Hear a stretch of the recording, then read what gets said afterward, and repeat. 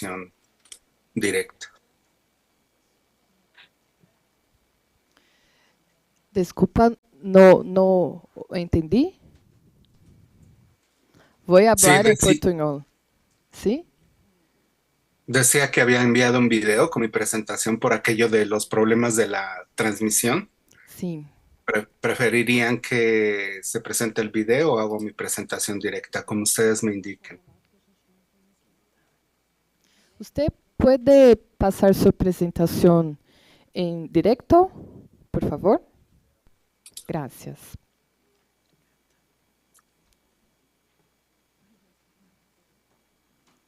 Buenos días para todos. No sé si alcancen a ver mi presentación.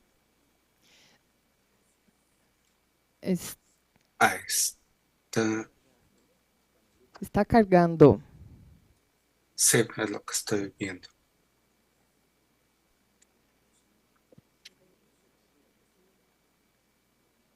Bueno, en lo que se carga, que espero que sea pronto, acá no se alcanza a ver.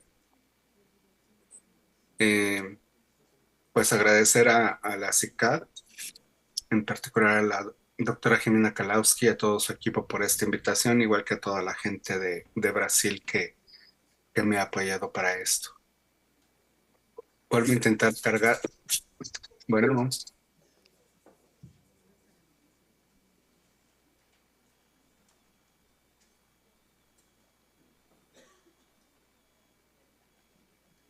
Perfecto. Mm. Es- creo que cuando la presento completa no se ve, entonces Estamos conseguindo mirar sua apresentação agora. no escuché lo último, perdón. Estás me ouvindo? Ujú. Sim? Estamos ouvindo e vendo sua apresentação. Ok. Bien, la voy a dejar así porque cuando la trato de presentar completa, algo pasa con la transmisión. Bueno, decía que agradezco la invitación que me han hecho. Este es un trabajo que hemos desarrollado la maestra Maricarmen Bustos Gamiño y un servidor, en la cual propiamente vamos a ver un poco pequeños datos de lo que es el contexto en población indígena. Adicionalmente, algunos resultados de consumo de drogas y problemas de salud mental en estudiantes indígenas derivados de una encuesta nacional que se hizo hace tiempo y consideraciones finales que nos parecen importantes para ver cómo está esta población. Desde los datos que tenemos es que la población en salud de los pueblos indígenas, incluido el consumo de sustancias, es una deuda que sin duda tenemos con estas poblaciones y que es importante que cumplamos para disminuir el rezago en la implementación de planes de acción culturalmente adecuados y que les ayuden a estas poblaciones. Se han hecho diversos estudios de investigación, en particular por la doctora Guillermina Natera, la maestra Leticia Vega y maestro, eh, el maestro, ahorita se me va el nombre. Cabe importante que aún con todos estos datos que ellos nos han dado, pues es muy importante que en un momento determinado se haga mucha más investigación, tanto en salud mental como en estas comunidades. Y por supuesto que este conocimiento debe de retroalimentar a nuestras instituciones, los tomadores de decisiones y los diversos profesionales que trabajan con los pueblos indígenas. En México, ahora no se ve.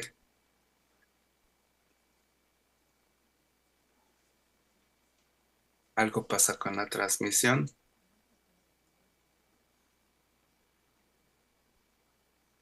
¿Me escuchan?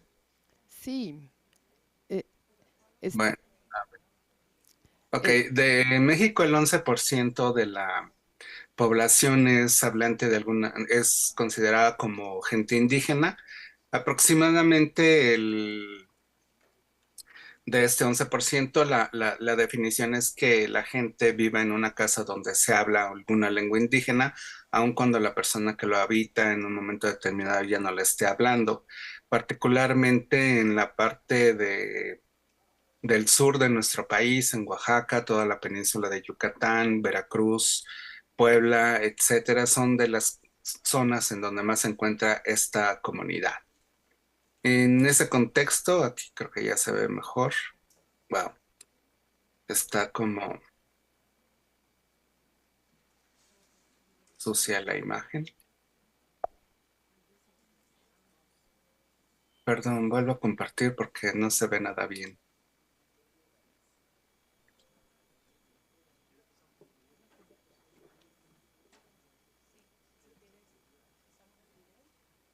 No. Jorge, si quieres, ponemos el video Sí, por favor, porque algo y pasa te con la quedas transmisión. para después seguir participando del panel. Sí, muchas gracias, sigo atento. Gracias. Graças, Jorge. Vamos continuar agora com a próxima apresentadora, que também está online. Não, desculpa. Desculpa. Tá bom, desculpa. Tá. Sim. Vamos passar um vídeo.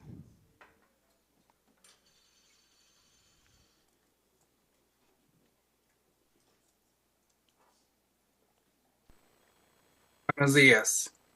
Agradezco mucho la invitación por parte de la CICAD y de la gente de Brasil a esta presentación que hago desde la Ciudad de México. Muchísimas gracias. Y bueno, el tema que me están pidiendo tratar es ver, pues tratar de escarbar un poco los datos que existan en diferentes estudios sobre la parte de estudiantes indígenas. En este caso hablaremos de su consumo de drogas y de la salud mental. Este trabajo lo hemos elaborado la maestra Mari Carmen Noemí Bustos Gamiño y un servidor. Lo que veremos en esta sesión directamente es el contexto de la población indígena en México, así como los resultados del consumo de drogas y problemas de salud mental en esta población, y algunas consideraciones finales que nos parecen importantes sobre qué debemos de hacer y cómo debemos de trabajar para poder apoyar a estas comunidades. En primera instancia, la atención de la salud mental de los pueblos indígenas en México pues ha sido una deuda contraída con estas poblaciones. Urge que se actualice todo ese rezago que tenemos sobre distintos planes de acción que sean culturalmente adecuados a cada una de estas comunidades, porque como sabrán en México hay una gran cantidad de lenguas indígenas, de grupos indígenas en las diversas partes de nuestro país. Aunque varios investigadores han hecho aportaciones importantes a este tema, como la doctora Guillermina Natera o la maestra Leticia Vega junto con el maestro Rafael Gutiérrez, es importante reconocer que aún falta mucha más investigación sobre esta situación, en particular en la salud mental de estas comunidades. Por supuesto, este conocimiento debe ser crucial para nuestras instituciones y los tomadores de decisiones, así como los profesionales, con objeto de que tengan mejores conocimientos de qué podemos hacer para ayudar a estas comunidades.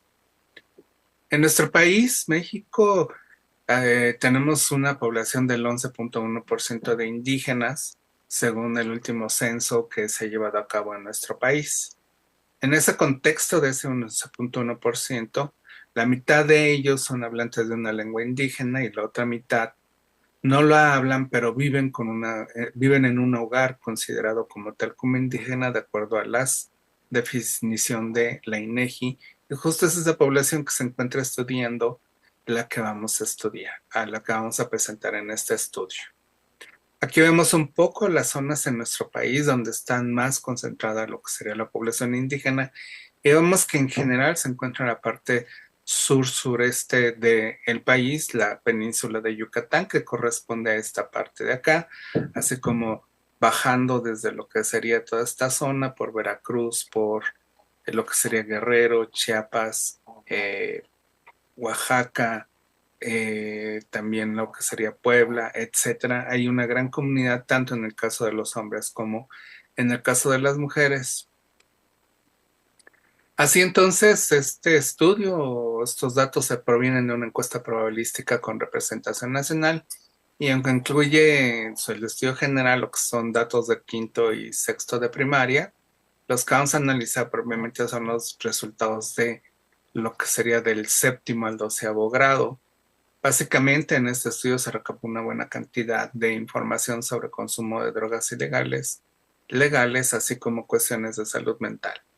En ese contexto, aunque fue una muestra bastante grande de esto, de séptimo a doceavo grados, de 114,364 estudiantes, básicamente en términos de población indígena, lo que detectamos fueron a 4,950, de los cuales 1,608 son alumnos de comunidad rural y 342 de lo que serían comunidades urbanas.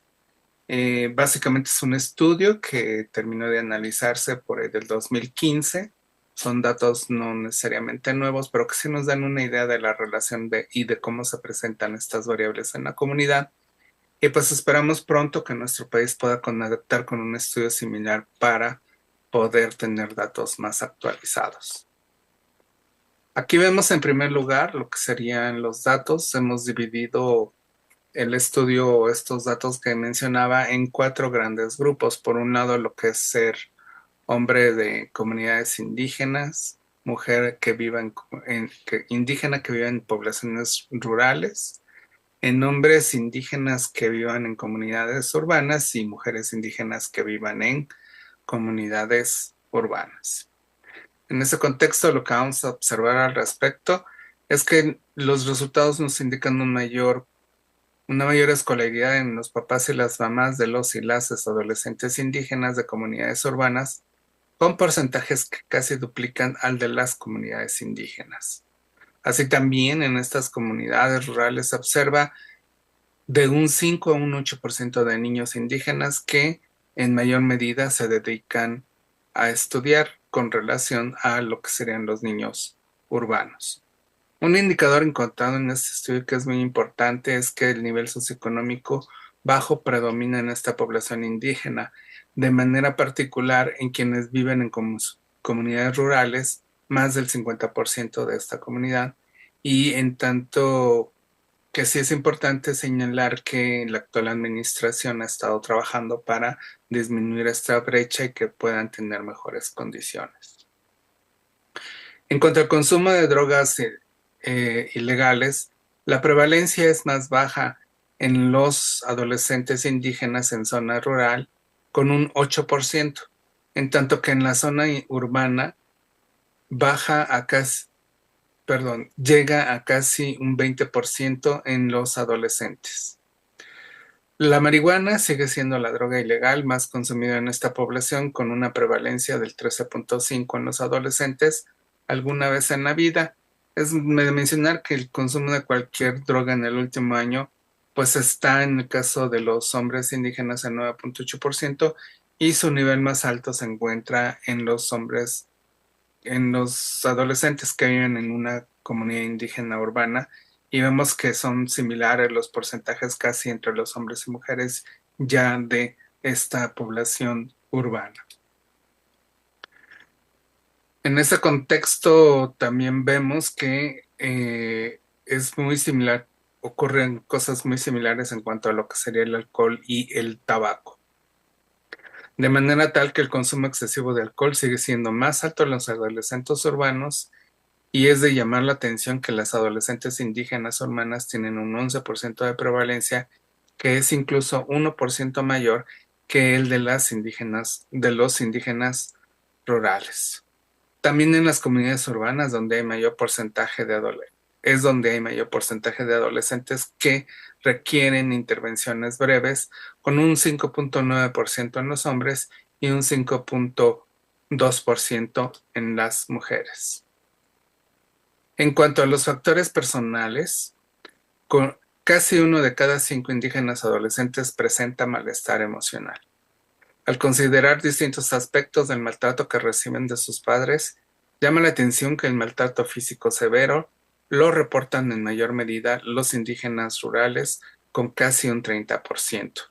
En cuanto al maltrato emocional, el 60% de los indígenas urbanos indican haberlo recibido.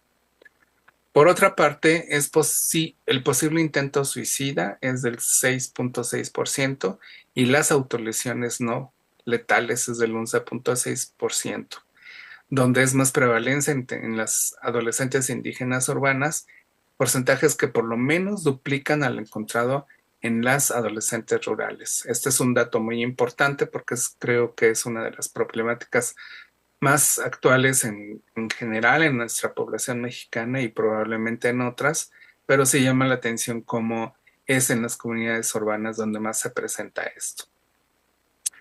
También se evaluó la autoestima y diversas habilidades de crianza en este estudio.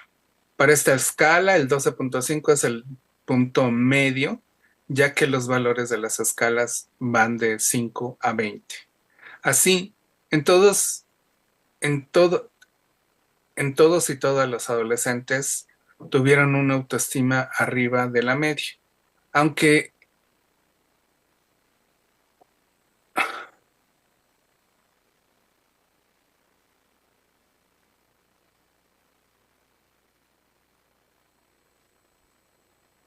Muito obrigada, Jorge, pela sua apresentação.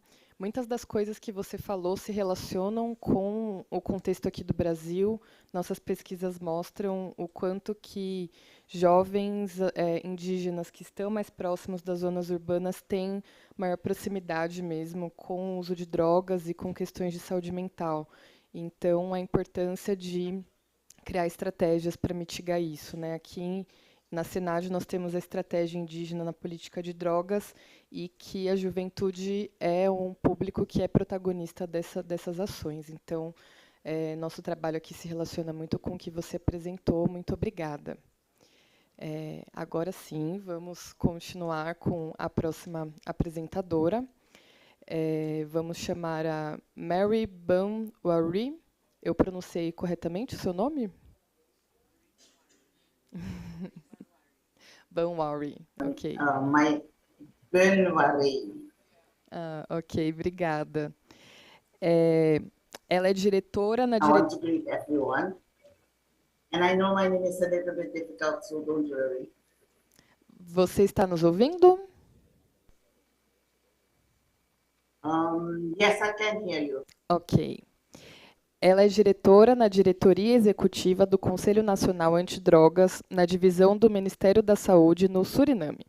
E ela vai falar sobre o uso de substâncias e problemas de saúde mental entre populações indígenas e comunidades tradicionais.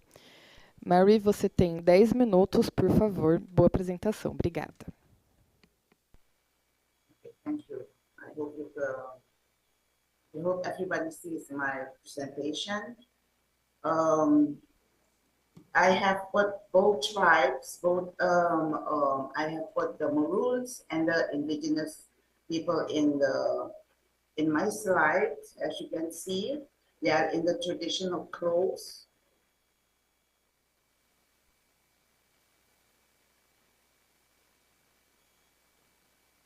I hope everybody can hear me because I'm speaking English, so I hope that's okay. Sim, nós estamos... Desculpa, Mary. Estamos vendo e ouvindo você. Obrigada. Okay. Okay, perfect. Yes, Suriname is, like you see on the slide, we are the smallest country on the northeast coast of South America and on the Guyana Shield. We border with Guyana, French Guyana, Brazil, and the Atlantic Ocean. We are the greenest country in the world, but you know, like it goes, when there is financial crisis, there are things happening in the country, the trees are getting cut off, and there is no really monitoring and evaluation how many of them. So, but we are the greenest country in the world. We have a small multicultural population of approximately 583,200.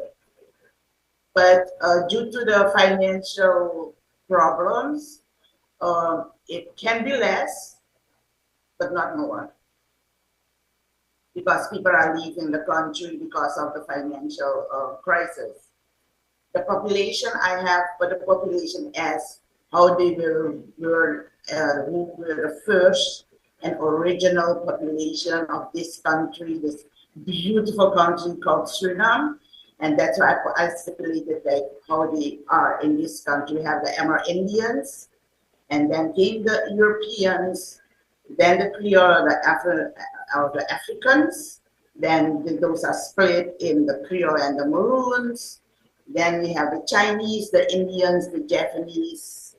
We also have between when the Chinese, they came first to Suriname after the Africans, but between the Chinese and the Indians, we also had the Portuguese and the Lebanese. But the population is not that big. And we are a transit country when we talk about substance use, and we have open air and borders, so you know there's a problem concerning monitoring and trafficking and all that. Next slide, please. This is a map, and it is a really beautiful map that gives you the indication where all the different indigenous peoples and Maroons live. And if you see the bright yellow and the bright yellow is the Carib. That is our indigenous people, the Carib people. And the green is the Arawak or the Lokono, how they call themselves. Then we have like a dark purple, that is the Trio and the Wayana. Then we go on to the Maroons. We have the orange, that is the Okanisi. They are along the Marueno River.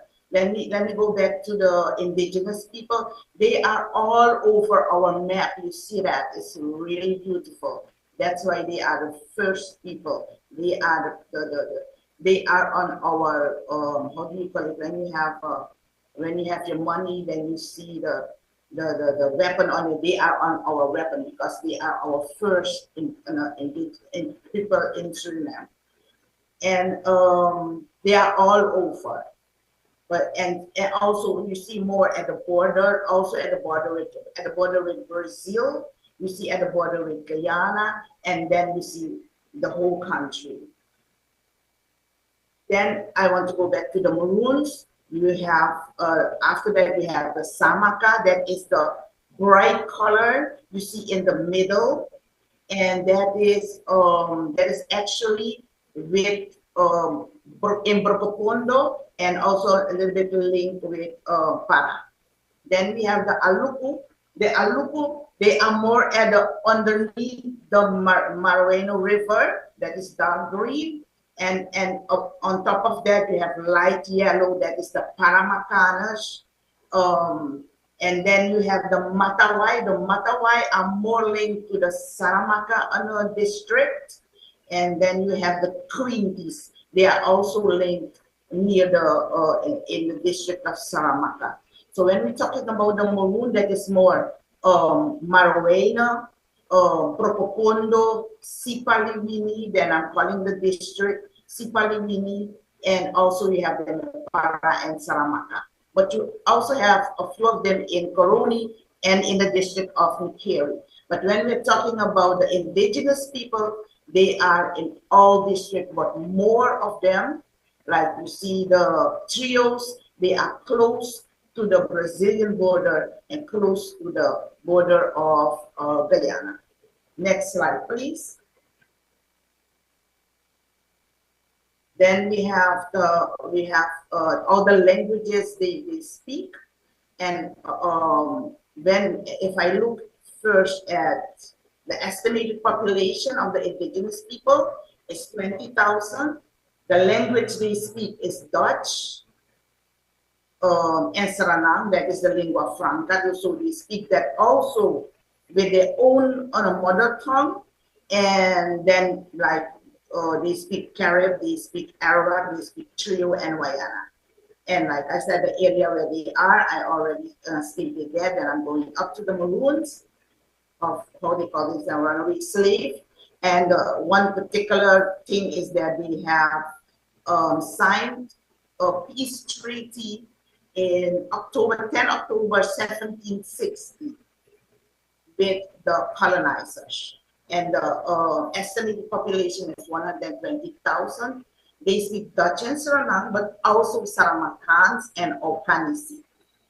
And the area where they're living, the space where they're living is I also said that Saramaka, Profundo, Para, Kusawena, Pomorena, Maruena, and Sipalini. The thing is, these people have lived there for so long, but up till now, with OAS actually has there was a lot. No, there was, how do you call it?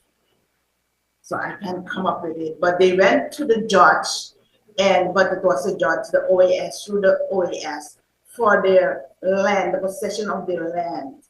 And the Suriname's government was, I won't say, they actually, there is a ruling that they should put the land of these people, they should acknowledge their land and actually make them, the map that they made, they should see that this is their property and that no one else can go there. But that's now a very big challenge for both of these groups. Next slide, please. And substance use, like you can see, this is from the second household survey. It started in 2013. While we are still using it, it's because it was published in 2015 with the help of the OAS and very hard and great work from Cornell Clark. I want to mention that. That's why we have the second household survey. The thing is that when we look at tobacco, they said there's a problem with the tobacco in Para, Coroni, Mikeri, Saramaka. If you look at the specific district, those are the districts that we have more Maroon and indigenous people, especially when we're talking about Para, Saramaka, Marawena, Prokopono, and Sipalini. And the alcohol is #1 in use, like my previous speaker already stated that, and also cannabis, marijuana, and alcohol. Next slide.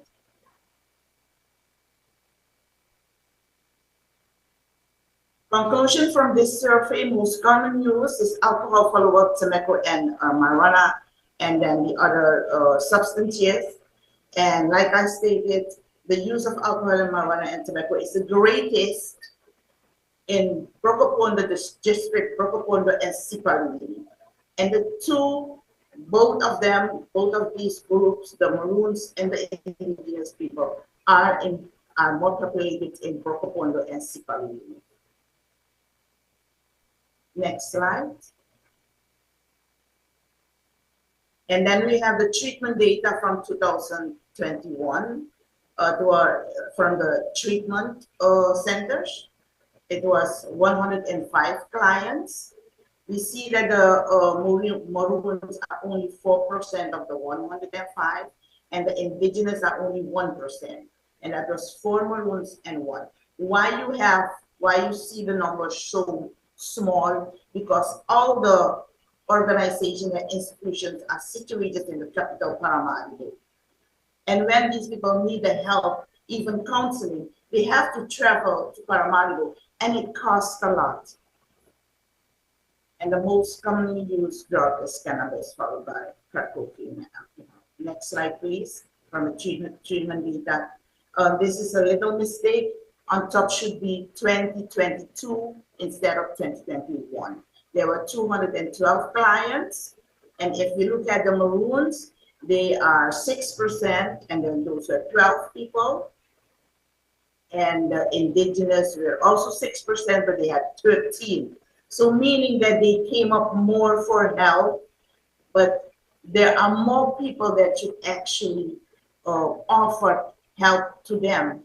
There, let me say that in Suriname we have in Paramaribo, we have the all the health institutions with the regional health institution is at the coastal area, and they have around more than 50 clinics, all of the people from all this district. But when you're talking about the hinterland, that is covered by the medical mission. And the medical mission, they cover everyone, the Maroons and the indigenous people. So we try to work with them to cover both groups that need not only the treatment but also the prevention information, drug prevention information. Next slide. The mental health, the psychiatric hospital conducted a survey in 2007 in Paramaribo. I do not have the specific information of this survey, but like you can see, it was done between the age 16 and 64. 58 people, 58% were women, and 42% were men. And there were more information about the analysis showing problems about anxiety, depression, and alcohol use. So if we link the alcohol use with what this information has shown, then we should do more information, especially with specific groups in our country, and especially these tribal communities. Next slide. Mari, por favor, se você puder terminar nos próximos minutos, eu te agradeço. Obrigada. Pode continuar. Yes, can you show me the last? Finish within a minute. Sim, Show me the obrigada. last slide so I can finish in a minute. I don't see the slide yet. No, the previous slide. The slide before this. Yes, in 2004, the Medical Educational Bureau, they offered free psychological care for adolescents because of they noticed that people coming out of the COVID pandemic have they have more they have problems with depression and all that, and that means that also the other groups will have problems with our tribal communities will also have problems with depression and other psychiatric problems. Yes, can we have the next slide so I can thank everyone for listening. Thank you, I will say that all these languages, thank you, grantani, thank you, gracias, obrigado, Danyabat, Shisheng, and I tried the other languages, but these are the languages of a beautiful country called Suriname. Thank you.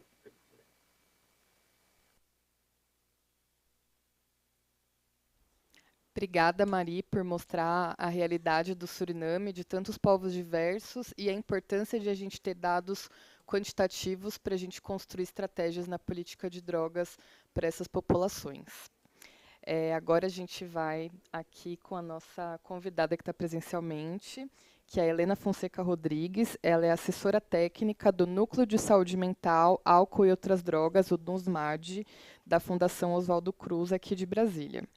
E ela vai falar sobre saúde mental e uso de substâncias entre populações indígenas e comunidades tradicionais, desafios e respostas culturais. Obrigada, Helena.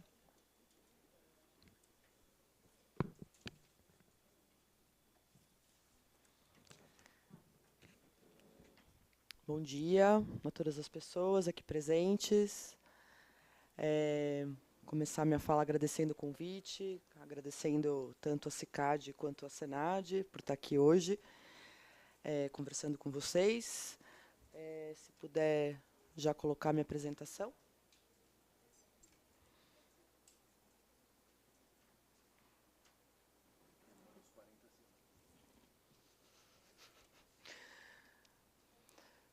Então, como a Juliana já colocou, né, vim falar um pouco hoje sobre saúde mental, uso de substâncias entre populações indígenas e comunidades tradicionais. Pode passar?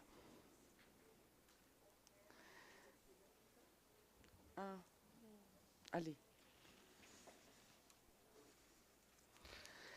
Então, acho que antes de fazer uma apresentação pessoal, para que todos entendam aí qual que é a perspectiva daquilo que eu vou apresentar, né? Então, como fui apresentada, eu sou a Helena, eu sou psicóloga, eu tenho especialização e mestrado na saúde coletiva e uma trajetória aí no campo da saúde mental e na política de drogas. Atualmente, eu trabalho como assessora técnica no Núcleo de Saúde Mental, Álcool e Outras Drogas da Fiocruz Brasília, e também trabalho no Observatório de Territórios Sustentáveis e Saudáveis da Fiocruz Rio de Janeiro. Aí embaixo deixei meu e-mail, caso alguém queira fazer algum contato posterior à apresentação. Hoje eu vou trazer um pouco dessa experiência do Observatório de Territórios Sustentáveis e Saudáveis. Esse observatório ele é um espaço tecnopolítico, de geração de conhecimento crítico, a partir desse diálogo entre o saber tradicional e o saber científico, e busca aí o desenvolvimento de estratégias que promovam a sustentabilidade, a saúde e direitos para o bem viver das comunidades tradicionais em seus territórios. A gente trabalha na região sudeste do Brasil, contempla aí 7 municípios do litoral sul do Rio de Janeiro e do litoral norte de São Paulo. Nessa iniciativa aí do Observatório, a gente trabalha com o fortalecimento do movimento social dessas comunidades tradicionais, com agroecologia, com promoção à saúde, com a territorialização da Agenda 2030, com a defesa do território dessas comunidades, com o desenvolvimento de turismo de base comunitária, com o saneamento dessas comunidades, saneamento ecológico. Temos várias iniciativas aí de cooperação internacional, frentes aí de educação diferenciada, né, para essas comunidades, cartografia social, temos uma incubadora de tecnologias sociais e incentivo aí à pesca artesanal.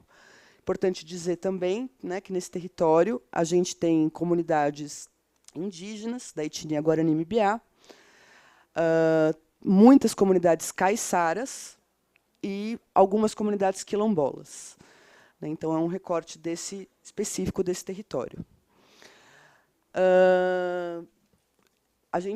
Eu faço essa leitura, né, de que esse é um tema muito relevante dentro da saúde coletiva.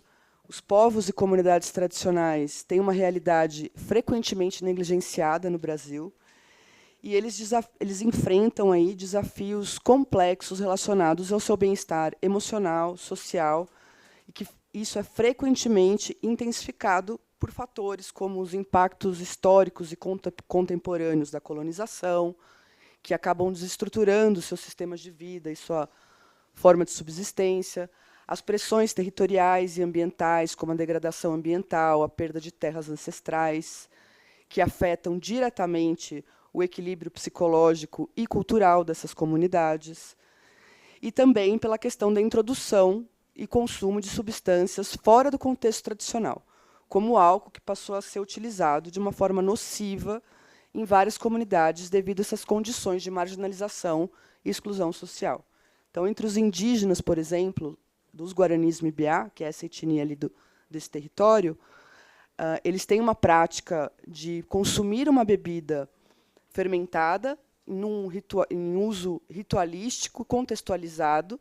No entanto, quando o álcool é introduzido, o álcool, como eles dizem, juruá, né, que somos nós, né, que somos fora dessas comunidades, isso gera diversos danos para essas comunidades. Então, do ponto de vista da saúde pública, é fundamental a gente reconhecer que o enfrentamento desses desafios exige uma abordagem que vá além desse modelo biomédico. Que é necessário a gente integrar práticas e saberes culturais dessas comunidades, respeitando aí as especificidades de cada uma dessas comunidades.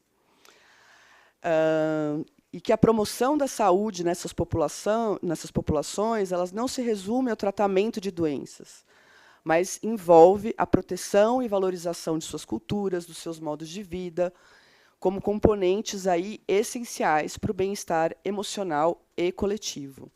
Então, a perspectiva de trabalho desse observatório é da determinação social da saúde. É importante destacar aqui para esse grupo também, né, que o Brasil ele possui uma diversidade cultural entre povos indígenas e comunidades tradicionais. Como eu já disse, né, o território ali já possui 3 populações diversas, né, os quilombolas, os caiçaras e os indígenas, mas no Brasil a gente possui mais de 300 povos indígenas e diversas outras comunidades tradicionais, como os quilombolas, os ribeirinhos, as quebradeiras de coco, as marisqueiras. Então, é uma diversidade muito grande cultural, linguística e de modo de vida dessas populações. Cada uma desses grupos tem cosmovisões, práticas de cuidado e relações com os usos de substâncias distintas, o que exige que a gente faça uma abordagem diferenciada para cada um desses contextos, né? Essa diversidade ela se reflete tanto na maneira como esses povos compreendem a saúde e a doença, quanto nos rituais de cura e práticas espirituais, né? Então, por exemplo, em algumas culturas indígenas, substâncias como o tabaco e a ayahuasca têm um papel sagrado, né? E são usadas em rituais de cura e fortalecimento espiritual. No entanto, em muitas comunidades, o que a gente encontra é um uso problemático de substâncias introduzidas externamente, como o álcool, que eu já dei aí como exemplo, que vem causando aí uma série de danos à saúde coletiva, afetando todo o tecido social dessas comunidades, principalmente entre os jovens. Então, ao abordar essa questão, é importante a gente adotar uma perspectiva interseccional, né, reconhecendo que as experiências de saúde mental dessas populações elas são atravessadas por fatores como a raça e etnia, sendo que essas populações elas sofrem diversas formas de racismo estrutural e discriminação, a questão de gênero e geracional, né, com desafios específicos aí enfrentados por mulheres, jovens e anciões, contextos territoriais e de políticas públicas que muitas vezes são insuficientes ou inadequados à realidade dessas comunidades. E aí, trazendo um pouco para o contexto do nosso trabalho nessa região que eu citei, ali são séculos de manejo da biodiversidade local que promoveram a conservação ambiental e garantiram a soberania alimentar desses grupos.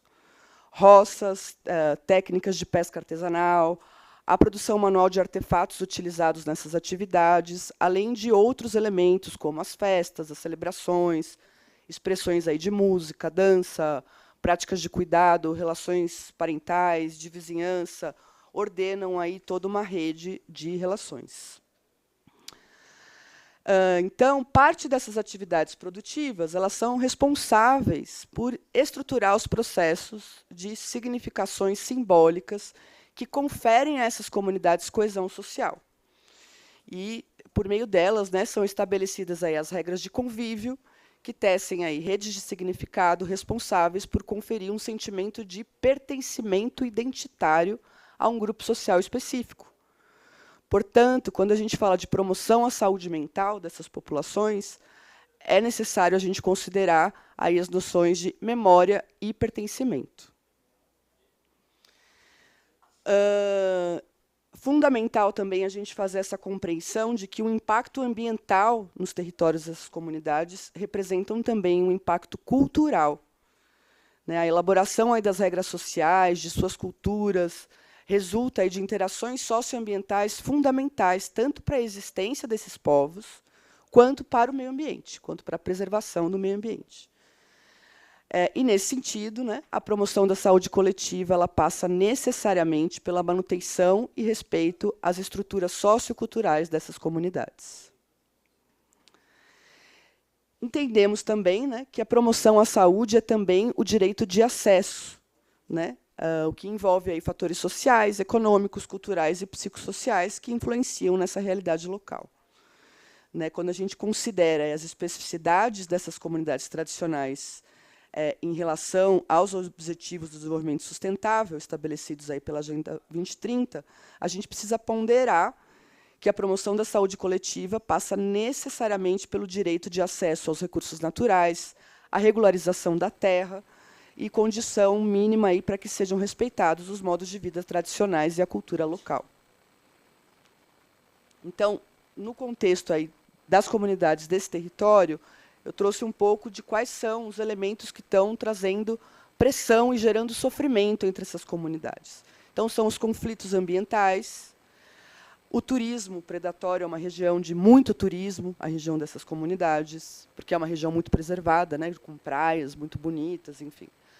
A presença da economia do petróleo e gás, a especulação imobiliária, a criminalização das práticas tradicionais, muitas áreas ancestrais de pesca artesanal passam a ser proibitivas para essas comunidades, a pesca industrial, que também está presente nesse território, os riscos ambientais, né, referentes aí às mudanças climáticas e a presença aí de mega empreendimentos.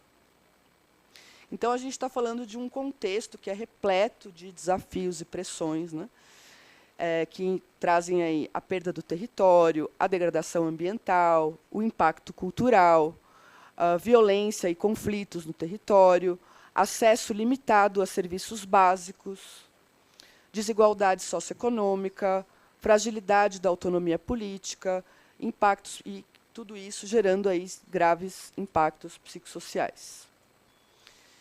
Então, né, a gente faz esse entendimento dessa necessidade de um olhar mais amplo e coletivo,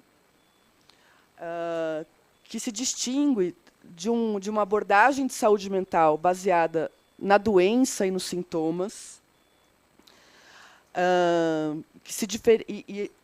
trazendo aí a perspectiva dessa abordagem do sofrimento mental, que considera essas condições sociais, econômicas e culturais que essas comunidades estão inseridas, e o foco vai além dos sintomas individuais e passa a fazer essa abordagem coletiva e comunitária. O vídeo está acá. Ah, sim. Não foi. Não.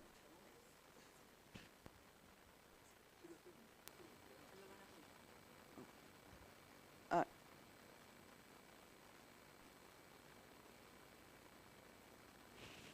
Não foi.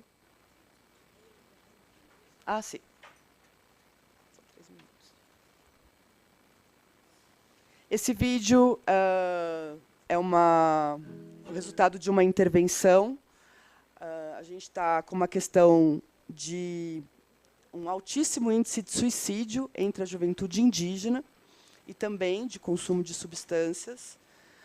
E, a partir do diálogo com as lideranças dessas comunidades indígenas, a gente promoveu uma intervenção espiritual nessa aldeia, nessa comunidade, que aí retrata um pouco dessa intervenção.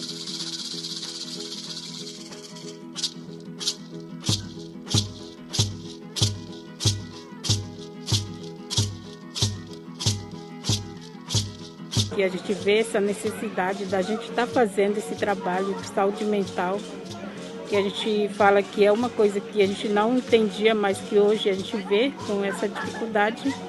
E a gente vê que o que fortalece, né, esse modo de ser indígena, de ser o Guarani, são essa parte cultural, né? Então, a saúde mental, ela vem mais assim porque tem muito envolvimento com branco, com as pessoas de fora, né? E grandes empreendimentos chegando nos territórios, e isso afeta a saúde mental, né? E hoje a gente está aqui para fortalecer o nosso modo de ser guarani, o nosso modo de ser indígena. Esse encontro também tem grande importância de trazer essa conversa com o jovem, né? Jovem, aliás, esse encontro agora não vai tratar assunto diretamente com suicídio, essas coisas do jovem, mas sim trazer essa convivência maior, que a nossa crença vai agregar um sentido assim de juntar o jovem primeiro, né?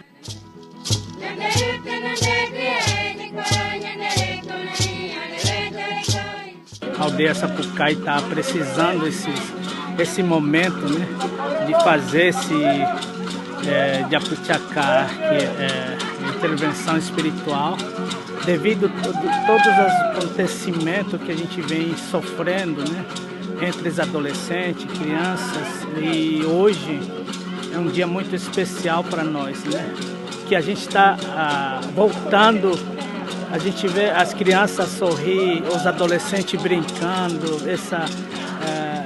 o sorriso que solta, né, que isso a gente precisava desse sorriso deles, né? Saúde mental é trabalhar a mente do jovem, tem que ocupar a mente do jovem, da atividade. Várias atividades temos, quando fala incentivo cultural, canto, dança, cerimônia, rezo, cura tradicionais, ervas medicinais, ter lazer, rio para nadar, andar na floresta, fazer artesanato, plantio tradicional. Essas modalidades, né, são importantes para a cultura guarani, para o jovem ter ocupação da mente, trazer alegria e harmonia, né?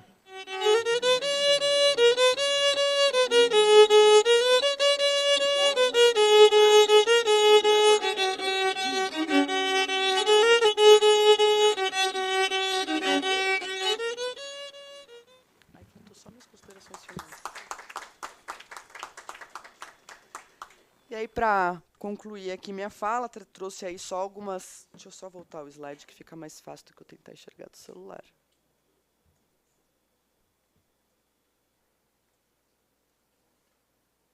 Não volta. Aí. Para concluir, então, destacar a importância de se respeitar e apoiar as respostas culturais dessas populações no enfrentamento aí aos desafios relacionados à saúde mental e uso de substâncias.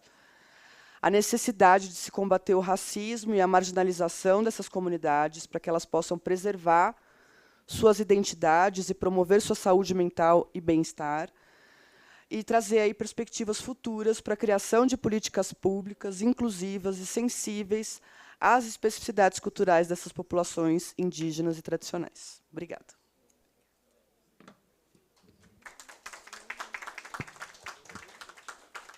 Obrigada, Helena, pela sua apresentação. Muito bom ver o vídeo, de ver a realidade mesmo de como é o trabalho de vocês. E muito importante o que você fala sobre a defesa do território e como a promoção de saúde precisa ser baseada na cultura tradicional desses povos, com base na interseccionalidade, na luta contra o racismo e as desigualdades de gênero. Muito obrigada. Agora, a gente vai abrir para perguntas, comentários rapidamente, para que a gente possa ter uma conversa coletiva. Sim.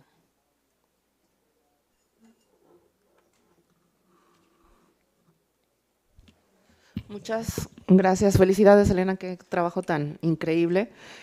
Nosotros apenas estamos trabajando dentro de los planes de justicia con la integración de salud mental y adicciones, tomando toda esta perspectiva, y hemos hecho algunos ejercicios de intercambio de saberes con las comunidades, sobre todo para entender los problemas de consumo que tienen. Y en efecto, los problemas de consumo tienen que ver más con el alcohol que se vende afuera de la comunidad que con los ritos tradicionales.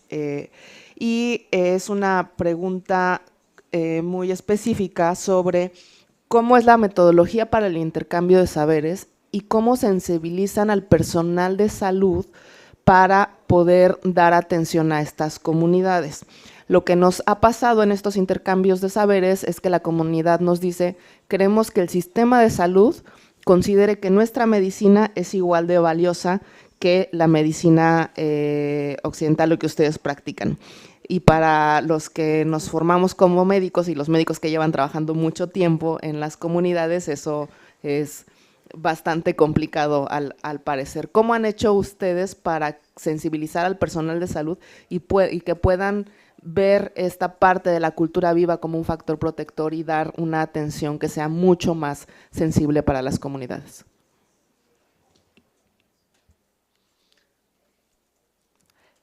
Obrigada aí pela pergunta. Eu acho que isso é um processo permanente, isso não está dado, não está concluído. trouxe aí um pouco da perspectiva da intervenção promovida pela Fundação Oswaldo Cruz, que está constantemente, né, tentando estabelecer um diálogo com as redes formais de saúde desses municípios, por meio aí de consultorias, formação dos trabalhadores, mas o que não quer dizer que a atenção à saúde nesses territórios ela se dê com essa sensibilidade cultural. É algo que a gente vem construindo junto dessas comunidades e junto dos trabalhadores da rede do Sistema Único de Saúde desses municípios.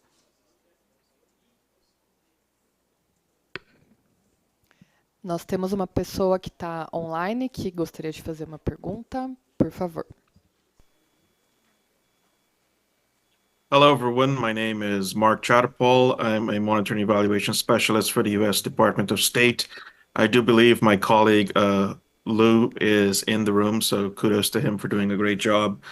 My question is primarily twofold. First, if it is possible, I would like to request a translated version of the first presentation that was done by the professor from Mexico. If that is possible, I would really appreciate a copy to be sent to our office. I will provide my contact information in the chat box. The second part of my request/question is in relation to how to the final presenter. My apologies, I cannot see your name in the name description there. How do you balance your epistemologies in relation to these indigenous groups that you're highlighting, and also the UN FPIC protocols that have been established by UNDRIP? Thank you.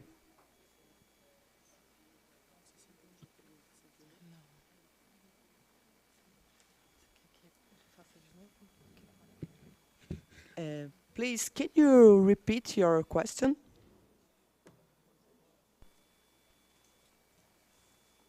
Absolutely. Thank you very much for giving me the chance to repeat it. So I'm wondering about your thoughts on balancing the recommendations and the frameworks and the epistemologies that your government is using, and what are your thoughts on balancing that in relation to the UN's FPIC or Free, Prior, and Informed Consent protocols established by the UNDRIP or the United Nations Declarations on the Rights of Indigenous Peoples? So I'm Can you just speak wondering about your balancing slow, of those please? protocols.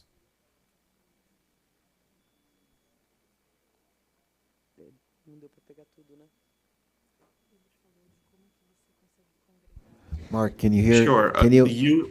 UNDRIP, which is the United Nations Declarations on the Rights of Indigenous Peoples, and FPIC, FPIC, which is the Free, Prior, and Informed Consent protocols.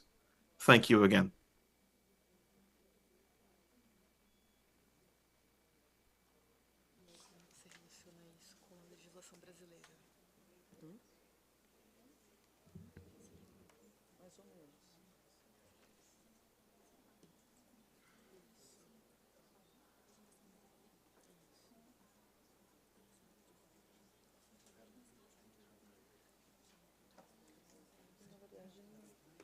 Uma resposta para ele. Depois acho que ele está perguntando isso, acho que depois tem a Agenda 2030, né?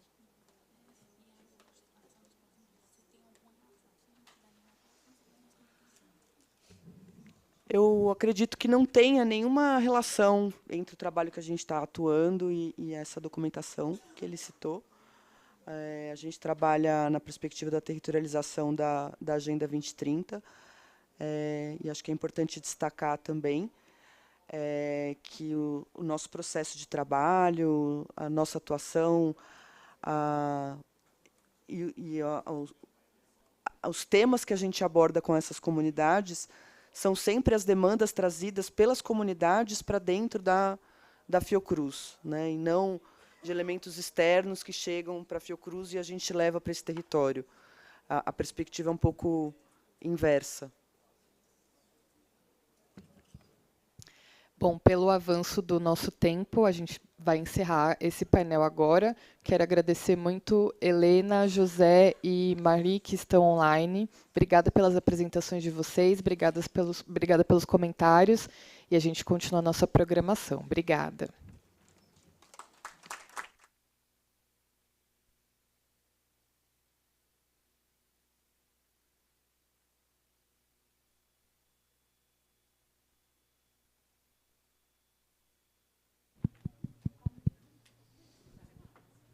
Muchas gracias por este panel tan interesante. ¿Se oye? Sí, ok. Ahora tenemos en la agenda las recomendaciones de la presidencia del Grupo Experto en Reducción de la Demanda para enfrentar los desafíos hemisféricos actuales. Invitamos a Marta Rodríguez de Asís Machado, en representación de la presidencia del Grupo Experto en Reducción de la Demanda, y saludamos además al embajador Adam Nam, que es el secretario ejecutivo de la CICAD, que nos está acompañando.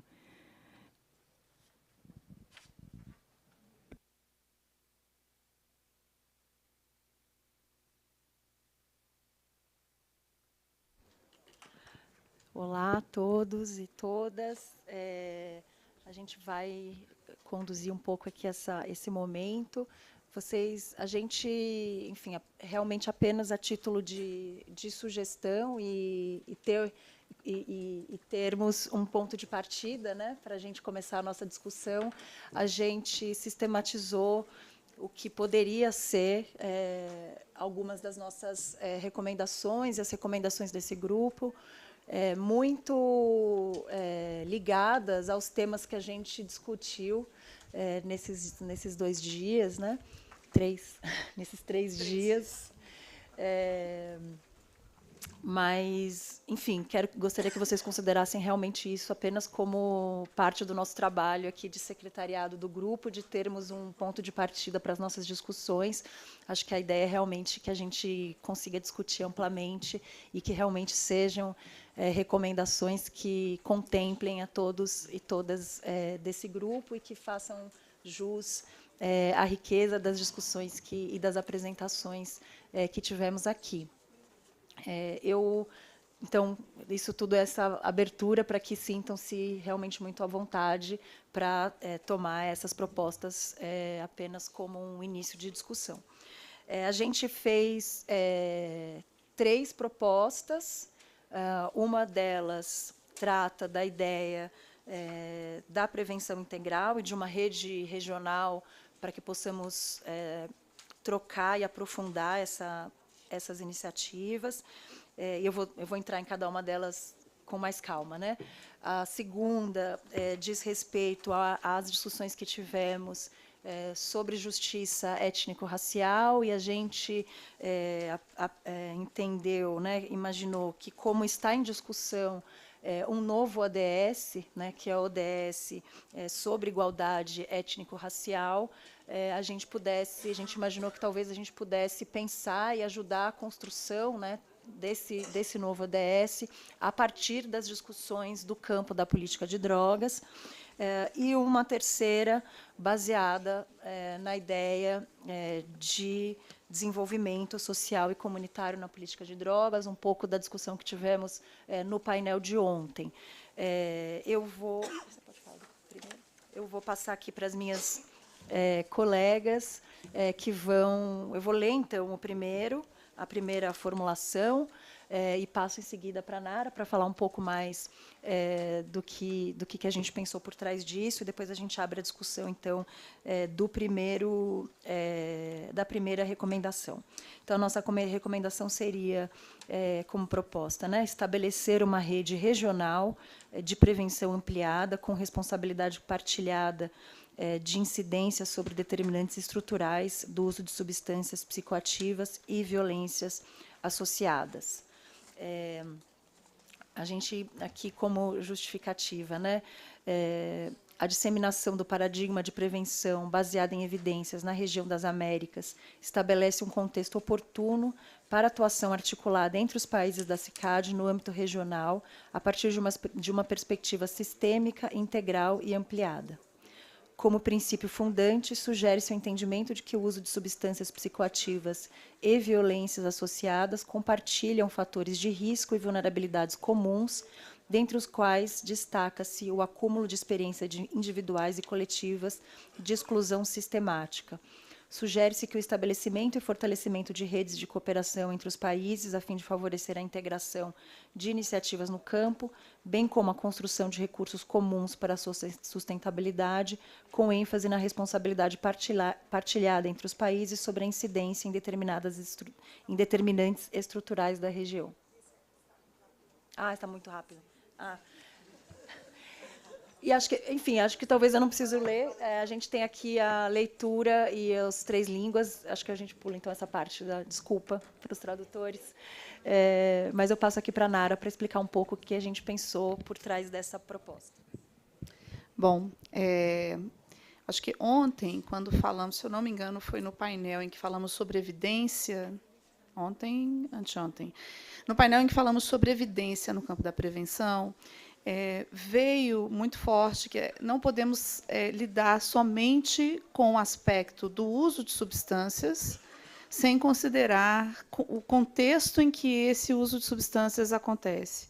Então, aqui faz muito sentido, nós temos discutido isso tanto no Brasil, que também tivemos recentemente uma oficina organizada no âmbito do nosso plano de trabalho do Mercosul, em que faz sentido discutirmos também a questão das violências, especialmente porque os programas hoje que temos, os programas para os quais temos evidência e estamos implementando no país, eles também apresentam desfechos importantes no campo da redução de violências, incluindo, por exemplo, violências como bullying, prática do bullying nas escolas.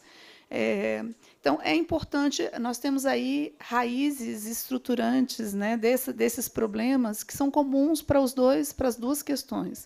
Então, faz muito sentido nós discutirmos o uso de substâncias e também violências associadas, seja violências também territoriais, violências que acontecem no âmbito de espaços como escola, família, mas também violências que afetam os territórios, pensando ali que são escolas e famílias que convivem, que estão em contextos que são profundamente impactados pela atuação do tráfico, muitas vezes pelo enfrentamento ao tráfico. Então, faz sentido nós trabalharmos a questão da prevenção de uma forma mais ampliada. Então, essa seria a proposta de que pudéssemos pensar uma perspectiva mais regional da prevenção ampliada, que é algo que a gente já vem discutindo no âmbito do Mercosul. Então, quem está aqui, os colegas do Mercosul, acho que Francisca participou ativamente da oficina, se quiser também contribuir um pouco com essa reflexão, né, que perpassou a nossa discussão na nossa oficina de trabalho, eu agradeço. Então, essa seria a perspectiva da ampliação, olhando para uma perspectiva regional das ações de prevenção. Então, está aberto para contribuições, mas, Francisca, se você quiser complementar. Sí, bueno, creo que lo explicaste sumamente bien y detallado. Efectivamente, en el Mercosur, que reúne, ¿verdad?, a los países de Sudamérica, hemos estado reflexionando fuertemente respecto de la evidencia de los programas de prevención, de la construcción también de la propia evidencia en los contextos que nuestra región tiene, dado que la mayor evidencia disponible siempre está en contextos quizás de países más desarrollados o que viven de otra manera, ¿no? Y efectivamente las violencias que hemos ido también discutiendo en distintos niveles y con distintas manifestaciones. En Chile, por ejemplo, nos preocupa mucho las violencias asociadas también a nuevos fenómenos de crimen organizado y cómo estos han estado permeando los tejidos sociales de las comunidades. Nuestros programas de prevención en contextos barriales buscan volver a acercarse y se basan en el tejido social, el cual hoy en día está más deteriorado, ¿no? Entonces me parece que sí es una recomendación interesante y quizás poder profundizar e intercambiar respecto de estos programas que puedan tener efectividad desde las evidencias que también podemos construir en nuestros países que siempre tienen ciertas limitaciones. Reconocer esas limitaciones también me parece importante, ¿no? Porque ayer en la mañana Brasil también nos hacía esa pregunta tan provocadora que en el fondo era, bueno, con contextos de tanta desigualdad, podemos medir puramente un efecto de un programa que busca reducir o retrasar o evitar los consumos cuando vivimos en contextos donde hay hambre, hay violencias más estructurales, en algunos casos violencias de Estado. Entonces, todas esas cosas efectivamente nos limitan muchas veces, pero no debiesen ser que nos detengan, ¿no? Entonces sí me parece interesante profundizar en cómo lo podemos abordar, qué ideas novedosas hay y sobre todo el intercambio de experiencias, ¿no? Eso. Y eso es lo que hemos estado también conversando en la plataforma de Mercosur. Muito obrigada, Francisca. Então, o espaço está aberto. Já temos uma primeira inscrição.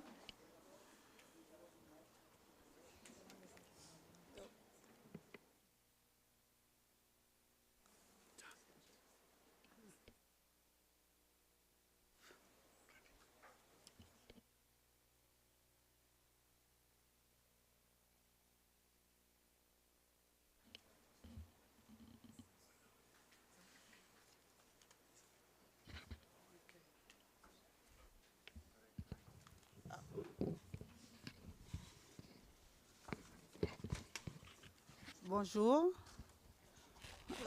je suis Emika, je viens d'Haïti. Le point de la violence me touche particulièrement parce que vous savez qu'en ce moment, nous vivons une situation difficile où... minuto, eu vou pedir só para você esperar um minuto, porque a gente precisa da tradução do francês.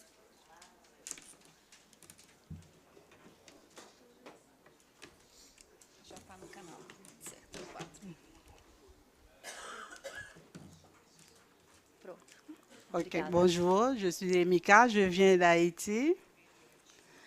Le point de la violence me touche particulièrement, surtout qu'en ce moment, vous le savez tous, qu'on vit une situation de violence dans la capitale.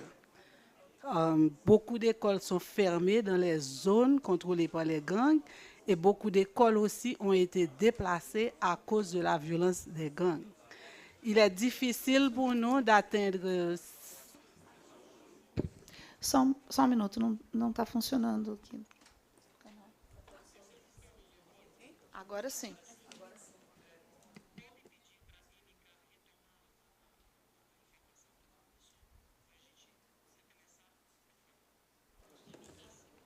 Oui, ça va? Ok. Oui, je disais que le point de la violence me touche particulièrement parce que je viens d'Haïti, où en ce moment on vit une violence urbaine par les gangs armés. Ce qui fait que beaucoup d'écoles sont fermées.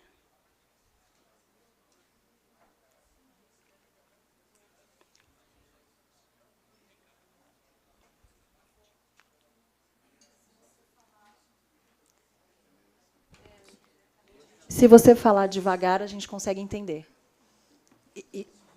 If you speak slowly, we can understand you. Oh, ok. No. Lentement, ok.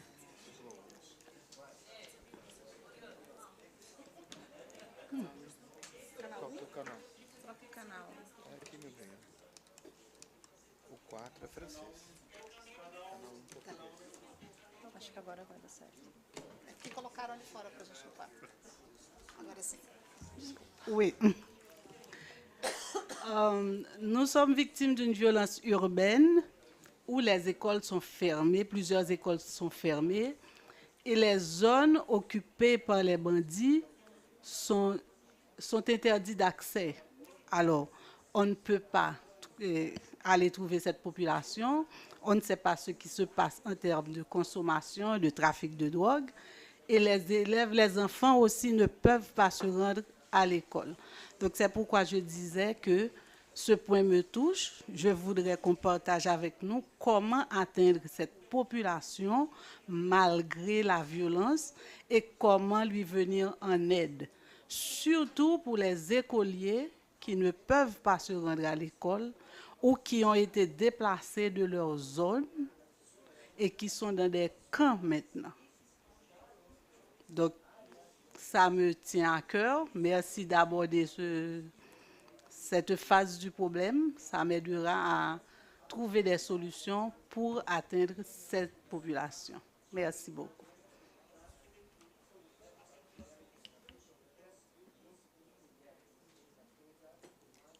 Você vai conduzindo? Como é que você pode conduzir? Obrigada pela contribuição. Essa é uma situação que nos toca muito aqui no Brasil também. Talvez numa situação enfim, uma situação mais cotidiana, digamos assim. As comunidades que moram em favelas no Rio de Janeiro e que são objeto de intervenções militarizadas da polícia, com muitas operações bélicas. Isso já foi documentado, inclusive, por algumas pesquisas. O fechamento de escolas, a quantidade de dias letivos que estudantes que moram nessas regiões, que, claro, são regiões com maior ocupação da população negra, eles perdem um número, enfim, não tenho esse dado de cabeça, mas assim uma perda muito significativa de dias letivos nas escolas. Então, talvez uma situação um pouco menos dramática, porque não houve deslocamento, mas é uma situação cotidiana com uns impactos muito parecidos com o que você conta. Claro, isso na realidade da escola, mas também outros serviços são interrompidos, né? As unidades de saúde não abrem em dias de operação policial, então vivemos aqui situações também muito parecidas. Acho muito pertinente essa colocação. E só acrescentando, então, citando esse exemplo, né, dessas escolas, além de uma lógica territorial, de olharmos para esse território, é inviável levar programas de prevenção para essas escolas sem considerar um contexto como esse, que é tão comum em regiões mais periféricas do nosso país, não só no Rio, né, Marta, mas também em outras regiões. Então, não há como fazer uma abordagem não só de prevenção do uso de substâncias, mas qualquer outro tipo de abordagem nessas escolas que são tão profundamente impactadas por esse fenômeno territorial. E também entre famílias, né? Se vamos trabalhar com essas famílias, com aqueles programas que são voltados para as famílias, não tem como. Bom, temos a Evalinda. Evalinda. Muchas gracias. Creo que es muy complejo plantear acciones interseccionales en un programa o en una estrategia. Y cuando es política de drogas y lo conectamos con violencia, creo que tenemos que ser muy cuidadosos porque muy rápido vamos a la relación espuria sobre que las personas consumidoras son las causantes de violencias. Si estamos hablando de violencias sistémicas, creo que es muy importante mencionarlas para saber cuál va a ser la acción que se va a tener en cada territorio. Si vamos a hablar de una violencia por grupos armados, bueno, pues será una y le tocará cierta parte del gobierno. Si vamos a hablar de violencia patriarcal o violencia machista, pues será otra parte la que se tendrá que articular. Si vamos a hablar de violencia escolar o de bullying, pues también será otra acción. Entonces, me parece que sí es importante mencionarlas, porque si decimos violencias en general, entonces en realidad no vamos a hablar de ninguna, ni cada quien va a entender lo que para ellos se ha cruzado por su interseccionalidad, ¿no? Y eso aplica para los países, personas y comunidades. Gracias.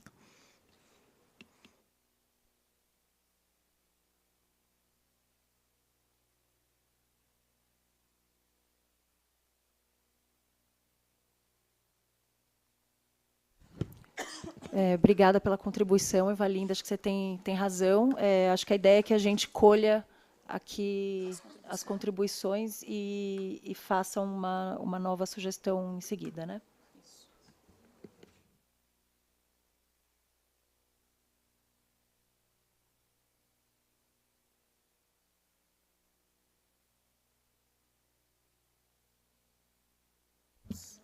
Good morning. Thank you.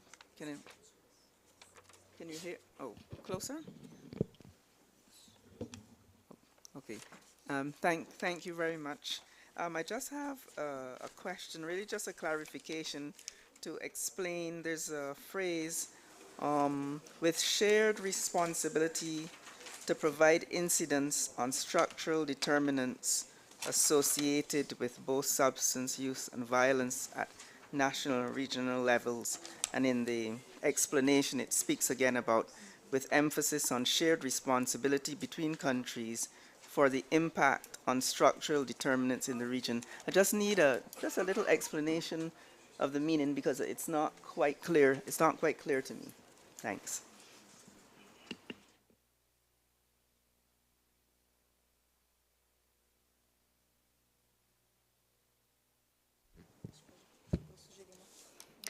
A ideia é, quando falamos de responsabilidade compartilhada, um entendimento seria um entendimento comum das responsabilidades de cada ator envolvido nos países em relação à questão abordada aqui na recomendação, que no caso é a prevenção, tanto ao uso de substâncias quanto a prevenção às violências. Aqui estamos falando de diferentes atores, de uma perspectiva que é intersetorial, então nós não tem um único ator responsável, tem um ator que, em geral, no país, coordena a política sobre drogas, mas nós temos responsabilidades que são compartilhadas entre diferentes órgãos. E aí estamos falando do campo da assistência, estamos falando do campo da saúde, estamos falando do campo da segurança, não estamos falando de um único ator. Então, quando falamos de responsabilidade compartilhada, seria um entendimento e um alinhamento sobre os atores que compartilham a responsabilidade pela resposta ao problema apontado, à questão apontada aqui. Sim, Francisca. Podemos sugerir e fazer adequações. Pienso que, como sugerencia, quizás en vez de responsabilidad compartida, que es una frase que utilizamos en otros foros para otro contexto que tiene que ver más bien con la responsabilidad compartida entre las naciones para evitar señalar a aquellos que son productores con aquellos que son consumidores, ¿no? Y eso puede tender a confundir, quizás nombrarlo la intersectorialidad de la respuesta, ¿no? Porque quizás confunde el uso de esa frase con el uso en temas políticas de drogas en otros foros internacionales en relación a como la responsabilidad de los estados en el fondo. ¿Sí? Ótimo. Sí. Just to add to what Francisca was saying, I think it's important also to define, as Evanilda was pointing out, what do you mean about violence in this context? And the reason is, in the way we look at in the United States, we divide it in between demand reduction, initiatives related to violence, like family violence or school violence, and that is done by drug demand reduction efforts. And then there's other types of violence that our friend from Haiti mentioned, which is also very important from this context, but is seen by the supply side of the house. So it's I think in Portuguese it's oferta, right, and demanda, right. So I think it's important to define in that context how you wanted to approach the issue, so to open for the discussion. Thank you. Y creo que una vez más quizá a lo mejor se podría buscar algo que clarifique, porque yo entiendo que no estamos hablando de la violencia de la oferta, sino que de la violencia más estructural en los contextos sociales en los que se desarrollan nuestras políticas de reducción de la demanda. Tú hiciste ejemplos en relación al bullying, por ejemplo, etcétera, pero también al impacto de ciertas violencias que se dan en los territorios, etcétera, pero no solo por la oferta de drogas, sino que también por pautas que existen en diversas dificultades sociales en las que vivimos en nuestros países, ¿no? Porque no toda la violencia que hay en el territorio es producto del narcotráfico. También esa violencia se da a propósito de otro tipo de delitos o de... En fin, están asociadas. Finalmente, si es que esto es un fenómeno complejo donde se asocian muchas variables, pero quizá si buscar alguna redacción que en el fondo... Porque tú dices ahí los determinantes estructurales del uso de drogas y luego dices violencias asociadas. Entonces quizás buscar ahí a lo mejor una redacción que nos invite más bien a que estamos preocupados de que la prevención no se da sola, ¿no? No podemos pensar, yo creo que lo que está de fondo es que no podemos pensar programas de prevención puros, limpios, que se dan en un contexto de laboratorio, ¿no? Nuestros programas de prevención se dan en realidades de sufrimiento social, de determinantes estructurales de la salud que están complejizados, etcétera. Y creo que ese es el fondo, ¿no? Donde las violencias aparecen como un elemento quizás que ustedes quieren destacar y que a mí me parece interesante, ¿no? Porque podríamos también destacar pobreza, por ejemplo, o podríamos destacar un otro determinante, pero quizás buscar me parece que la invitación es interesante en el sentido de programas basados en evidencia que no se implementan en un laboratorio o en un contexto puro, sino que se implementan en realidades sociales altamente complejas como son las que viven nuestros países. Y quizás ahí buscar una redacción en ese sentido, porque creo que eso es interesante, porque todos nuestros programas de prevención tienen componentes que tienen que ver con la adaptación del territorio, del contexto, intersectorialmente, cuando vamos a hacer intervenciones en colegios que están en barrios complejos, en donde también está quizás actuando de manera coordinada otros organismos del Estado más asociados a seguridad, etcétera, no pueden abstraerse de eso, ¿no? No puedo yo ir a hablarle a los padres respecto de la vinculación con su hijo o el afecto, si hay una redada de la policía entrando en ese momento y tirando balas, ¿no? Entonces, y esa es la realidad que enfrentamos cuando implementamos los programas y muchas veces esa es la realidad que dificulta adoptar simplemente programas que a lo mejor están validados y que están disponibilizados, ¿verdad?, por otras agencias. Entonces, quizás planteo como que si es ese el asunto puntual o más fundamental, quizás poner eso a discusión si es que les parece interesante y luego buscar la mejor redacción más que quizás el detalle de lo que ahí está redactado, ¿no? Sim, exatamente essa ideia de pensar de alguma formulação que se aproxime de violências estruturais e sistêmicas em contextos de alta desigualdade, alguma coisa nesse sentido. Eu acho que isso, porque eu acho que a ideia é que justamente essas violências, elas atravessam a divisão demanda e oferta, porque você vai ter pessoas que consomem substância por conta dessas violências e pessoas que vão ao tráfico ou por conta de aliciamento. Então, acho que é interessante pensar a ideia exatamente de violências estruturais e sistêmicas, como vocês duas trouxeram, porque eu acho que ela corta, inclusive, essas tentativas de separação, né? Bom, então ficamos com essas duas sugestões de esclarecer, trazer essa perspectiva do impacto que contextos de maior desigualdade social e violências associadas a isso e descrever, detalhar dar mais visibilidade para o que falamos quando falamos de violência, como a Evalinda propôs. Então, acho que essas seriam as duas modificações que nós faríamos.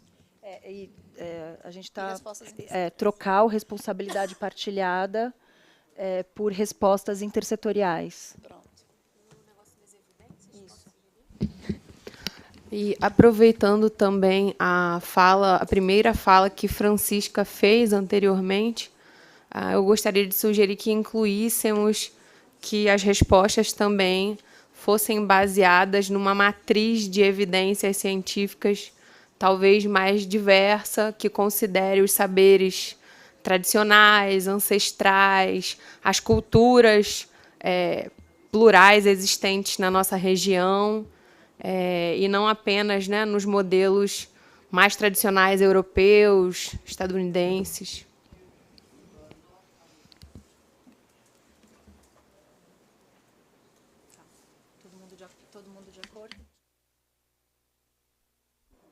Todo mundo de acordo com essas sugestões? Mais alguma consideração sobre esse ponto? Então, eu entendi aqui, na conversa com a Jimena, que a gente vai ter um tempo para reestruturar essa formulação e depois submeter novamente a vocês. Eu passaria agora, então, a discussão para a segunda proposta, que a gente redigiu da seguinte forma. Contribuir com a elaboração do novo ODS 18 sobre igualdade étnico-racial para a eliminação do racismo e da discriminação, abordando os impactos diferenciados da política sobre drogas na população negra, povos indígenas e comunidades tradicionais. Eu posso passar a palavra aqui para a Lívia falar um pouco mais, mas a gente seria a ideia de retomar um pouco as discussões que fizemos ontem, né, sobre como as políticas de drogas são atravessadas pela desigualdade racial, pela desigualdade étnico-racial, pensando nos impactos desiguais que ela traz para populações racializadas e, enfim, criando, inclusive, vulnerabilidades. Acho que a ideia seria muito, como eu falei no começo, pensar qual seria a contribuição do campo da política sobre drogas na construção desse novo ODS. Não sei se você gostaria de complementar. Só explicar, né? Vou explicar rapidamente. Só gostaria de trazer um rápido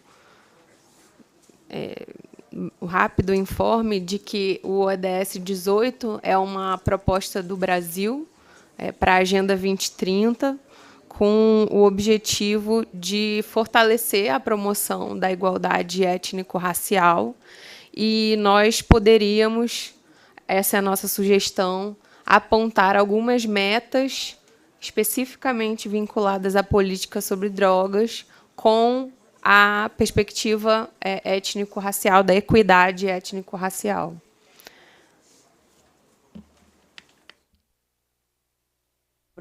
Abro aqui para ouvi-los e ouvi-las. Evalinda, a palavra é sua. Perdón, hablo mucho. En México teníamos una complicación cuando empezamos la línea antirracismo, porque una parte de la población mexicana es indígena y, como les comentaba, está la población afrodescendiente, que somos 1%. Sin embargo, en los estudios de racismo se ha visto que las personas que tienen tez morena, que no se identifican como indígenas ni afromexicanos, pues tienen menos acceso a la educación, a servicios de salud, a ocupar puestos directivos, etcétera, etcétera. Entonces, al menos en México, y supongo que pasará en otros países, hay una cuestión de racismo para aquellas personas que no se identifican como indígenas ni como personas afro, pero que tienen un tono de piel más oscuro. Nosotros construimos un marco teórico alrededor de eso que fue bastante complejo, pero creo que valdría la pena mencionarlo porque seguro pasa en otros países. Você sugeriria, Evalinda, não resumir a ideia de justiça étnico-racial e como que você formularia essa sugestão? Não sei se eu entendi. Então. Porque eu entendi que a nomenclatura, sim, que na verdade não comporta complexidade. Não sei se eu te entendi bem, mas eu entendi que a nomenclatura étnico-racial não contemplaria o fenômeno no México. É isso? Não sei se eu entendi corretamente. Exactamente. Nosotros lo consideramos como, después de discutir cómo era, porque en otros países entiendo, no sé si estoy mal, perdón, si así es, que hay personas que la forma es marrón, ¿no? O sea, en México somos prietos, aquellos que no son afros ni son indígenas. Entonces nosotros lo pusimos como personas racializadas. Porque implica a toda persona que tiene como un estigma a partir de sus rasgos raciales aunque se identifique o no como una persona indígena o afrodescendiente.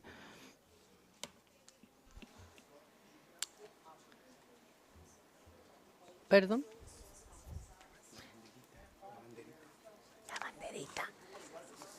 No final da proposta, quando a gente enumera pessoas negras, povos indígenas, comunidades tradicionais e outros grupos racializados ou outras pessoas racializadas.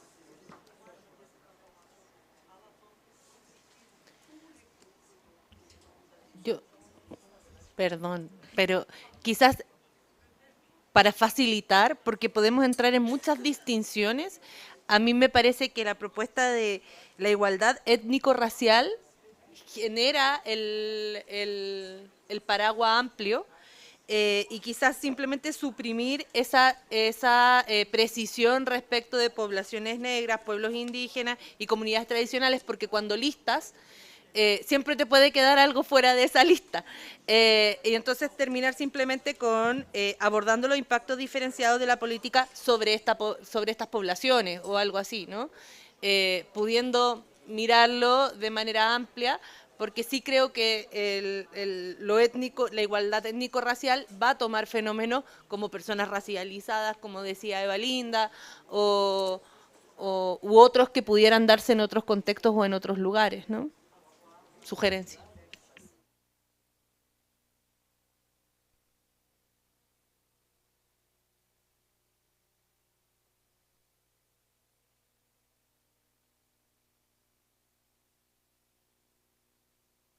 Bem, a Jimena sugeriu aqui de escutar os países caribenhos para pensar essa questão da justiça étnico-racial, se contemplaria também.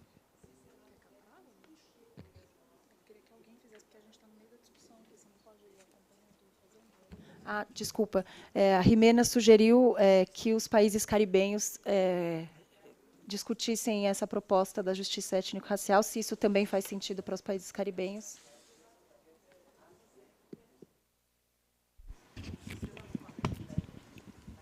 Yes, I think that would make perfect sense. I was listening to the last submission from Chile, and she's absolutely correct. It would apply to us, to Barbados, in the same way as you have them demarcated here.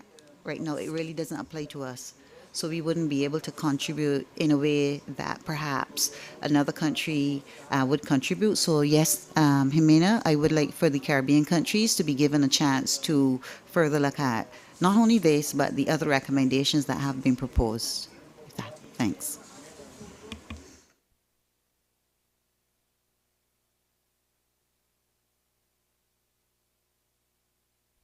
Alguma contribuição a mais? Então, a gente incorpora essa sugestão, a gente já vai tentar avançar aqui na redação para a gente propor uma nova sugestão para vocês. E aí eu passaria, então, a discussão do terceiro enunciado, que está da seguinte maneira: promover iniciativas de desenvolvimento social comunitário para a redução da oferta e demanda de drogas ilícitas.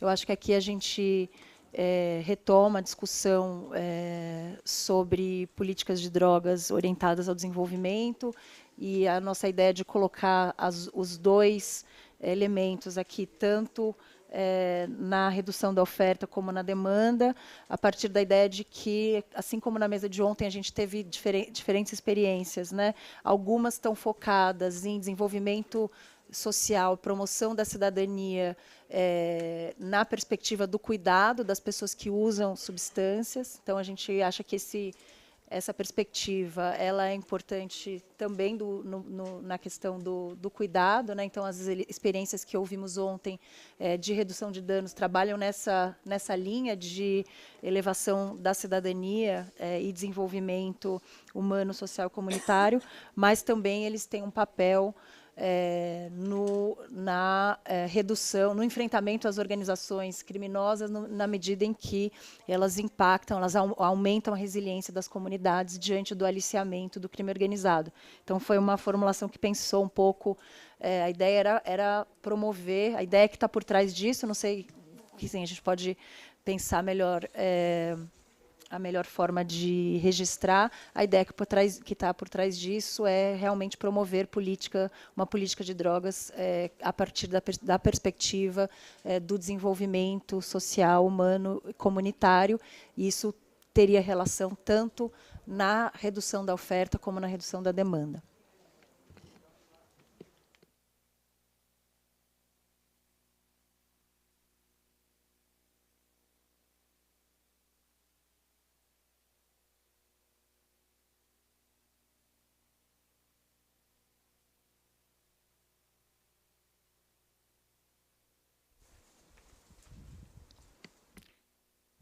Se não fizer sentido nenhum também para vocês, a gente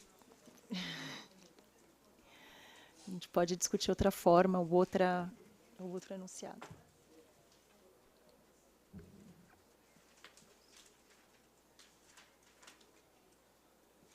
Marta? Sí. Respecto a este último, porque claro, se menciona oferta y demanda, yo creo que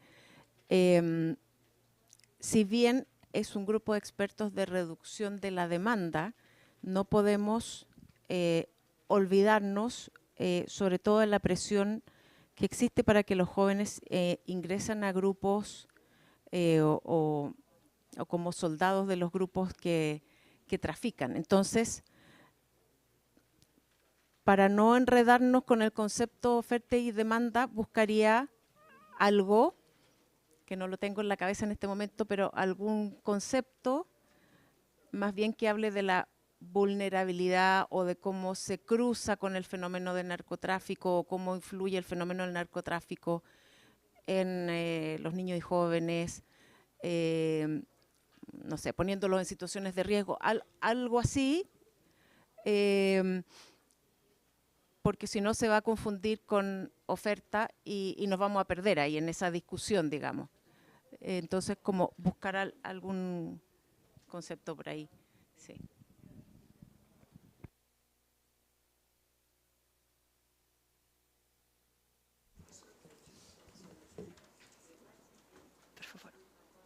Por favor. Thanks. Yes, I want to agree with the last comment.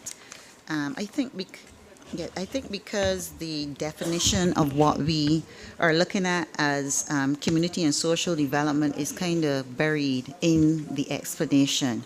And perhaps if that was more in the introduction, the proposal of community social development in drug policy refers to strategies, etc. If we had that up front, I think it clarifies for a little more exactly what we're looking at. But I do agree with Emina that the whole business of structural vulnerabilities and so will be different for us. And so, again, I respectfully request that the Caribbean be given a chance to just go over the 3 recommendations so that we can come back with something that also reflects the reality of the majority of the English-speaking Caribbean. Thank you. Sí, las 2 primeras recomendaciones invitan a acciones que siguen en términos de un trabajo conjunto. Y esta tercera es una recomendación que invita como a los países a mirar esto en sus políticas de droga, más no plantea un trabajo o un desarrollo de intercambio. Lo que me parece bien, entonces quizás en ese sentido, en la tercera, tal como decía Betty, quizás partir simplemente diciendo que la recomendación es que las políticas de drogas de los países promuevan el desarrollo social y humano mediante el fortalecimiento de capacidades de justicia, que está puesto como en el segundo párrafo de esto. Entonces, como quizás así podría quedar más claro para todos un poco que la recomendación es que en esas políticas incluyamos esta mirada, ¿no? Y así no pones ni reducción de la demanda ni oferta, sino que política de droga y se soluciona. Sim. Sim, e concordando aqui, a gente pode focar, né, nas vulnerabilidades e descrever mais. Em vez de usar a expressão oferta e demanda, usar a ideia de que as vulnerabilidades que determinam tanto o uso como, eventualmente, envolvimento com violências e criminalidade, algo nessa linha. Evalinda, por favor. Muchas gracias. Además estoy de acuerdo con lo de eliminar lo de reducir oferta. Creo que la parte de demanda de drogas ilícitas deja fuera no solamente las dos drogas de más impacto en la población, que es alcohol y tabaco, podría ser sustancias psicoactivas, y consideramos que en algunos países son drogas ilícitas algunas de las sustancias rituales que usan las comunidades. Entonces solo pensaría que es algo que hay que considerar cuando lo decimos. Sim, nossa, passou.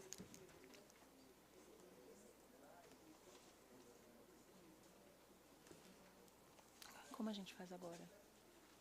Eu acho que a gente pode. Pronto. Almoço e Uhum. depois a gente volta com a. Tá. Mais uma, claro. Perdón.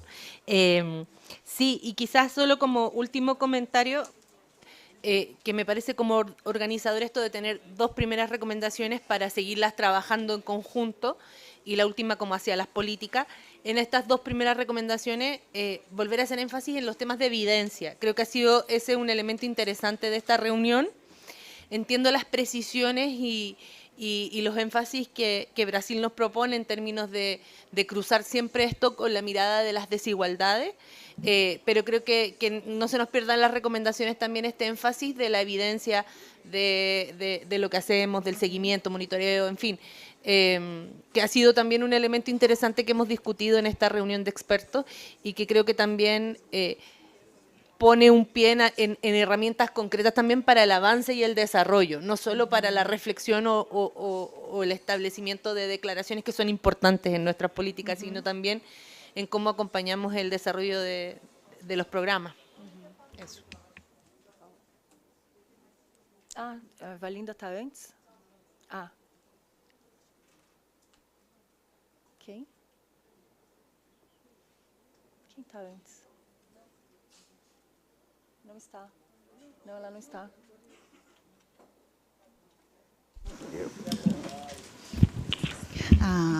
I'm sorry. Are we finished with recommendation 3? Something was just said that made me go back to recommendation 1. Can I do that now? Just for clarification. So in recommendation 1, there is reference to establishing and strengthening an expanded regional prevention network to provide incidents. How does this differ from the information and the data that is provided currently by the OID? And how does this differ? Right, I'm sorry, right, by the observatory. And how does this network differ from the already established Caribbean Heads of Drug Councils group? Do you see there are two different networks we're speaking about? Are we speaking about just expanding some of the data that is already collected through the observatory? Is this something new and different? I think we didn't. Desculpa.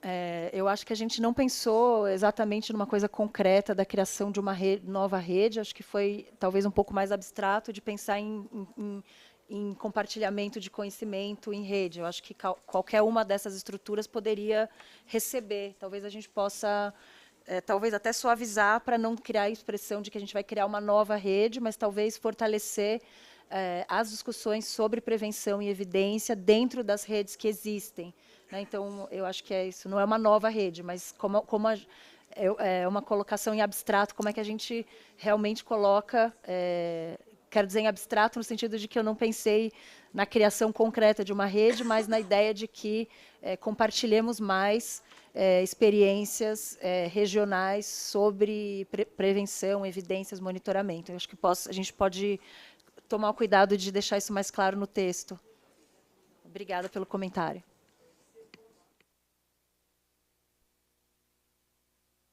Sí. Sí, yo creo que es diferente lo que hace el observatorio, porque acá más bien es la posibilidad de cooperar entre los diferentes estados, según lo que entiendo, para hacer un intercambio de programas, experiencias, en términos de prevención específicamente. No una red de las que ya tenemos que recopilan datos sí, que recogen datos, sino que más bien estamos ya pensando en implementación de programas, como fortalecer la colaboración entre los Estados miembros.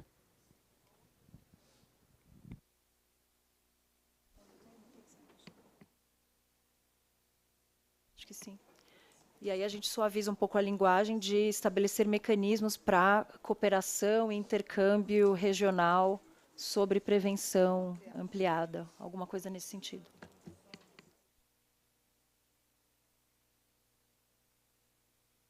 Algum comentário mais? A gente ainda vai reformular com base nesses primeiros comentários e a gente submete novamente essa reformulação para ver se contempla realmente toda a diversidade da discussão e das opiniões que a gente teve aqui. Com isso, vamos para o almoço. Acho que com isso a gente vai para o almoço e retoma, a gente vai trabalhar um pouco nisso durante o almoço. Retomamos, então. O almoço é no mesmo lugar, né? No mesmo lugar. No mesmo lugar, no terceiro andar. Às 14h30. Retornamos às 14h30. O almoço é no mesmo lugar. Muito tempo, né? Sim. É bom.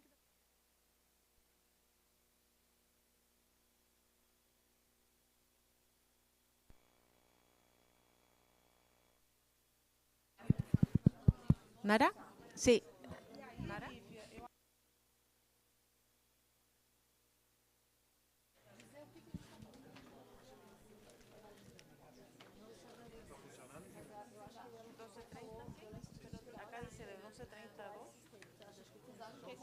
Sí, el regreso es a las 2.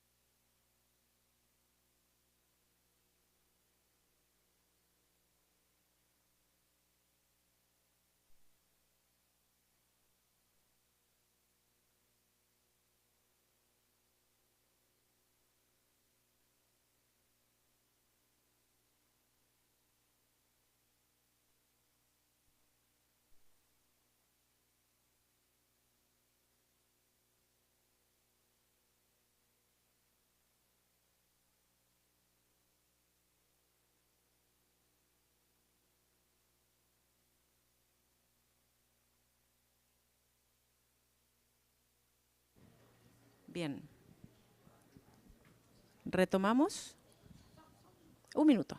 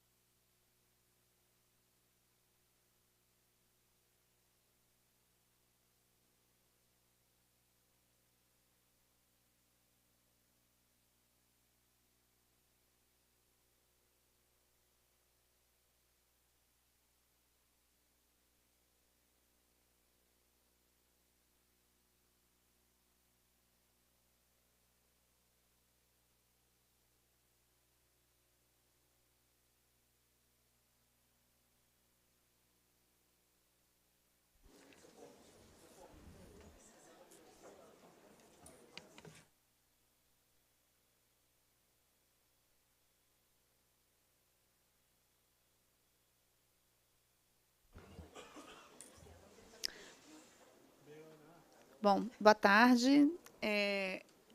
Após as discussões da manhã sobre a proposta de recomendações, nós fizemos alguns ajustes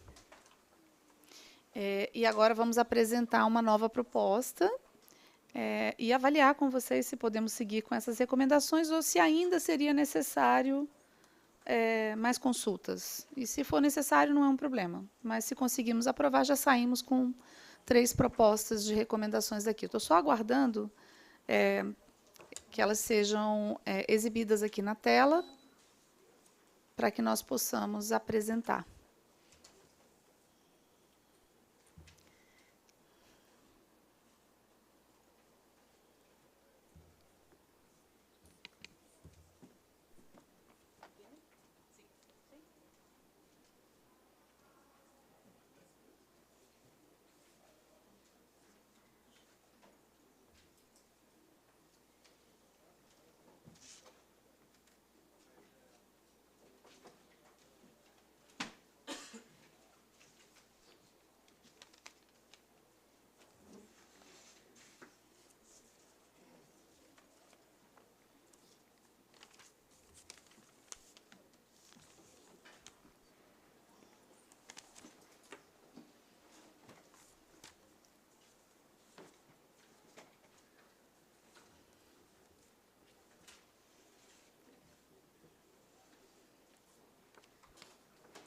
Próximo painel, já pega os prismas do próximo painel, já vai deixando aqui. Tá bom. Da Marta, pode deixar que ela vai voltar mais tarde.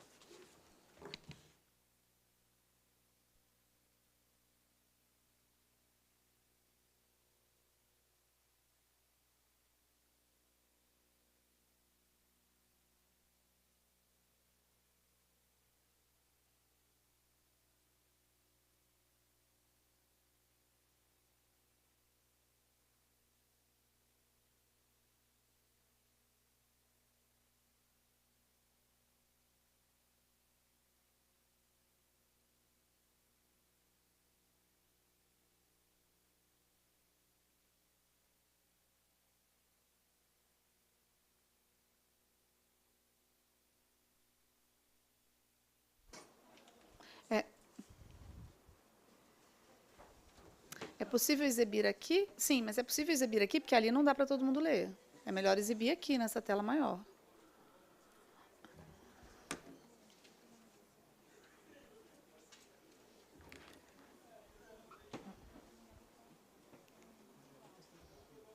Sim.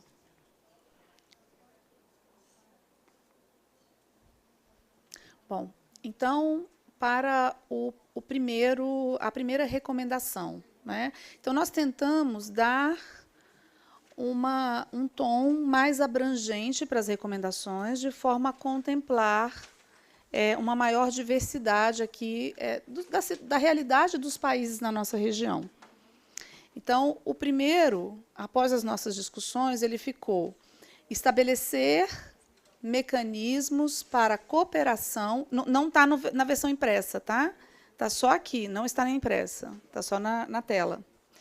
Estabelecer mecanismos para cooperação e intercâmbio regional no tema da prevenção ampliada, que considerem as violências que possam estar associadas com as realidades sociais dos países e que ofereça respostas intersetoriais, bem como baseadas numa matriz de evidências que tome em conta os saberes tradicionais e ancestrais e as diferentes culturas da região. Eu vou voltar aqui para que quem não conseguiu ler possa ler.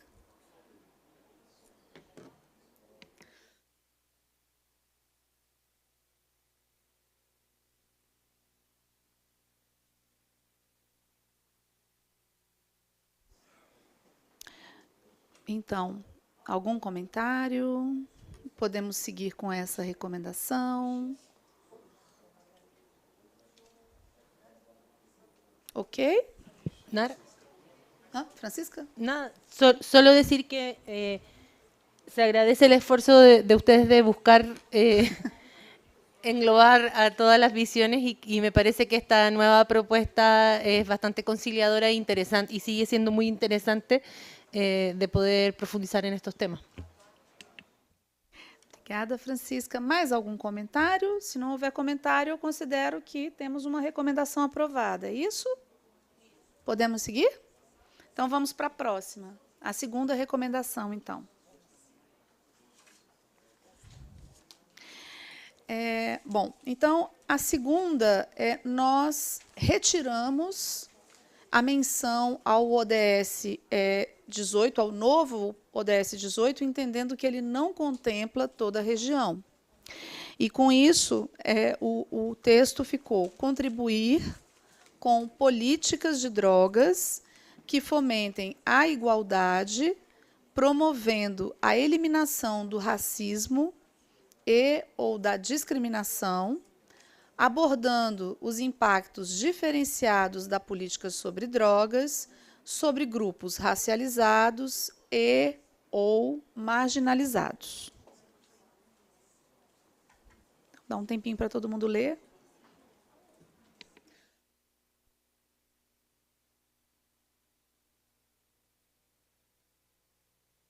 Algum comentário?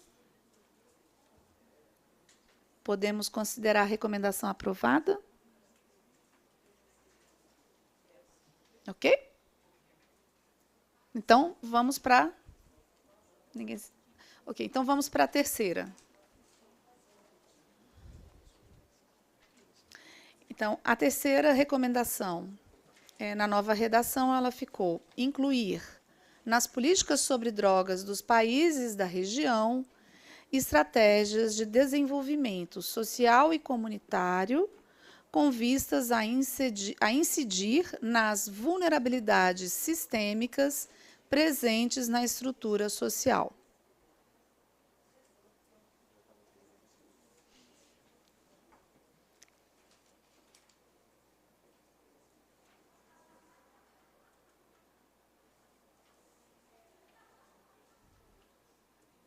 Ok?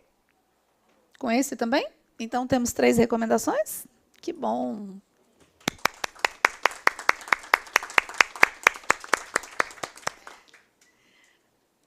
Bom, com isso nós encerramos a atividade anterior ao almoço, né? E vamos passar ao primeiro painel da tarde, sobre atualizações dos trabalhos das organizações da sociedade civil na redução da demanda de drogas.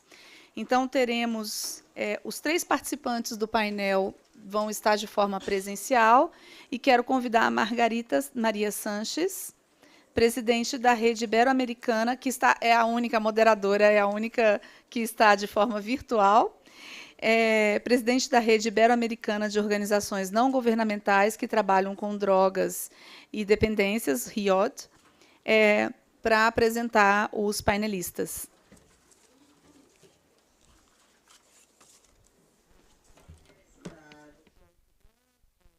Para la RIOD y a mí en calidad de presidenta de la red, es un placer poder moderar este panel sobre actualizaciones sobre el trabajo de las organizaciones de la sociedad civil en la reducción de la demanda de drogas y acompañar a los compañeros de la sociedad civil en sus intervenciones. En este panel se pone en valor diferentes tipos de iniciativas desde la sociedad civil que promueven y mejoran los diferentes tipos de intervenciones para mejorarlas y así conseguir soluciones más eficaces para las personas y comunidades con y para las que trabajamos. En este sentido, veremos desde una iniciativa internacional la Declaración de Oviedo, que ya han firmado más de 1000 organizaciones en 100 países y que aboga por la prevención, presentando 10 propuestas para integrar la prevención basada en la evidencia en las políticas sobre drogas, hasta un sello y el sello FLAG, que comprende diferentes estándares de calidad adaptados al tratamiento que las organizaciones realizan en centros residenciales, integrando y teniendo en cuenta las perspectivas y el aporte de las personas y su realidad, jóvenes, como en el caso de la Fundación Iniciativa Juvenil, Manos Amorosas, Mujeres, Personas en Situación de Calle. Agradecemos a la CICAD los espacios generados para poder intercambiar y compartir desde la sociedad civil nuestras experiencias con los gobiernos, y sin más pasamos a escuchar las interesantísimas experiencias que nos presentan. Entonces, doy la palabra a Jorge Olivares, presidente de la Federación Latinoamericana de Comunidades Terapéuticas, quien nos presentará es el sello de calidad de la FLAG.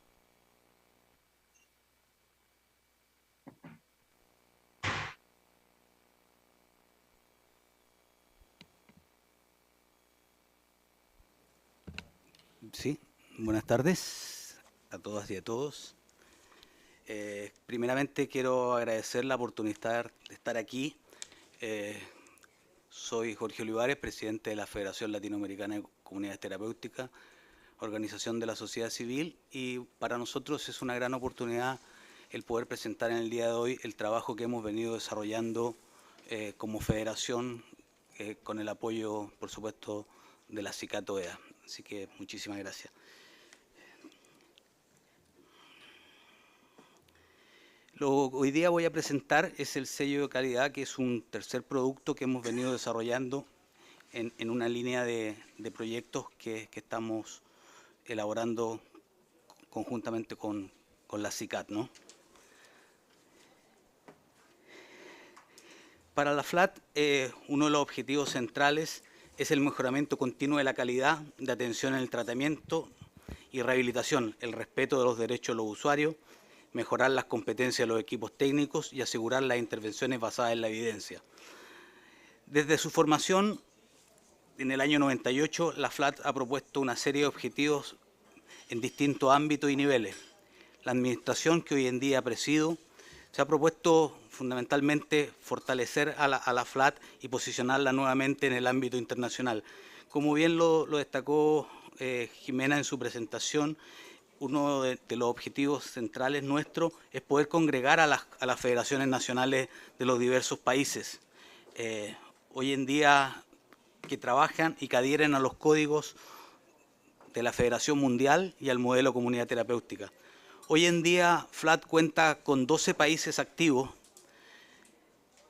y algunos en proceso de reafiliación. Para nosotros el tema de la pandemia fue muy difícil, ya que nos costaba mucho reunirnos y tuvimos un debilitamiento de la federación, y hoy en día nuevamente tenemos 12 países activos con más de 600 comunidades terapéuticas afiliadas a la federación. Todas ellas están acreditadas con autorización de funcionamiento en cada uno de los respectivos países. El segundo objetivo central de nuestra federación es validar el modelo de comunidad terapéutica. Hoy debemos reconocer que existen sentimientos y percepciones encontradas con respecto a la comunidad terapéutica.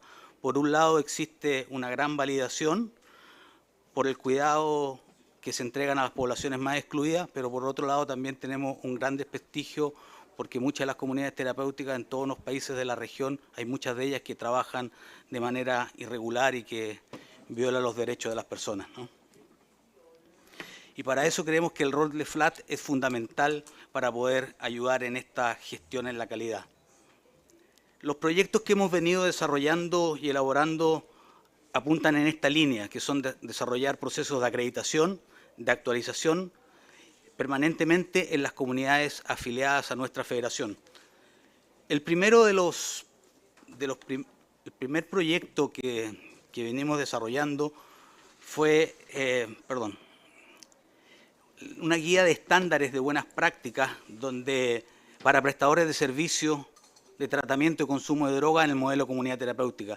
Esta es una guía que entrega un marco conceptual ajustado de las comunidades terapéuticas, estableciendo una definición actualizada del modelo y describiendo los criterios y estándares de calidad para programas que atienden a personas con trastornos por el uso de sustancias. Cabe destacar que esta guía de estándares que fue realizada durante el 2022 ya pudimos traducirla al inglés y también está traducida al portugués y fue presentada en diciembre del 2022 en el Congreso Mundial en la India. Como un segundo proyecto, nosotros se hizo un levantamiento de información de la situación de las comunidades terapéuticas post pandemia. Fue un mapeo diagnóstico de la situación técnica y actual de los recursos de las comunidades terapéuticas afiliadas a nuestra federación. Este estudio se realizó con 178 comunidades terapéuticas de 12 países y la verdad que nos permitió tener una panorámica de las condiciones en que se encuentran actualmente las comunidades terapéuticas, con sus fortalezas y sus debilidades. Este mapeo nos permitió constatar la urgencia de abordar la calidad, la práctica basada en la evidencia y promover el respeto a los derechos humanos y en este rol la FLAT tiene un papel fundamental. La verdad que nosotros hemos tratado de dar respuesta a cada una de las situaciones que pasan en todos los países. Yo creo que todos los que están aquí en más de algún momento se habrán visto en las noticias que salen informaciones de sitios que dicen ser comunidades terapéuticas, pero que finalmente no lo son y que no trabajan en base a la evidencia y que, por supuesto, no respetan los derechos de los usuarios, que es lo fundamental para nosotros. Con respecto, posteriormente a este levantamiento nos permitió desarrollar guías de apoyo para las comunidades terapéuticas y promover la implementación de los criterios de calidad según los organismos internacionales como la CICAD, la B1DC y la OMS, dándonos la posibilidad de actualizar el sello FLAT. Durante el 2013 al 2015 el sello FLAT tuvo un primer intento de creación, pero la verdad que ahí fue, por diversas razones, no lo pudimos seguir implementando. Hoy en día tuvimos una revisión con un grupo de expertos que nos permitió asegurar que este sello de FLAT está en concordancia con los criterios internacionales, pero siempre con un sello y una mirada propia desde las comunidades terapéuticas. Nosotros, voy a retroceder, estamos en la fase, si bien el sello de calidad ya está terminado, pasamos por una fase piloto, hicimos la aplicación del piloto en 4 comunidades terapéuticas de 2 países, lo que nos permitió tener una mejor visión y una mejor versión posible de este sello. Ahora para nosotros viene el proceso de poder implementarlo, ¿cierto? Creo que es un proceso difícil. En este último tercio del año hemos tenido bastantes actividades como federación, pudimos juntarnos de manera presencial los presidentes y los vicepresidentes de los 12 países en un curso de UTC que realizamos en Santa Cruz de la Sierra, donde además nos permitió, optimizando el tiempo, poder presentarles de manera preliminar este sello de calidad a los presidentes. Y ahora en los primeros días de octubre vamos a tener la reunión de presidentes en Paraguay, donde vamos a hacer una presentación también para la Sociedad de las Comunidades Terapéuticas Paraguayas, y nos vamos a reunir donde vamos a capacitar a los presidentes y presentarles el sello definitivo, el sello ya terminado, para poder implementarlo en el 2025. Estamos buscando la fórmula mejor para poder hacerlo, que pensamos seguramente que vamos a dividir de manera por grupo los países para poder llegar y tratar de implementar y que todas las comunidades terapéuticas que están afiliadas a nuestra federación adhieran al sello FLAT. Bueno, paralelamente quiero comentarles que juntamente con este sello hemos ido, se están elaborando manuales de seguimiento. Perdón, antes quería abordar que el sello que cuenta con los criterios internacionales aborda los ámbitos que hacen posible la evidencia, ¿cierto?, tratando de que el tratamiento sea de calidad, oportuno, asequible, inclusivo, con equipos capacitados, escuchando a los usuarios y por sobre todo tratándolos de una manera digna y respetuosa. Paralelamente estamos desarrollando los manuales de post, seguimiento, monitoreo de adherencia y abandono, y así podemos establecer algunos datos y unas líneas bases de información para demostrar a las autoridades respectivas que la comunidad terapéutica, cuando es bien llevada y cumple con los estándares claros y definidos, es efectiva y es lo que realmente queremos instalar ante ustedes. Mencionarles que juntamente con esto, con el curso de UTC que realizamos de manera presencial y online, tenemos otro curso, otro UTC que también se está llevando a cabo con 30 personas online, ya está en el curso 5, el currículo universal de tratamiento, y con muy buenos resultados. Tenemos también generado una base de datos con más de 100 profesionales de nuestras comunidades terapéuticas que están ansiosos de poder también hacerse parte de este currículum. Nada, la verdad que para nosotros sabemos que enfatizar que las comunidades terapéuticas cumplen un rol fundamental en el continuo de atención para las personas con trastorno de uso de sustancias, ¿cierto? Y cuando éstas cumplen y están habilitadas y cumplen con los estándares que se exige, son una respuesta efectiva. Esta responsabilidad creo que es compartida, no solamente por nosotros, por la parte de la sociedad civil, sino que también es una tarea de todos. El problema de las drogas está en todos los países y creemos que nosotros ser un granito más en esta cadena para poder ayudar a tantas familias que lo necesitan. Así que, bueno, muchas gracias.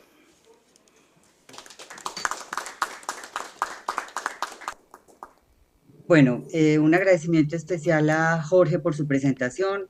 Efectivamente, la Federación Latinoamericana de Comunidades Terapéuticas viene desarrollando un trabajo muy importante en el fortalecimiento de todos los centros y creo que lo van logrando. Así que gracias por tu presentación. Ahora le damos la palabra a nuestro amigo Oriol Esculiés, delegado internacional de Asociación Proyecto Hombre España, quien nos presentará una iniciativa global para la prevención del uso de drogas, la Declaración de Oviedo. Oriol, tiene la palabra. Gracias, Margarita.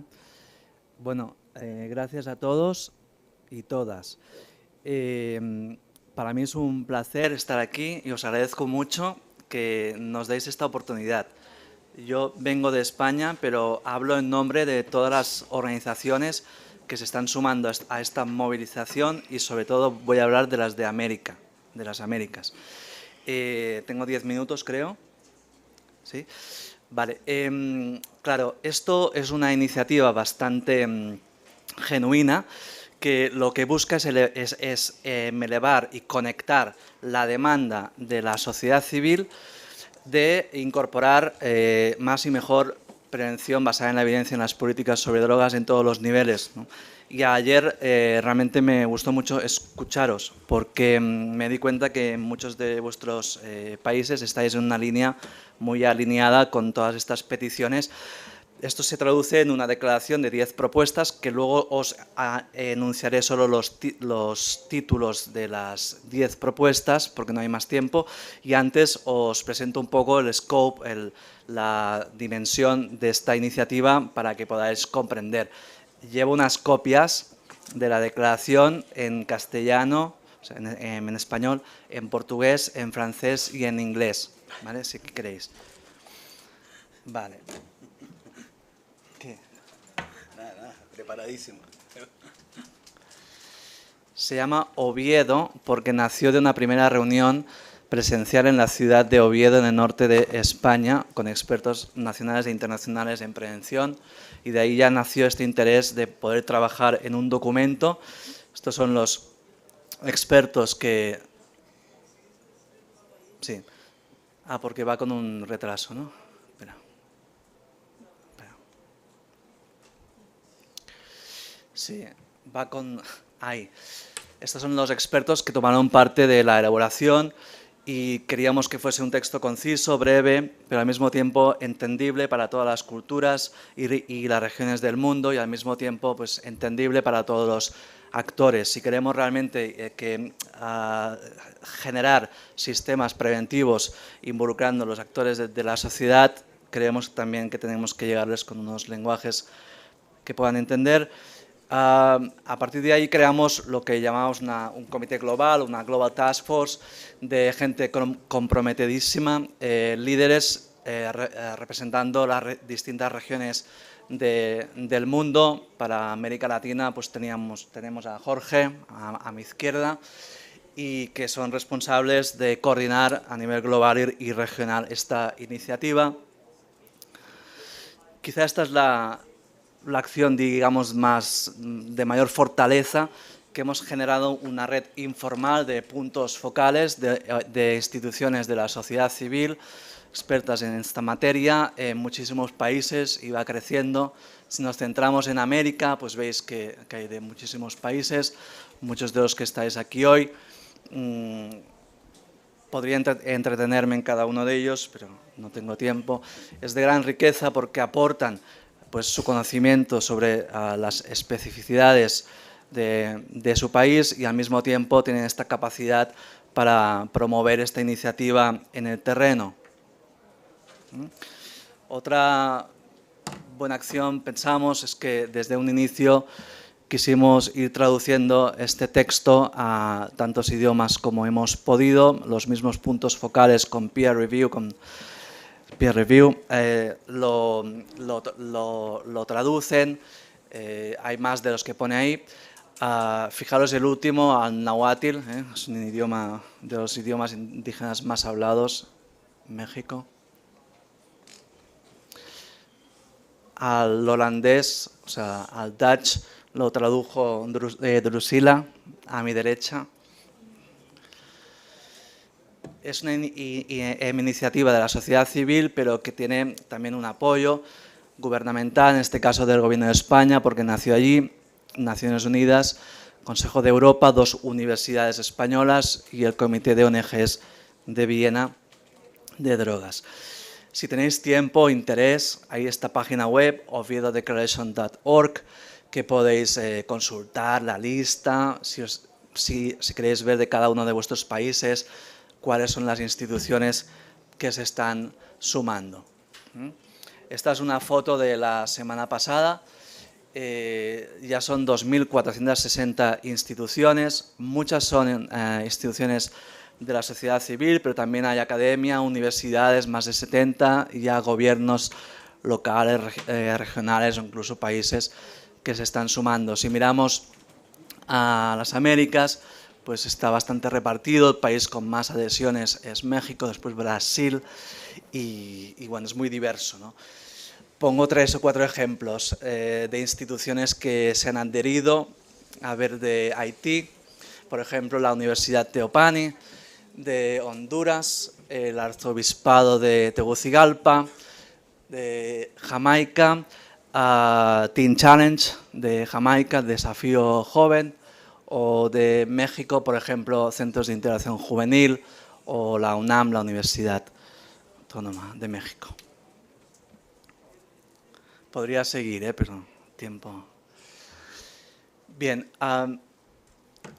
hemos ido desarrollando toda una serie de espacios para que los puntos focales vayan manifestando pues, digamos, su visión sobre la situación de la prevención del consumo de drogas en sus países.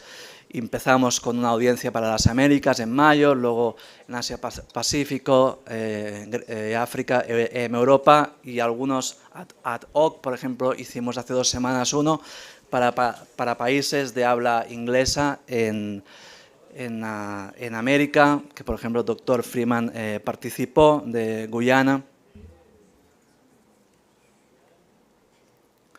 Estamos promoviendo a nivel internacional, esto es Naciones Unidas, esto es una reunión con Nora Volkov, la directora del NIDA, del Instituto Nacional de Drogas de Abuso de Estados Unidos, abajo es China, Macao, Grecia, ISAP. Lo estamos promoviendo a nivel pues, local, nacional, los puntos focales. Pues son unos pocos ejemplos para que veáis un poco la dimensión. Un congreso en Brasil, este es mi presidente de mi institución en España, presentándolo en el Congreso de los Diputados, en el Parlamento. Esa fue una reunión con el gobierno de Panamá, la otra con el gobierno de Portugal, Goulao. Eso es la televisión pública, el telediario del Ecuador. Ella es Drusila, la derecha. Y la otra foto es Colombia. También intentamos con esta iniciativa que lo que ya observamos, que es muchas organizaciones como la mía, Proyecto en España, que inicialmente solo trabajamos en tratamiento, rehabilitación, reinserción social, ahora ya estamos introduciendo en nuestra misión y nuestra acción como central la prevención. Y ahora ya en mi institución 1/3 de esta acción es la prevención, y esto lo vamos observando cada vez más también la sociedad civil, que también está girando a dedicar más tiempo y recursos a la prevención. Nada, comparto solo los titulares de estas propuestas. Solicitamos a los países que dediquen, fijaos que marcamos el primero ya con el tema del presupuesto, el budget, de solicitar a los países dedicar al menos el 25% de la estrategia, presupuesto de reducción de la demanda de drogas a la prevención para 2030, entendiendo, porque cada propuesta tiene un texto añadido, enfatiza que obviamente hay que destinar suficientes fondos a lo que sería la reducción de la demanda, porque el 25% de cero sigue siendo cero, ¿entendéis? 2, promover un enfoque de prevención dirigido a todas las edades de desarrollo, pero favoreciendo una prevención más temprana. Esto también se relaciona con la resolución en Naciones Unidas hace 2 años de prevención temprana, que hay cada vez más evidencia, si hay recursos siempre limitados, destinarlos a cuanto antes mejor. Vale. Ay, espera. Que va... Un momento, Voy para atrás. Vale. Fomentar la investigación y la evaluación para evitar estrategias de prevención ineficaces y contraproducentes, totalmente alineado con vuestras ponencias ayer. Reconocemos también la sociedad civil que muchas de las prácticas que hemos llevado a cabo no están basadas en la evidencia. Cada vez más yo creo que se está tomando conciencia de ello, los gobiernos también, y estamos introduciendo la evaluación, la investigación en las prácticas. Ampliar la visión de las respuestas preventivas para desplazar el enfoque centrado en las drogas hacia el individuo, la comunidad, la sociedad, pues los determinantes sociales. Aquí es evidente que también queremos poner el acento en que cualquier estrategia preventiva no tiene solo que centrarse en las sustancias ilícitas, como bien sabéis, sino pues el alcohol, el tabaco.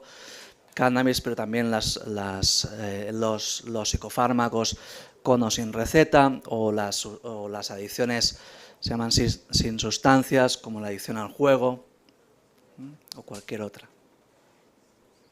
Incorporar los enfoques interseccionales en la prevención que abarquen todos los colectivos en riesgo. Aquí decíamos también el acento, las personas desplazadas, inmigrantes, personas con problemas de salud mental, menores no acompañados.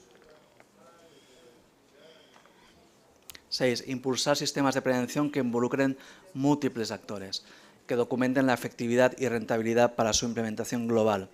Pensamos que la transferabilidad es fundamental para acelerar estos procesos. O sea, si encontramos, pero lo tenemos que documentar, buenas prácticas en un municipio, en una ciudad, en una región, esto podría ser replicado, ¿no? Puede ser replicado en otras partes, y creemos que esto acelera mucho más la universalidad de las buenas prácticas en prevención que no empezar de cero en cada lugar. Con lo cual me parece muy acertada la reunión que hacéis anual de expertos de la OEA, CICAD. 7. Proporcionar cobertura universal desde un continuum de atención. Aquí ponemos el foco en asegurar, en el sentido de que para un niño, una niña, un adolescente, recibir prevención adecuada ante el uso de drogas es un derecho, y como tal asegurar un mínimo de cobertura para todos y todas. En el continuum de atención, o sea, en ningún momento, porque también en alguna ocasión hemos tenido alguna crítica al respecto, esto tiene que sustituir otros niveles de intervención, como el tratamiento, la rehabilitación, incluso la reducción de daños, no, sino que tiene que complementarse en toda una línea de continuidad de la atención. Priorizar la acción en los países de renta baja y media, en el sentido de ayudar sobre todo a aquellas regiones con más dificultades, menos ingresos, por dos motivos. Primero, porque sabéis que los patrones han ido cambiando y muchos de esos países ya no son solo productores, cultivadores o países de tránsito, sino también consumidores. Ya tienen un problema importante con la demanda. Y por otro lado, porque todavía es más importante la prevención en esos países, porque luego esas personas que abusen de las sustancias tendrán todavía más dificultades para encontrar recursos de tratamiento a su necesidad. 9. Capacitar a las generaciones actuales y futuras de profesionales de la prevención. Aquí es lanzar una lanza a favor del profesional de la prevención. En España llamamos preventólogos y preventólogas, que es una profesión importantísima, compleja, y que necesita que la materia de la prevención sea introducida en las disciplinas universitarias básicas de las ciencias de la salud, de social, educación, y que no tengamos los profesionales de la prevención, como yo he sido muchos años, tenernos que formar con cursos ad hoc o maestrías, porque realmente no hemos sido formados, y esto tiene que ver también con prestigiar esta profesión, la profesión del preventólogo y la preventóloga. Y por último,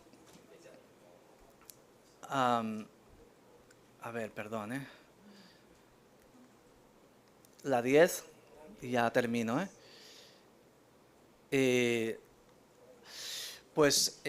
dar seguimiento, monitor, el estado de las políticas de prevención a través de una supervisión responsable.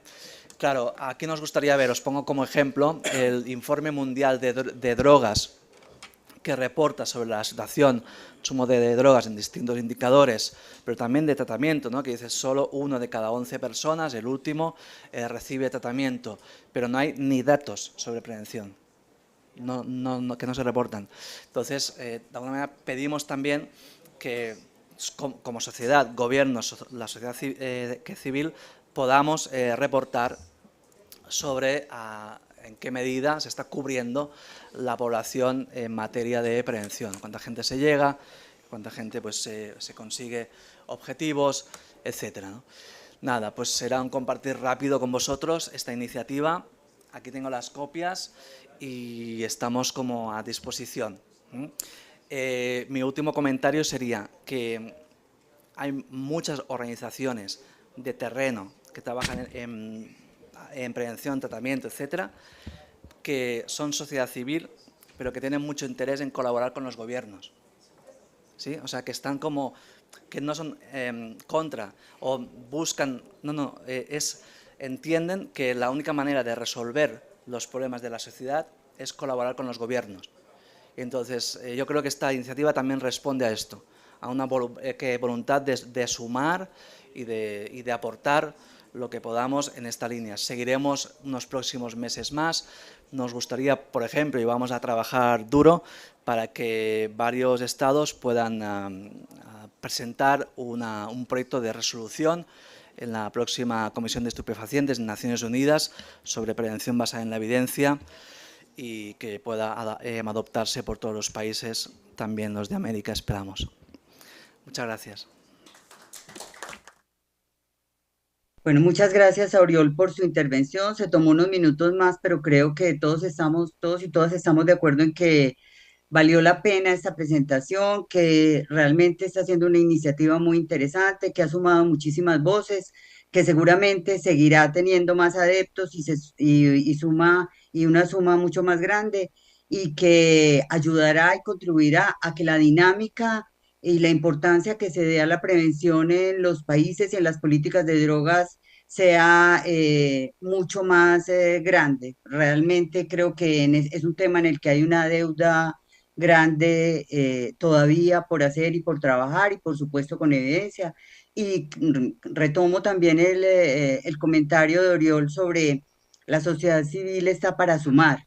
Somos una ficha más del puzzle, estamos con los organismos internacionales, multilaterales, con los gobiernos, sumando también a la respuesta. Y si alguno de esos que participa falta, la respuesta estará incompleta. Y por supuesto nosotros en este trabajo de campo que hacemos, pues tenemos mucho que contribuir. O sea, no estamos, digamos, en nuestro compromiso, en nuestra responsabilidad y así queremos que nos vean los gobiernos. Bueno, pasamos entonces a la siguiente presentación. Nos hablará Drusila Blinker, directora de la Fundación Iniciativa Juvenil Manos Amorosas de Surinam. Ella nos hablará sobre perspectivas de los jóvenes sobre los desafíos del consumo de drogas en las Américas, un llamado a la acción. Drusila, tienes la palabra. Recuerda que tienes 10 minutos. Thank you very much. I'm just waiting for my presentation to come up. But while we're doing that, I want to thank the OAS CICAD for the opportunity to be here to speak and be part of this panel. And as the title, can it maybe be switched so that the English is in front so I can see it better?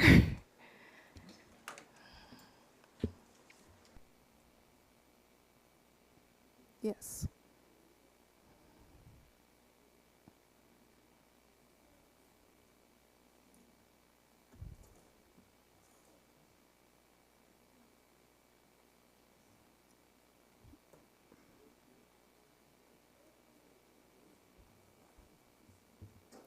Yes, thank you very much. So as the title indicates, I am here to speak on behalf of the youth of Latin America and the Caribbean. And the title of this presentation is Youth Perspectives on Drug Use Challenges in the Americas, a Call to Action. My name is Drusilla Reinhardt Blinker, and I want to share with you the overview for the presentation today. I'm going to introduce myself. We're going to talk about youth mental health, steps to better mental health care, the overview of legalization and decriminalization of cannabis in the Americas, actions toward protecting the youth, statistics on social media use, social media's role in influencing attitudes towards substance use, and actions toward protecting the youth, and of course, a call for action. So, who am I? I've met a few of you guys, but I am the current director of SLH Youth Initiative, which is the youth initiative of Loving Hands Foundation. I am a youth leader and started this process actually 11 years ago while I was just 13 years old. So I am so happy that I have also been given the opportunity to grow through the network of the OAS since the year of 2019. I am the current focal point of the Declaration of Oviedo in Suriname. There's a lot more to say, but for anyone who knows me, they know that my most important job that I was entrusted with is being a mother. So, to start with the youth declaration that was shared during the ISA meeting in Greece, a point that was actually raised by the youth of the Americas was the lack of access to mental health care for the youth. So how do we get better mental health care for the young people in this area, in this region? So first step to take is increase access to mental health services, and then there's a lot of points that we could take a look at to expand coverage. Telemedicine and digital health tools are also very important, and to integrate mental health into primary care. Promoting early intervention and prevention is important, reducing stigma and educate communities. We also take a look at increasing mental health workforce capacity, so training more professionals and just task shifting and community health workers, addressing socio-economic and cultural barriers, which is a very big factor now, especially when it comes to the youth mental health, so affordable services and culturally sensitive care. We focus on marginalized youth, so target vulnerable populations, because usually we're focused on the youth that are easily accessible, like easily reachable, but it's important to target vulnerable populations and trauma-informed care. So the last point here is collaborate across sectors, so interagency coordination, and also, most important, youth participation. So we're going to take a look at the overview of cannabis legalization and decriminalization in Latin America and the Caribbean. This is an overview, just a graph of the status of cannabis decriminalization and legalization in the selected countries, and it just gives you an idea of the countries that have already begun the process and already accepted certain laws. And I do know that there are currently various different countries in the region that are still working on this. But a very important thing that comes up is how are youth protected during, the consideration of this law. And we as a youth have some suggestions to help the governments on their way. So how do you protect the youth? You need to set clear legal boundaries and consequences. So a well-structured legal framework that restricts youth access to cannabis. And then we have age restrictions and marketing controls. So implementing strict age limits for purchasing and using cannabis, along with restrictions on advertising to youth. This is something very important because we know that a lot of youth have access to social media and online platforms. So advertisement of these substances are mostly, just advertised toward young people. Public awareness and education campaigns, and then we have school-based prevention programs. These are a few more points. Access to mental health services, which was already noted. Promoting healthy lifestyles, family-focused interventions, parental involvement and supervision, positive peer influence, educational engagement, emotional and social skills, and strong community support. I stated before that a lot of young people have access to social media and online platforms. So this is just a little bit of statistics on the use of social media when it comes to youth in Latin America and the Caribbean.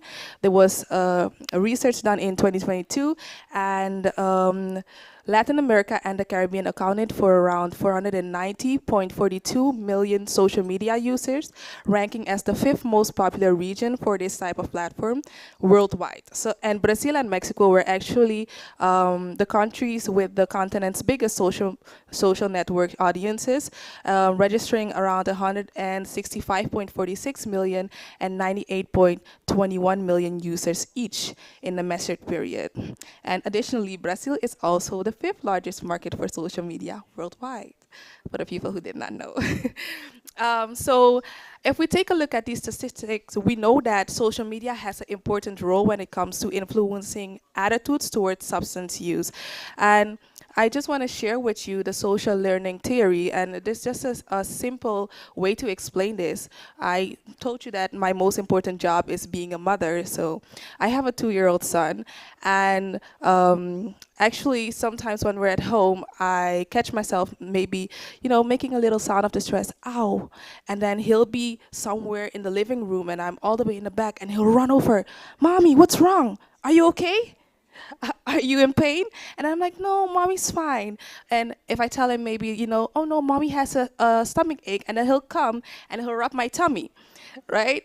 And why does he do that? It's because when he's in pain or he's not feeling well, it's the same thing that I do. So he's learning by what he's seeing me do, and that's basically when it comes to kids, young people, they learn behaviors by observing others, and specifically those in, that actually are role models. And when we talk about social media, there's a lot of people, calling themselves influencers. It's just a popular word right now. Everyone can be an influencer, but these platforms are filled with content that showcases substance use, and it can create an environment where youth might perceive it as acceptable or even desirable. And if we take a look at social media's impact on mental health, including issues related to body image and self-esteem, this may also drive some youth to use substances as a coping mechanism.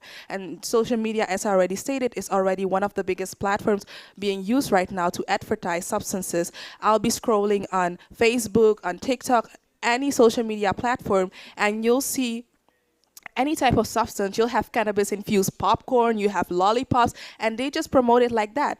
And then if I talk about this to my parents, they're like, "Oh no, I've never seen anything like that." Why? Because you're not their target audience, right? So how do we increase online safety for youth?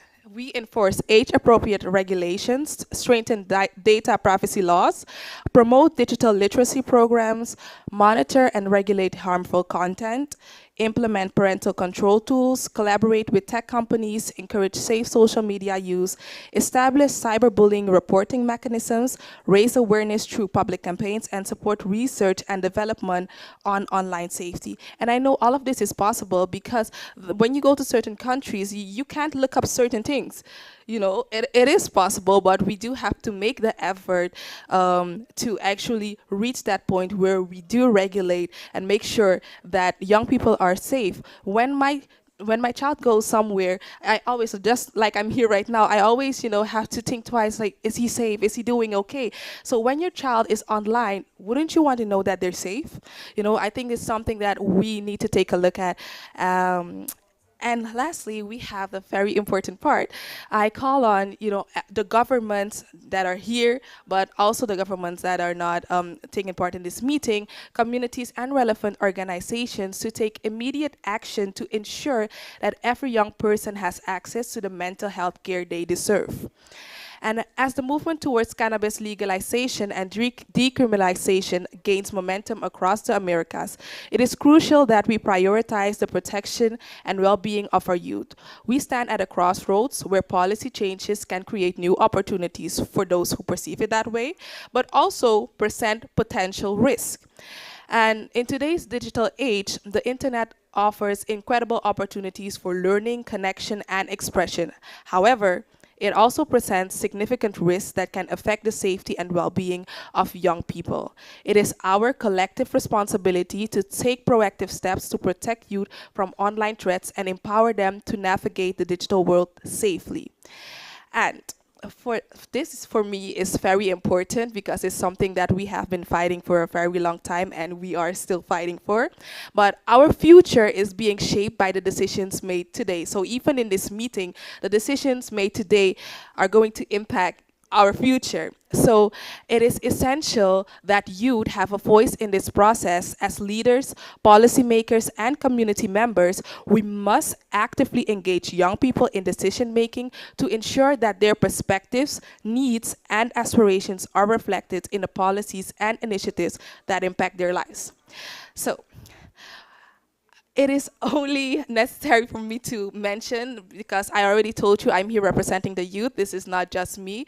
You know, we have Asante Conway from Guyana who contributed to this presentation, Jamil Huggins from Trinidad and Tobago, Safira Narden from Suriname, and then we have all of the insights and the concerns of the youth of Latin America and the Caribbean. So with that, I want to thank you, but I also want to compliment the OAS CICAD on making sure that the youth voices are included. I am very appreciative of this, because last year I was able to share youth-led initiatives when it comes to substance use prevention, but also just being able to be here and share our concerns as we are going through, you know, different laws that are being accepted and different policies being made. I think it's very very important that you guys thought of this and made sure that our voices were heard also. So Jimena, thank you for being a super boss and, you know, just making sure that we're here.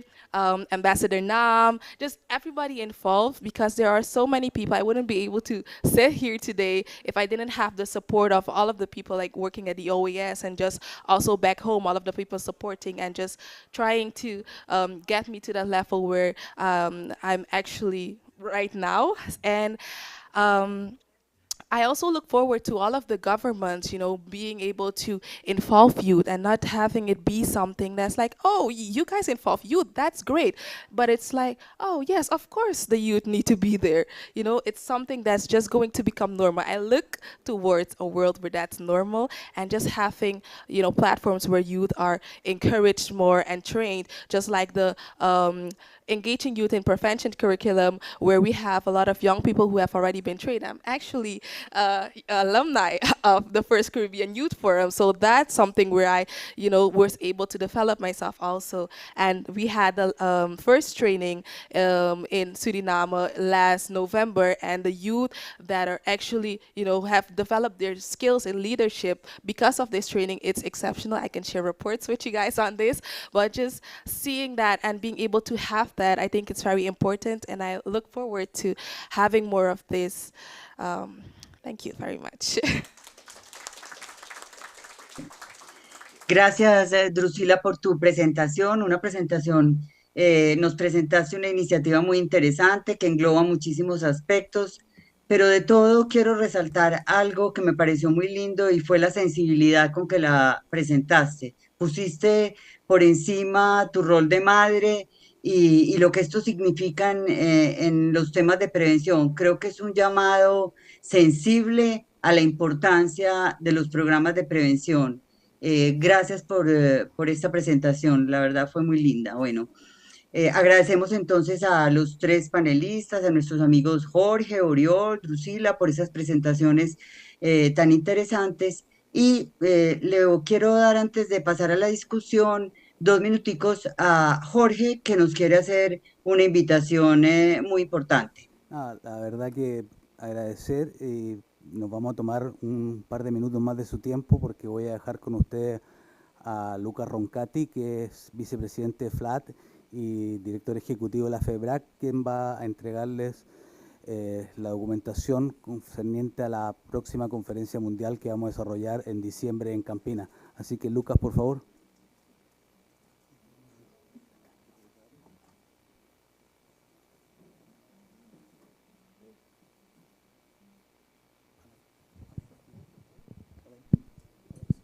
Sim, tá.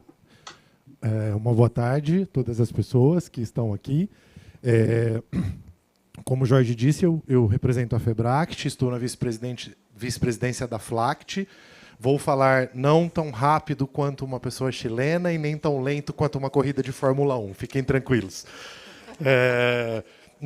Para nós é muito importante, ontem falávamos um pouquinho com o pessoal da Senad de como as comunidades terapêuticas estão ainda no Brasil desintegradas, muitas vezes, de uma rede de serviços, e a fala que o Jorge fez representa o que a FLACT vem fazendo em todos os países da América, que é desenvolver a validação de um modelo de comunidade terapêutica. Agradeço ao Jorge, para a FLACT, na figura do Jorge, e esse alinhamento com a 29ª Conferência Mundial da Federação Mundial de Comunidades Terapêuticas.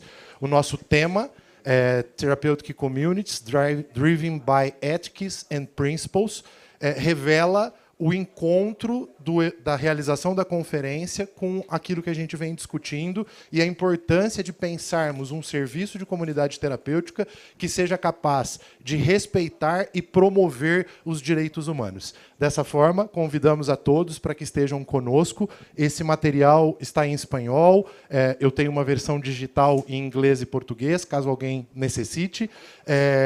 Conta um pouquinho da história da FEBRACT, da conferência, e na última página tem um QR Code onde vocês podem acessar o site da conferência e as informações complementares que são necessárias. Obrigado ao CICAD por tudo que vocês têm feito para o desenvolvimento das Américas, especialmente na política sobre drogas, e agradeço ao Oriol pela oportunidade de estar como um ponto focal da Declaração de Oviedo no Brasil. Nós temos bastantes instituições que já aderiram e acreditamos que vamos, até dezembro, chegar a um número ainda maior do que temos hoje. Muito obrigado.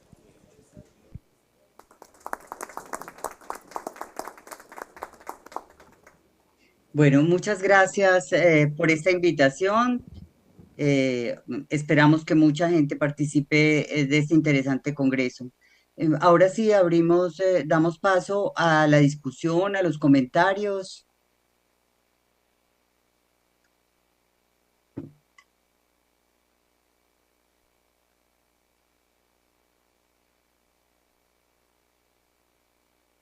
¿Algún comentario desde acá? Como Margarita no puede ver mucho.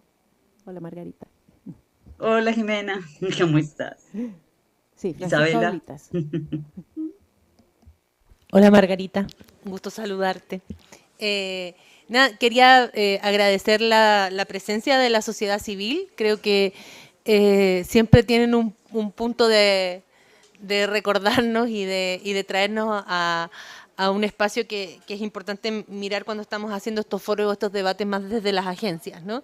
Y felicitar a la asociación, a la Federación de Comunidades Terapéuticas por el trabajo en los estándares de calidad. Creo que es un tremendo avance. Tengo mucha ansia de que conversemos más y conocer cómo están implementando eso, porque creo que de verdad eso es cambiar prácticas y en el fondo avanzar un montón. Y nada, también agradecer la presentación de Drusila. Creo que me interesa mucho poder mirar bien esa presentación, porque agradezco recomendaciones. O sea, en el fondo poder hacer el ejercicio de que la voz no sea solo reflexiones, ¿no? Sino que además decirnos, oye, hagan esto, o vamos por este camino, o esto es lo que los jóvenes creemos. Creo que es sumamente valioso. Creo que efectivamente desde las políticas de drogas nos hemos estado cuestionando cosas que tú aquí planteaste, como la falta de acceso.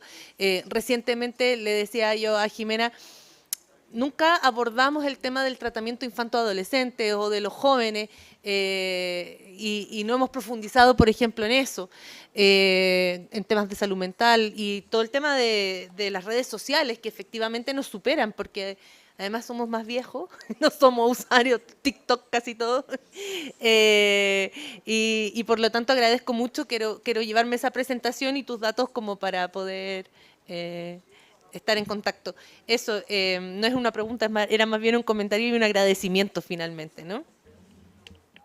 Bien, muchas gracias. Le voy a dar la palabra a Troy, que además creo que no... Sí, perfecto. El vocero del equipo. Sorry, I can't reach my name tag. But I just wanted to commend the presenters this afternoon, especially focused on mental health. I learned a lot from the Declaration of Oviedo. I wasn't really familiar with that, but I will go back, look at some of the principles that were outlined. But specifically, again, Drusilla, thank you so much. I want to join you in thanking the OAS for specifically and deliberately giving a platform to youth. As I look around the table, there are several faces who have been here with me for several years. We won't say how many, but it's encouraging to see younger people and newer faces. to breathe some fresh life and to maintain what we know as CICAD and to keep promoting the realities in our part of the world. So great job, Drusilla, again. Thank you, OAS, and I do hope that you find the courage and the funding to keep doing stuff like this. It was interesting to me, Drusilla, when you put up the slide for the recommendations that young people made for themselves, to see that a lot of that spoke to setting boundaries for themselves. And it was so different than what we think that young people want, that they want to be free. But it's whole issue of maintaining controls at this point and that point and making sure that there's no access at this point. I thought that that was great coming from young people. So just want to encourage you as a young person to stay the course. So thank you. Muchas gracias, Betty. Evalinda.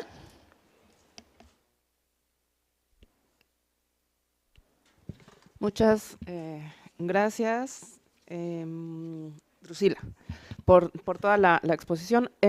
Creo que incorporar perspectiva de juventudes en política de drogas es importante, así como no podemos hacer política de drogas sin los usuarios o aquellas que tienen una visión, ahora que vamos a hablar como de estas líneas de la pertinencia étnico-racial, tiene que haber personas de estos grupos para poder discutirlas, también tiene que haber perspectiva de juventudes e incluir a las juventudes.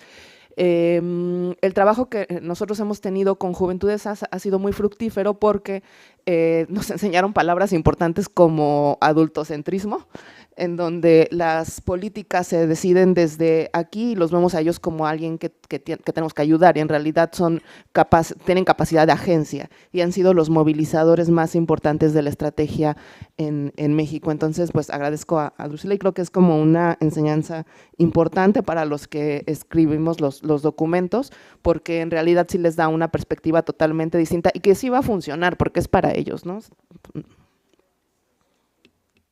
Muchas gracias. Y María Mercedes Dueñas, no sé si me ayudan a ver si alguien pide la palabra de los que están online también. Bueno, este es más un comentario frente a lo que propone Oriol con la declaración de Oviedo. Decir que es una iniciativa muy, muy importante, no solo por la cantidad de personas y de organizaciones que reúne, sino porque estamos en la era de la evidencia frente al tema de prevención. Y creo que cuando comentabas que el informe mundial no recoge indicadores de prevención, es precisamente porque no hay suficiente evidencia y el informe mundial se elabora a partir de los estudios que hacen los países y luego se genera una comparación de esos estudios. Entonces, desafortunadamente, como hay muy pocos estudios que están mostrando la eficacia o el impacto de los programas, pues el informe no alcanza a recoger eso. Pero entonces creo que es importante ese llamado. Seguimos todavía escuchando programas basados en deporte, en la recreación, en la cultura, dándole toda la fuerza. No queremos decir que eso no es importante, pero necesitamos programas estructurados, necesitamos programas que le apunten al cambio de comportamiento y a cambios sociales y estructurales. Entonces, bienvenida a la iniciativa. También te decía desde el primer día que tenemos unos estándares internacionales de prevención, que también es un buen escenario para seguir promoviendo estos estándares y cuenta con nosotros. Creo, tanto me atrevo a hablar por Jimena y la CICAD, porque estamos en la región precisamente para movilizar este tipo de cosas. Los estados no solo son los gobiernos, los estados son los pueblos, la sociedad civil, los gobernantes que están un ratico y se van, y las organizaciones que estamos tratando de construir y de generar redes. Entonces, felicitaciones. También, por supuesto, el trabajo tan decidido de la FLAC, porque es un reto enorme el que tienen por delante. Creo que son más los que hacen bien la tarea. Desafortunadamente los que hacen mal la tarea hacen ruido, pero los que han construido y han ayudado a disminuir ese sufrimiento social han sido esas comunidades y es muy valeroso lo que hacen. Y también los jóvenes que además me gusta ver que ya no es una voz contestataria, sino una voz absolutamente preparada, rigurosa y con un liderazgo que no he visto de hace muchos años. Felicitaciones. Gracias. Gracias. ¿No tenemos nadie en online? No. ¿No? ¿Quién? Ah, sí. Hay uno, dos, uno. Sí. Por favor. Honduras. Sí. Muchas gracias. Mencionó aspectos muy importantes de la presentación Oriol, o Uriol. En perfecto catalán. En español es Oriol y en catalán Uriol. Perfecto. Estamos aquí para aprender de todo. Sí, me llama mucho la atención el aspecto de la creación de profesionales universitarios en prevención. Me llama la atención porque recientemente nuestro Observatorio Hondureño de la Droga realizó un acercamiento con la Universidad Nacional Autónoma de Honduras, específicamente con la Facultad de Química y Farmacia. Y la iniciativa salió precisamente de los profesionales de la materia en sociología para promover precisamente la creación de esta carrera de profesionales en prevención. Una iniciativa que nosotros realmente le estamos dando toda la importancia. Igualmente se está uniendo a través de una organización de la sociedad civil en acompañamiento con la Iglesia Católica. Allá existe una universidad que se llama precisamente Universidad Católica de Honduras y está también promoviéndose este tema. Considero yo que debemos de impulsar este tipo de iniciativas porque realmente el tema de prevención es de interés de todos los sectores, de todas las áreas del quehacer de nuestra vida. Muchísimas gracias. Este es un comentario nada más. Muchas gracias. Margarita, te devuelvo la palabra.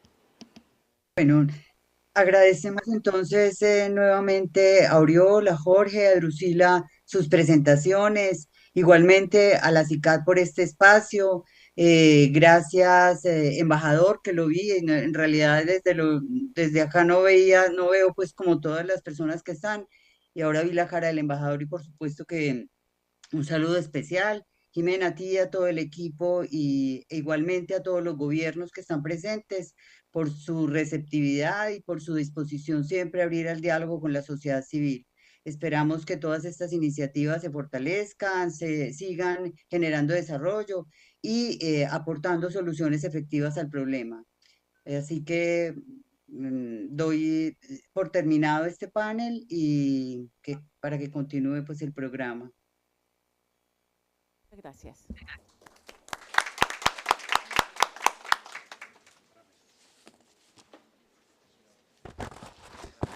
A continuación, tenemos la presentación del señor Luganen, oficial de Relaciones Exteriores de la Oficina de Programas y Políticas Globales de la Oficina de Asuntos Internacionales de Narcóticos y Aplicación de la Ley INL del Departamento de Estado de Estados Unidos, y nos va a hablar sobre empoderamiento de poblaciones vulnerables y de difícil acceso mediante la implementación de un enfoque de sistema de reducción de la demanda. Lu, tienes la palabra. Tienes una presentación, ¿o no? Sí. Sí.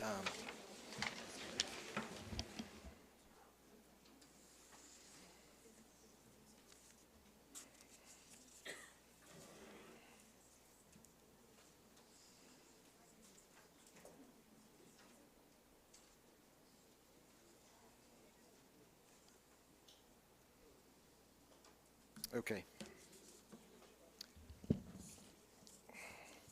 Good afternoon. Can you hear me? Okay. Good afternoon. Buenas tardes. Boa tarde para Brasil. Oh, thank you. And bon après-midi for la Madame de Haiti. I hope we are all having a great time here in Brazil, the capital of Brazil. On behalf of the U.S. Department of State, I'd like to thank the chair and co-chair of this group, Brazil and Barbados, and the Organization of American States through its Inter-American Drug Abuse Control Commission for gathering us here today to discuss and brainstorm about a sensitive topic. The United States applauds Brazil, the chair, for prioritizing such an important subject, empowering vulnerable populations, and how it relates to health issues, particularly substance use disorders. We at the Department of State feel that without addressing poverty and socioeconomic conditions, it is impossible to find sustainable and effective solutions to a number of pathological health conditions. The path towards substance use and substance use disorders is shaped by biological and environmental factors, which are partially shaped by social and community networks. In the Western Hemisphere today, these networks are present as much in the real world and it is virtually, and they are influenced by socioeconomic, cultural, and most importantly, by the lack of a balanced drug demand reduction system approach. So I'm here today to address these factors, how they impact vulnerable and difficult to reach populations, and how the international community of drug demand reduction and professionals, along with their government entities, can look at international standards for guidance on how science can provide the means to build balanced drug demand reduction systems able to support these populations and provide adequate assistance to those with limited access to services. That said, even if there is a drug demand reduction system in place, it doesn't necessarily mean that it is accessible by all individuals to receive the services they need. We consider that the first step to begin to address the challenges of providing access to drug treatment services through a balanced system approach is to provide definitions, to provide a definition for those populations. Vulnerable populations are at-risk groups with special clinical needs because they are impacted differently by drug use disorders and require specialized interventions. These populations can be distinguished by 5 categories, including: first is gender, like women and sexual orientation diverse groups, which also includes LGBTQI plus population.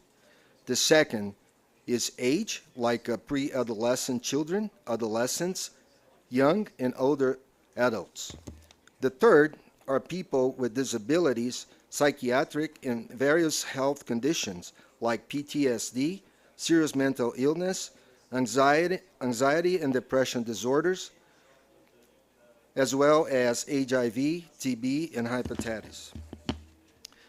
The fourth are people who are displaced from the home environment, including ethnic and immigrant groups, refugees, asylees, internally displaced persons, victims of trafficking in person. This also includes sex workers and forced labor markets. Finally, the fifth group are populations that are culturally, geographically, and professionally diverse, ranging from rural populations, indigenous groups, gangs, persons with substance use disorders involved with the criminal justice system, and people living in social and economic deprivation. This last category is the one that I wanted to address in greater detail today. I think it is also important to acknowledge that according to the 2023 Drug World Report, between 2012 and 2022, more than 100 million people around the world have been displaced by humanitarian emergencies, such as natural disasters and economic challenges. This includes people being forced to leave their home or country and become displaced, either temporarily or on a permanent basis. Besides refugees, asylum seekers, stateless people, or internally displaced persons, that is, people who are forced to leave their home but who may remain within their own country, we should also look at marginalized populations living in areas lacking governance and state presence under shadow economies. In this regard, in order to understand the challenges in assisting vulnerable and difficult to reach populations, we also need to identify the factors of the socioeconomic inequalities that contributes to substance use disorders. One element is likely poverty, followed by limited education, limited employment, limited access to housing, limited water, sanitation, and other local services, and the conflicts generated by these structural inequalities. Another notable consideration mentioned in the 2020 Drug World Report is that, quote, socioeconomic inequalities in relation to substance use disorders have mostly been studied in high-income settings, where it has been shown that socioeconomic conditions of individuals, neighborhoods, and communities are associated with partners of substance use disorders. Nonetheless, the report also indicated that one of the few studies conducted in middle-income and low-income countries conclude that groups of people belong to socioeconomic disadvantaged groups have the highest relative level of risks in suffering from substance use disorders. As we try to identify all socioeconomic factors that may have an impact on the development and spread of substance use disorders, one interesting phenomenon observed in recent years is the speed by which technology is influencing the behavior and vulnerable populations. I want to ask the audience, what is the single item that is not missing from the lives of low-income vulnerable populations? For example, when you go to visit a low-income population area, right? So you hear about lack of food, lack of basic sanitation, access to adequate health care services. But there is one item that every member of the household in a low-income population areas, they have. What is that? You are correct, a cellular phone. So everyone has access to a cellular phone. It doesn't matter the level of socioeconomic inequality or an individual. The majority of individuals around the world at different socioeconomic levels, either living under legal or shadow economies, possess a cellular phone. This means that everyone is connected to some sort of a social media network beyond the confines of their geography or immediate environment. This access can be empowering and connect these communities to the global economy, but they can also expose them to certain risks of vulnerabilities that may trigger mental health disorders or simply provide greater availability for illicit activities, including access to drug markets. As we continue to use the term empowerment, and as it relates to vulnerable populations and those with difficult access to drug demand reduction services, we need to continue to consider the pros and cons on how fast-speed technology may be contributing to the development and spread of substance use disorders. For example, the effects of social media empowerment, where influencers can successfully normalize drug use to their followers, represent significant risks for the potential millions of viewers who are vulnerable to misinformation. This is compounded in the low-income settings, where people have less education experience to identify this misinformation and can be more easily misled. Such vulnerabilities may require further scientific studies by the academic community, this to determine how they may be contributing to the spread of substance use disorder. Now that I address the socioeconomic, pathological, and psychological factors that may trigger the spread of substance use disorders over vulnerable and those difficult to reach populations, I'd like to shift my discussions towards system model and how it can assist in offering broader access to all populations, including those who are vulnerable and difficult to reach. In essence, an ideal balanced drug demand reduction system approach includes a combination of 5 different levels of treatment and prevention interventions as part of a complete set of assistance to the entire population of a country. I'm going now to show one slide that describes this system approach.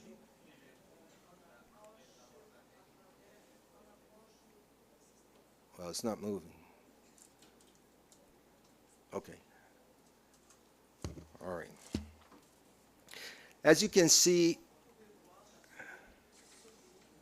no, you cannot see because it's not, okay. As you can see at the top of the pyramid, persons with the highest severity of substance use disorders require residential or inpatient services to receive the most intensive treatment. It is also the most expensive intervention. In a small to medium-sized country, we may need, for example, about 50 professionals to support this population.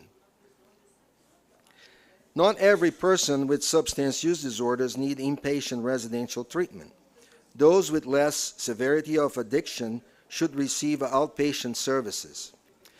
These are costly to operate, but we would expect more patients in this category. Therefore, we could anticipate about 150 professionals when compared to residential. At the next level, we have people who use drugs but do not have a drug use disorder. They would benefit from brief intervention, counseling support, mobile team assistance, as well as harm reduction efforts.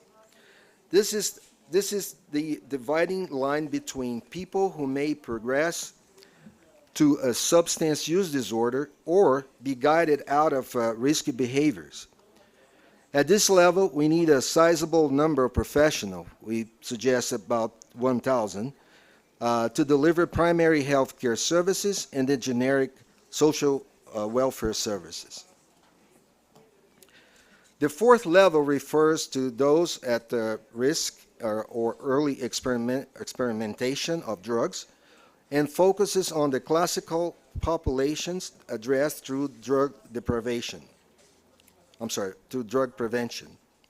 For this level, we need to promote public information and prevention interventions focused on schools, family, community, media, workplace, and environmental settings.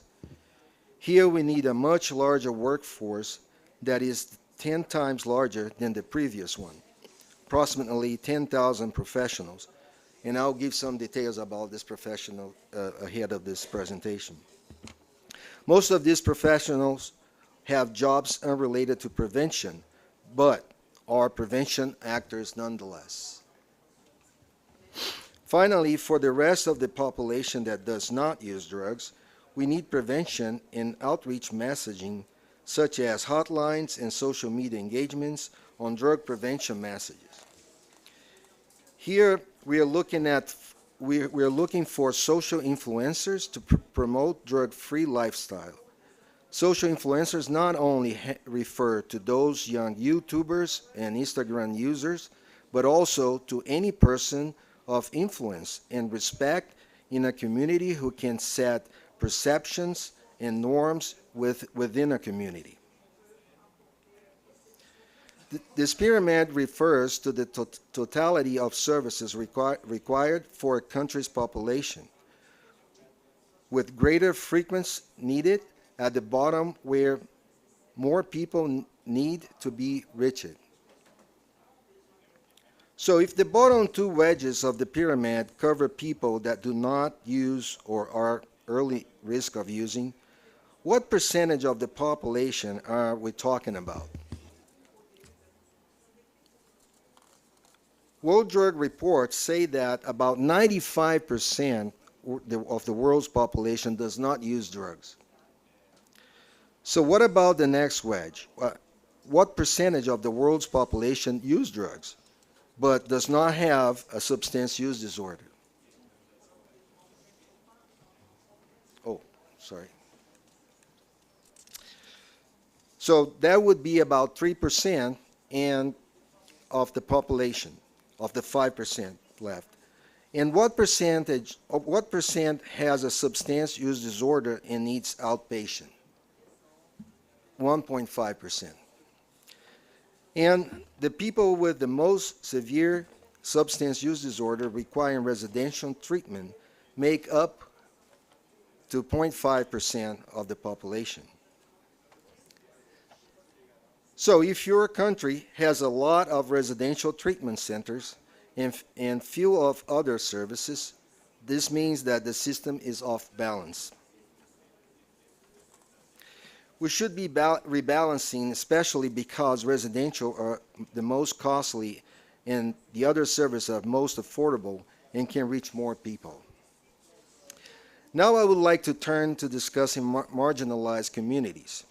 According to U.S. Dr. Claire Green with the Columbia University Irving Medical Center, there is a consensus among experts that key principles for delivering substance use disorders treatment in humanitarian settings should be centered around community engagement, the building of trust, integrate services delivery models, the reduction of stigma that we talked on the last two days, the consideration of culture and context in service delivery, and an ethical do not harm approach.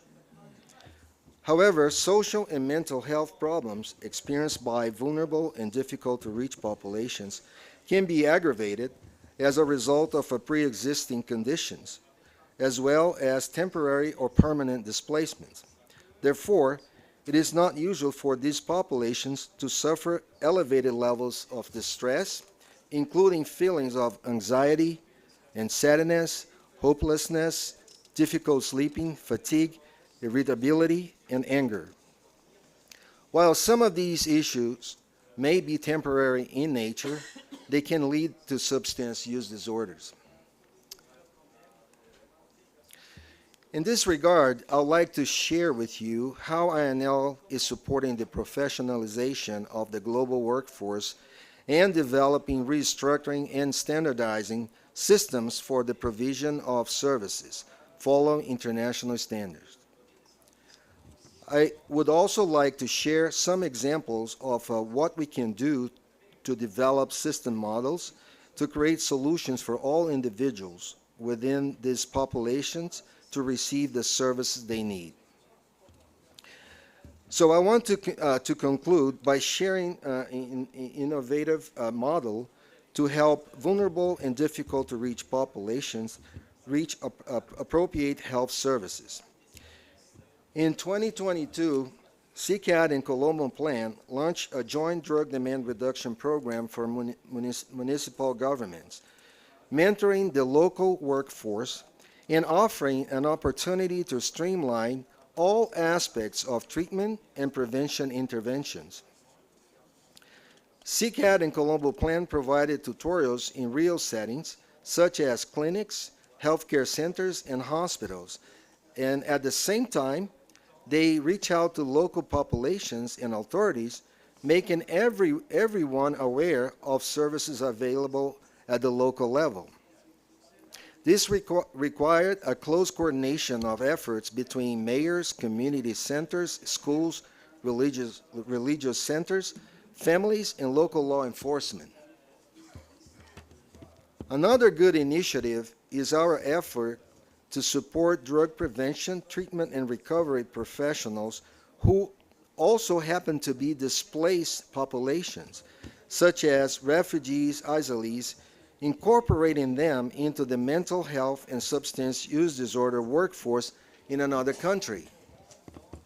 In this case, through a Brazilian NGO called Panaga and the State University of Campinas, Unicamp, that I think you all know, we initiate a mobilization program for Afghan drug demand reduction professionals who have been receiving INL training for many years to relocate to Brazil. These professionals were trained and provided healthcare services to more than 9,000 Afghan refugees who receive humanitarian visas to resettle in Brazil. This first of its kind program is intended to increase the quality of services provided by the Brazilian authorities to displaced populations in the country. Another INL network that can also support the development of drug demand reduction systems is the International Technology Transfer Centers, or ITTCs, that most of you know what it is. INL established ITTCs to help governments analyze their treatment and prevention systems and identify gaps of weaknesses. In this network, universities provide careful analysis of their national systems and provide advice to governments. The ITTC network advises and strengthens the national university's ability to conduct research and help shape government policy and the various level systems development I just reviewed in the previous slide. ITTCs are based in universities and research centers and utilize a variety of strategies to accelerate the adoption of science-based and culturally appropriate practices. An ITTC works with local governments to design and implement effective local drug demand reduction strategies that meet international standards. INL has established and supports the ITTCs in Colombia, in Peru, among other countries in Asia and Africa. We invite you to consider this network as part of your future efforts to strengthen your drug demand reduction systems approach. Please reach out to me if you are interested in learning more, and I would be happy to provide you with additional information.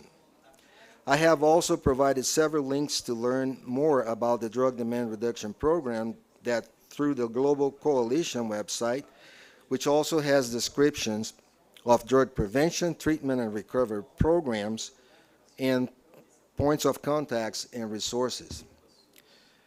With that, I conclude my remarks and would like to express appreciation to the organizers for the opportunity to speak with you today.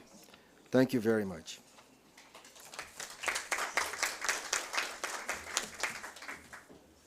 Muchas gracias, Lu, por tu excelente presentación.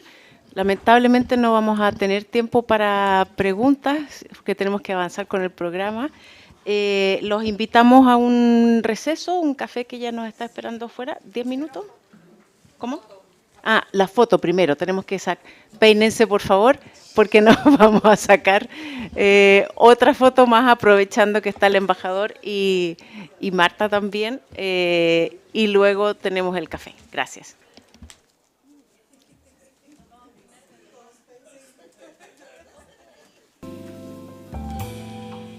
I go crazy wondering what there is to really see. Yeah, I was wondering who started to sing.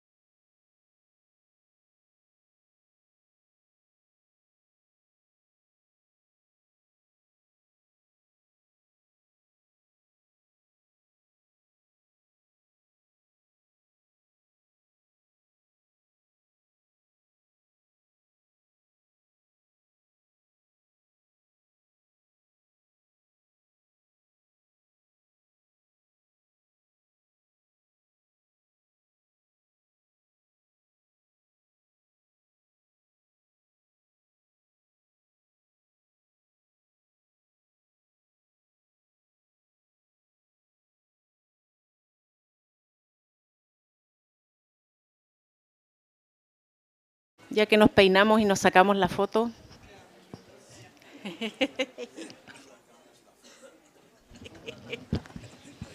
No. Hace mucho calor y hay muchas fotos. Esa es la experiencia de Brasil. Muchas fotos, muchas fotos de grupo. Sí. En resumen. Claro, en resumen. Muchas fotos. ¿Tiene el código Wi-Fi? Ahí está. Can you see?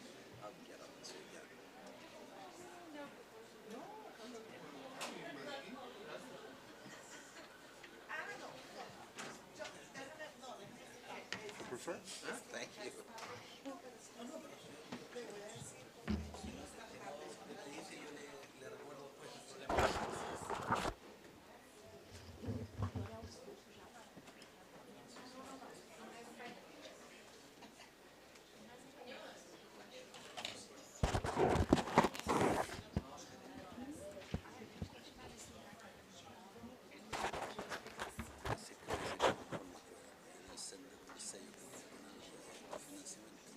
¿Que los pueden ayudar?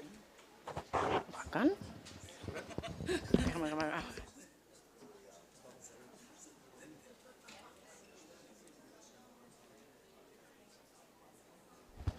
Bien, vamos a retomar el programa para no seguirnos ya.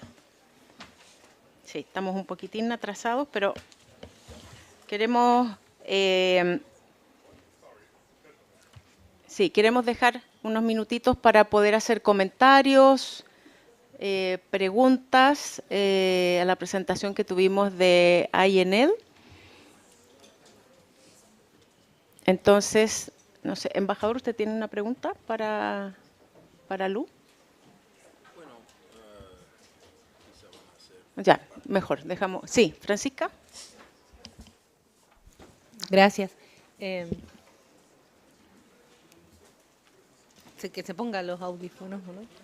Ah, sí, pero... Sí, Lu tenía la ventaja que habla... Español e inglés. Español, inglés y portugués. Ah, bueno. Bueno, muchas gracias, Lu, por tu presentación y por todo el desarrollo que INL hace y apoya, ¿verdad?, en todos estos ámbitos. Quería a lo mejor que si pudiera precisar o contarnos un poquito más de aquellas iniciativas de formación para los profesionales que señalaste en el sentido del sistema y que están disponibles también para poder ir conociendo un poquito más eso. Gracias. Sure. The importance of having a balanced system approach is exactly to calculate or to prepare for what the balance of professionalization and number of a workforce you're going to need in different levels. So when I mentioned like the country's, 10,000, 1,000 of number of professionals, I was referring not only for those qualified to do interventions, but anyone that is part of the community and is helping to reduce harm, drugs addiction and harm reduction. It's also part of this total number of workforce needed. So we heard from Maria Mercedes' presentation about the parents, the importance of parents. So they are a part of those kind of a population we need to develop the right structure of a workforce for implementation. I don't know if I answered your question. Yeah, thank you. Muchas gracias. Jorge Olivares, acá al lado mío.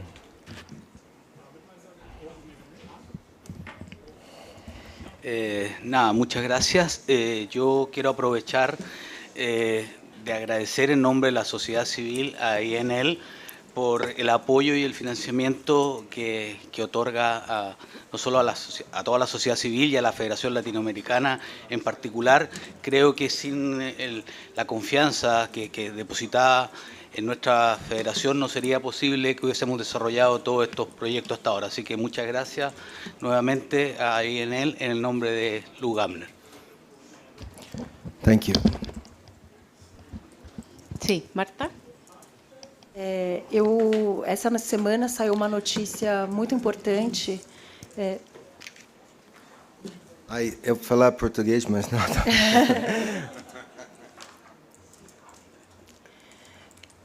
Ok. Eu queria comentar, né, a notícia muito importante que saiu essa semana da redução das mortes por overdose num percentual significativo de aproximadamente 10%. Isso foi com certeza uma vitória do governo nesse caso. Eu sei que talvez não explique tudo, né, mas os serviços e as iniciativas de redução de dano me parecem que foram muito significativas. E eu também queria entender um pouco se houve um avanço na regulação da indústria farmacêutica. Então, eu queria só, eu sei que é um tema amplo, mas se você pudesse comentar rapidamente quais foram as medidas que influenciaram nesse resultado, que acho que foi a primeira notícia muito, muito boa e me deu muito otimismo pensar que o número de mortes já está sendo reduzido substancialmente nos Estados Unidos. Thank you so much for this great question. Yes, so a couple of points that I'd like to make. First, the pharmaceutical industry is very important that works, with governments about how they are controlling, how they are doing their own checking on their, pharmaceutical distribution to the population. That's number one. But a second factor that really we believe it contribute a lot for it, was the action of the Department of State of now being with the global coalition efforts to be integrating our internal governments, speaking to all levels. So we now have even our Secretary of State reaching out to cities in the country and talking to everyone. So yes, you saw some good results this year that the number, I think, went down about 3%. This is all part about this kind of efforts that we've been bringing together through the coalition and through the getting all this feedback from countries participating on it, and we're sharing expertise, we're sharing, best practices, we're sharing, new ideas about how to deal with the synthetic threat all over the world, and especially in the United States, where we are the ones really suffering a lot with it. Did I answer your question? Yeah? Okay. Thank you. Muchas gracias. ¿Alguien más quiere hacer alguna pregunta, comentario? ¿No? ¿De los conectados online tampoco? No. Lu, no sé si quieres cerrar con algo que quieras remarcar. Thank you very much for giving me the opportunity to share with you this system approach importance, to have a balanced system approach in your countries, because as you know, as population grows, resources also get very short, and we need to have, use our resource with the best smart way possible. So that's the reason you need to have and maintain a very balanced system approach between those three levels that you saw on the top of the pyramid. I would love to talk more on the side with anyone that would like to learn more about the way the United States actually try to balance out those three kind of levels. Thank you.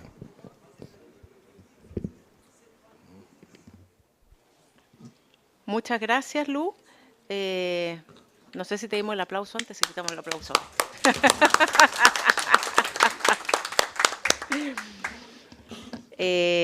Bien, está ahí Alfonso. Alfonso, ¿tenemos conectado ya o no? No. Medio segundo. Relleno, ¿con qué? ¿Alguien quiere comentar algo mientras tanto? ¿Queremos ir a Campiñas?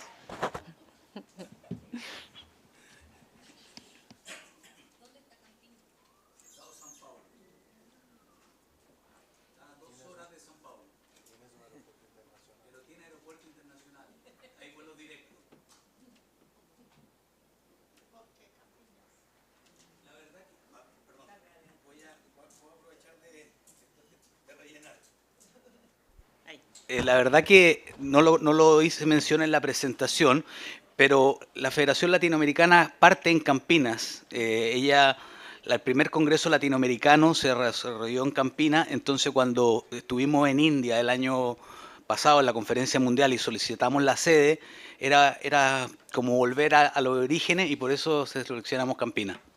Esa fue la razón.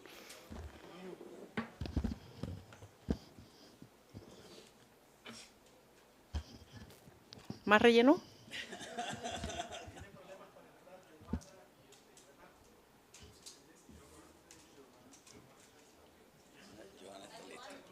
Ya, perfecto. Bueno, tenemos ya en línea a Giovanna Campello, quien es la jefa de la sección de prevención, tratamiento y rehabilitación de la Oficina de las Naciones Unidas contra la Droga y el Delito, quien nos va a hablar de las tendencias y actualizaciones mundiales y regionales de la Oficina de las Naciones Unidas contra la Droga y el Delito, UNODC. Además, le agradecemos porque allá es muy tarde y ha estado esperando para poder conectarse. Giovanna, tienes la palabra.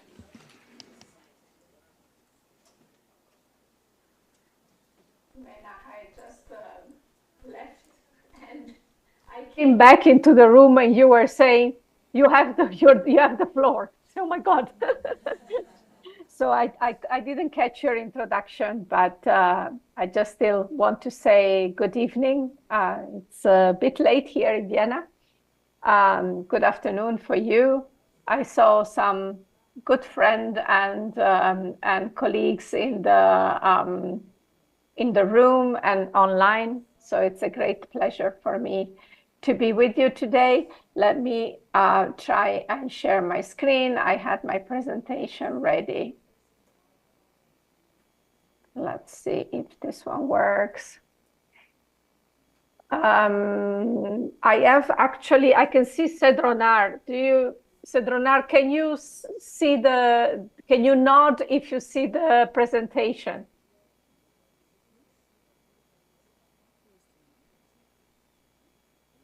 Or somebody can tell me if you see the presentation. I will assume that you do. Here in the room is okay. Very good. I hope the others see it too. So let me just close this one small. And so I think we know each other, most of us. And I just thought that I would take the opportunity to give you some data from the New World Drug Report that highlights some of the trends, not all of the trends, but some of the trends that have come to light from the work of our colleagues in the research section, and some of the new initiatives that we have just launched to support member states, in addition to our usual work, but to support member states in addressing the challenges posed by these trends. So first, in terms of use, these are the latest data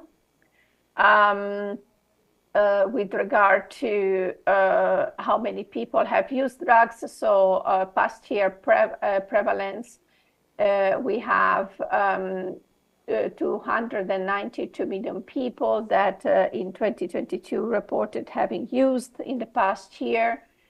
And this is, in absolute term, an increase of over 20% in 10 years.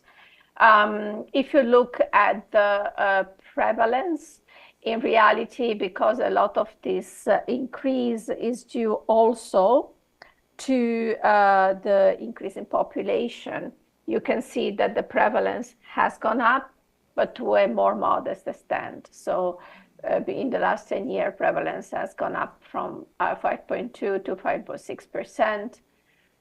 Of course, the kind of drugs used remain more or less the same, with opioid use being very prevalent and high in North America, but we were already discussing, I caught the tail end of the discussion, on how there are encouraging signs in terms of overdose deaths decreasing, which is fantastic, of course, to hear.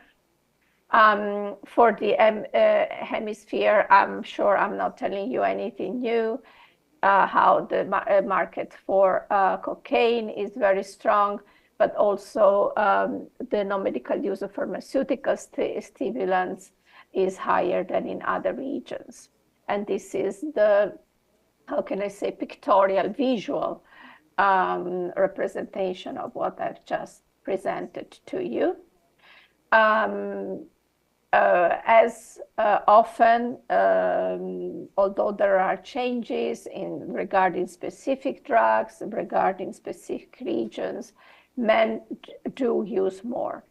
Only 1 in 4 persons who have used any drug in the past year is a woman. But the gender gap is closing. So, for example, you can see here a trend by which past month cannabis use among women increased by more than 3 times in the last 10 years at a significantly higher rate of increase than men.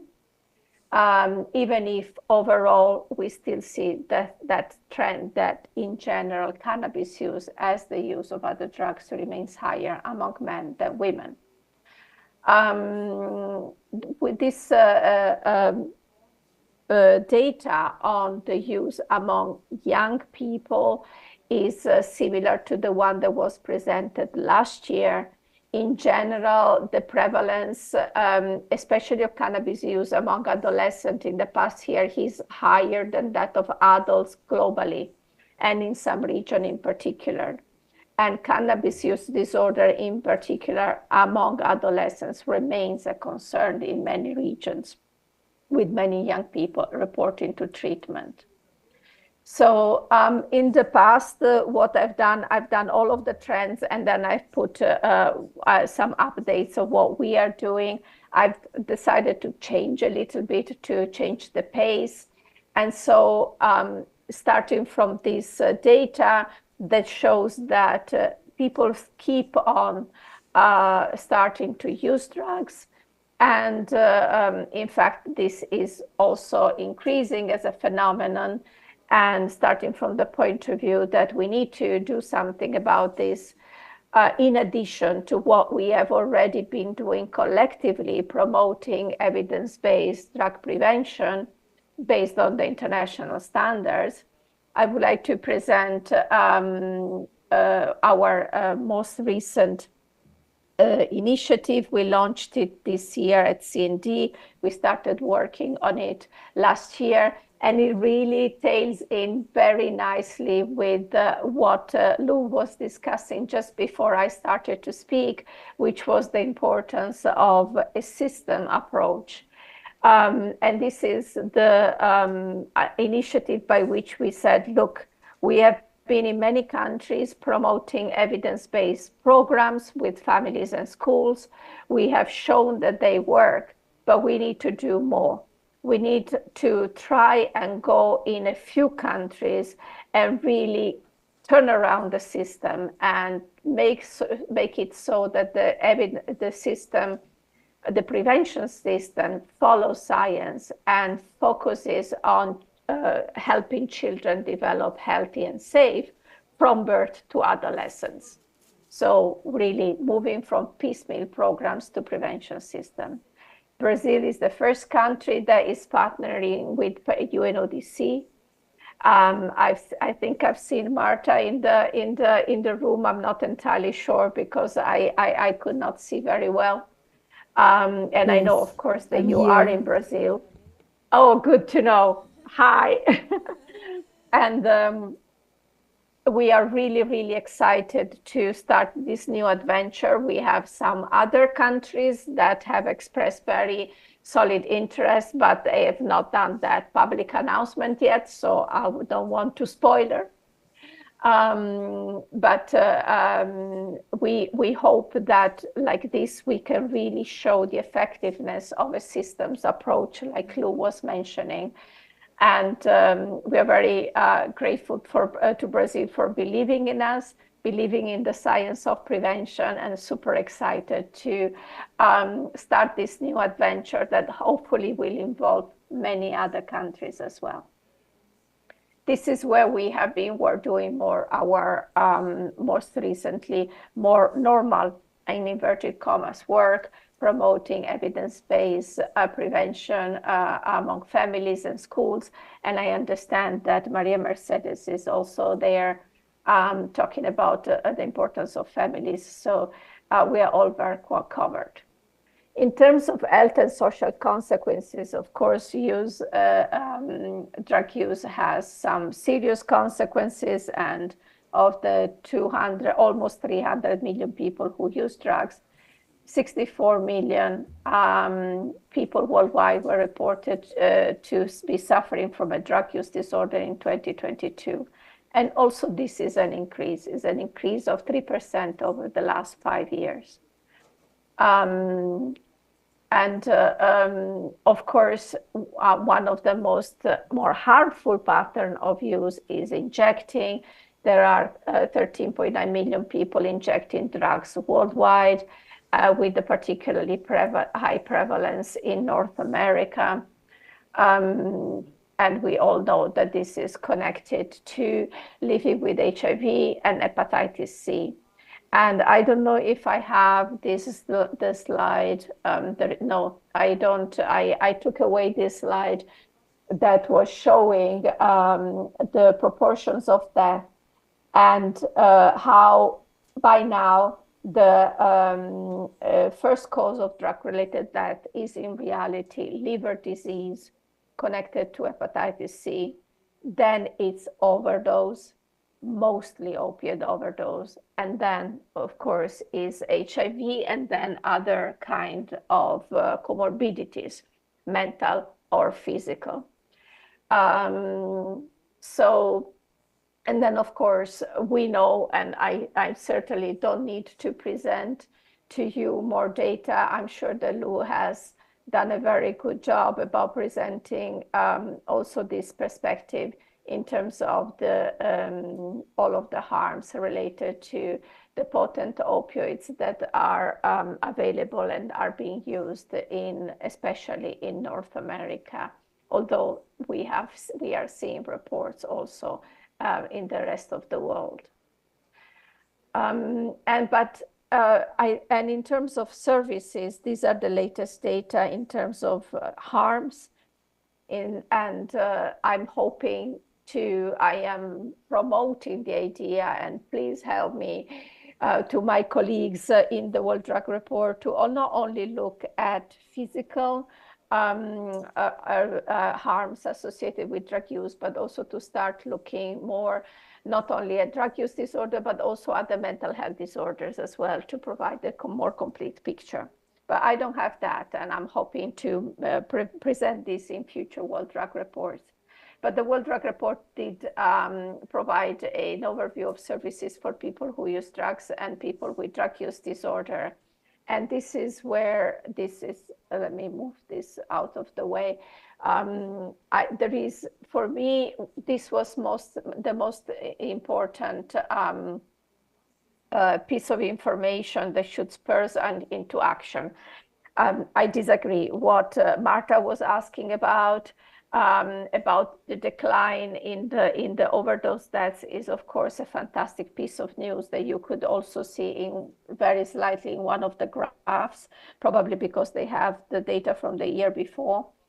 But apart from that, what you see on this slide, which is of great seriousness, is that not only there is a huge treatment gap with a vast majority of people with drug use disorder not being in treatment, but this percentage in the last years has been going down in spite of all our efforts. The percentage of people in treatment decreased from 11% in 2015 to less than 9% in 2022 worldwide. And in the Americas, we have an average of 10.7%. So it's within the average, a bit more, but it's still really, really little. And then yes, we are seeing a decline in overdose deaths, but it's not enough. And this is also why, this is part of the response as to why there is just not enough investment on the services. And so I think that this is one of the most striking points that I would like to present to you, and that we should use as advocacy among ourselves and in the international community to get more funding for treatment. I know that I'm preaching to the converter, but to the converted, I know you are all with me on this. But at the same time, I think, I hope that to present such a striking piece of data can help us advocate better. And you will not be surprised to know that, of course, South Central America and the Caribbean are the same regions with the highest proportion of people in drug treatment owing to the use of cocaine products worldwide. Of course, this follows the data on use that I was presenting.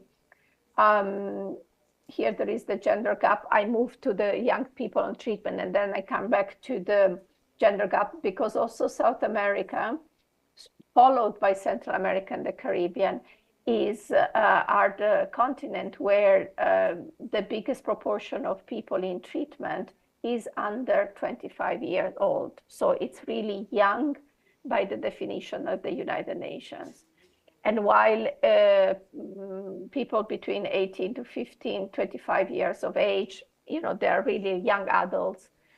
If this starts looking at adolescents, of course, we need to get our act together better, because they need special services, which they do exist. Of course, we know what works, not completely, but we have a good idea. We just need to invest on it more. And we need to invest more on treatment that responds to the specific needs of women, which again are even less in treatment than their male partners. So in 2022, women constituted only about 1 in 5 persons who were treated for drug use disorder, while 1 in 4 persons who used drug was a woman. And in the Americas, 7.5% of women and 13.1% of men with drug use disorder received treatment. So again, also a gap, even if maybe it's a bit closer than in the rest of the world. And in the Americas, apart from the cocaine that I was mentioning before, there is still an important proportion of persons in drug treatment for opioids and cannabis, and also amphetamine time stimulants. And I think this goes back again to the point that Lou was making about the system. We cannot afford to have treatment systems that are very focused and are able to provide treatment only for one kind of drug use disorder, only for one substance, maybe only one kind of pharmacological. We need to have that system that is able to address challenges, also because we see polysubstance use more and more, and it's just not affordable anymore to be too specialized. We need a system that presents that highlights, that is able to address all of the multifactorial all the multisectorial factors that have made a person vulnerable to drug use disorders. I mentioned here stimulants. I was mentioning before cocaine. I was mentioning before pharmaceutical stimulants. What we know, of course, is that in the context of stimulants, we don't have the powerful and scalable pharmacological options like opioid agonist maintenance treatment that we have for opioids. And that is why we have launched this year Scale Up, because we think that the international community has to get together and stimulate research for scalable So not only effective interventions for the treatment of stimulant use disorder, but those interventions that are scalable, that can be implemented at scale, both pharmacological and psychosocial, so that we really manage to finally increase treatment engagement, treatment retention, and actual recovery for people with stimulant use disorders and stimulant dependence. And here in the hemisphere, of course, the Global Coalition has connected to, as a recognized scale-up, as a useful initiative, and our colleagues in Canada, we are in contact with them to implement a meeting that would start promoting and make this initiative grow. Of course, I cannot not mention the countries Colombia, Ecuador, Guatemala, Honduras, Mexico, Panama, Peru, Dominican Republic, and Bolivia that are participating with such amazing enthusiasm in the QUALAT project. This is a project on promoting quality assurance to enable drug dependence treatment in line with international standards. And we have had amazing participation from the countries and very, very good discussion on how to improve different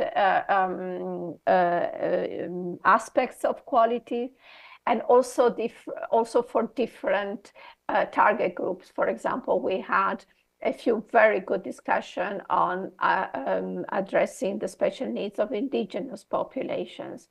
So I really thank the countries for their enthusiastic participation and hope that they are able to put to fruit the experiences that they are sharing and that they are learning in the context of this network. In the context of people in contact with the criminal justice system, of course, I would like to invite you to consult the World Drug Report, because there are some very interesting new data that show, if you look at all of the people that are either in contact with the criminal justice system through police formal contact, or are prosecuted or are convicted, how many of these in the drug-related category is due to possession or trafficking, and how most jurisdictions with data in the Americas consider drug possession or use either not to be an offense or to be a non-criminal offense, with custodial sentences for drug use or possession being rare, which is really, really interesting and positive. But still, with a high rate of persons are arrested for drug use and possession offenses in the Americas. So there is obviously something that is working nicely in terms of providing alternatives to conviction or punishment for people who are using people with drug use disorders, and in appropriate cases of trafficking of a minor nature, like the conventions say. But still, maybe there is something that we can do to work more together with the police to allow them to do their job, but also use that as an opportunity to promote the health of people who use drugs and people with drug use disorder.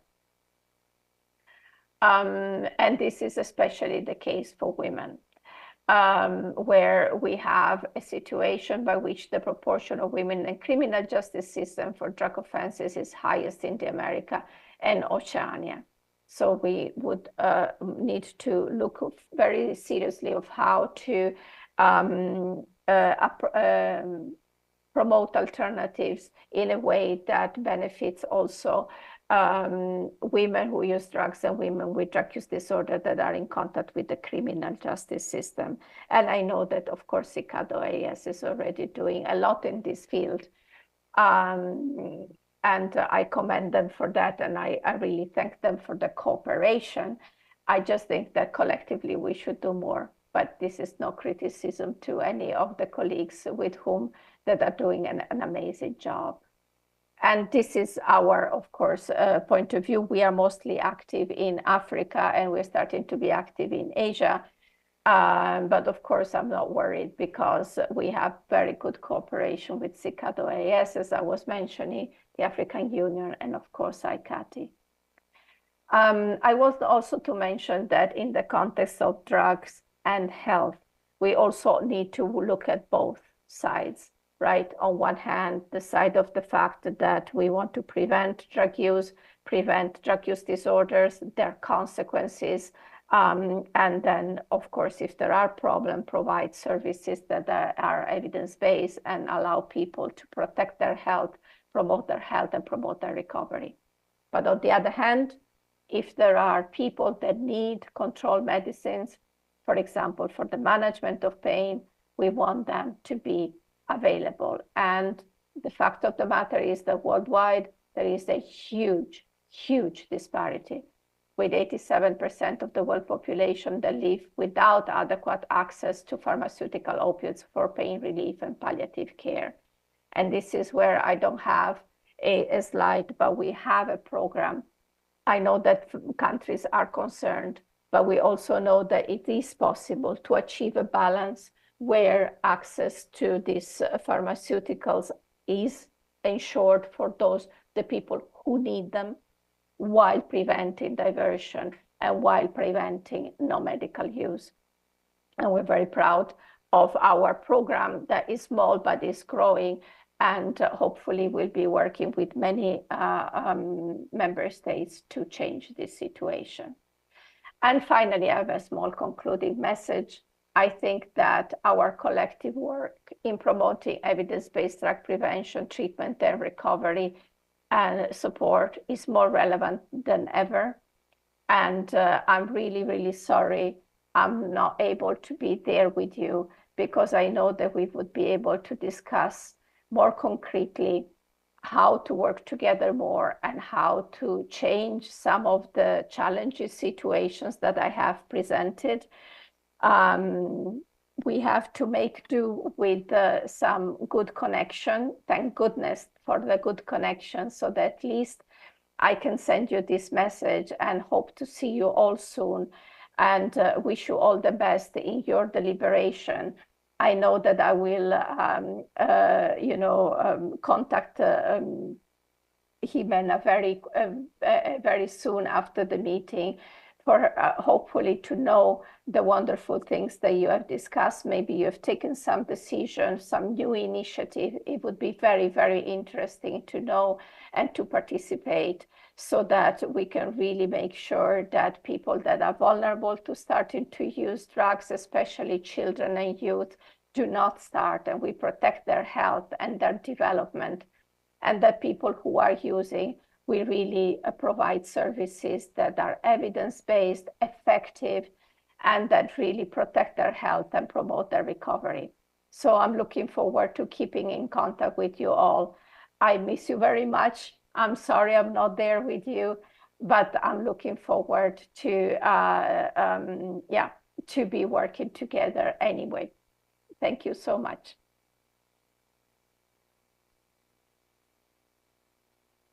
I'm Muchas stopping the gracias, share. Joana. Yeah. No sé si hay alguna pregunta, comentario. Sí, Lyra Thompson. Hello, Giovanna. It's lovely to see you again. Lyra Thompson, Hollingsworth from Trinidad and Tobago.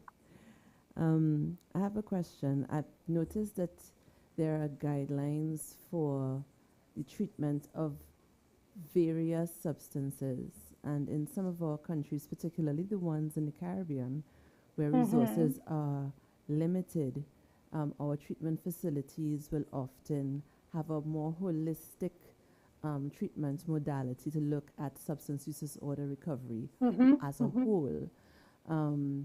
Does the UNODC have guidelines for treatment in general, like for treatment facilities, so that no matter which substance a client may present with, um, that we can effectively use the international standards for treatment, irrespective of the substance being sought treatment for? Thank you. That is an excellent question. And indeed, that's what I was pointing at with my comment earlier on. So the standards cover everything, right? All use of substances and all kinds of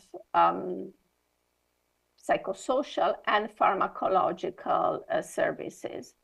I think that if a holistic, like you were mentioning, service that invests in good psychosocial support and in good recovery support, which is largely independent of the kind of substance that is being used, would already be in a very, very good place. Part of this will be also collecting at least basic data about what the patient are using. And so there will be points in which, for example, if you notice a significant increase in the use of opioids, it will be worthwhile to invest in pharmacological treatment that is specific to opioids, but that is a very, very powerful tool. The reason you saw something very specific to stimulants, it's only because something like this for stimulants does not exist. And while we still promote a system approach, a holistic approach like you were mentioning, we also are very aware that if we had a powerful tool like opioid agonist maintenance treatment, like that we have for opioids, things might be easier for the services that need to treat the use of stimulants or dependence from stimulants. So that is more of a project to stimulate additional research and additional action. But I think what you were mentioning is already a very, very good start. And the standards and the quality assurance tools that we have developed would serve you well in promoting the quality of such an holistic service. Muchas gracias, Joanna. No sé si hay alguien más que... Sí. Dr. Freeman. Before Dr. Freeman, can I ask whoever is controlling to remove the spotlight from me so that I can see the people speaking, because otherwise I see only myself, which is a bit funny. I would love to see Dr. Freeman and Lyra before. Sorry.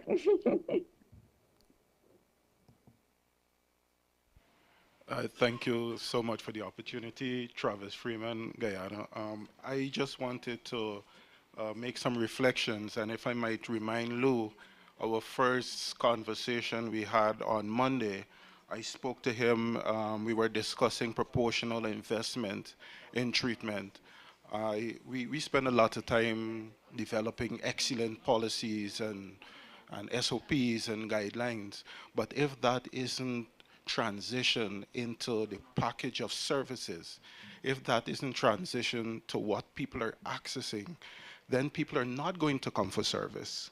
So a lot of investment has to be placed in a comprehensive package of services.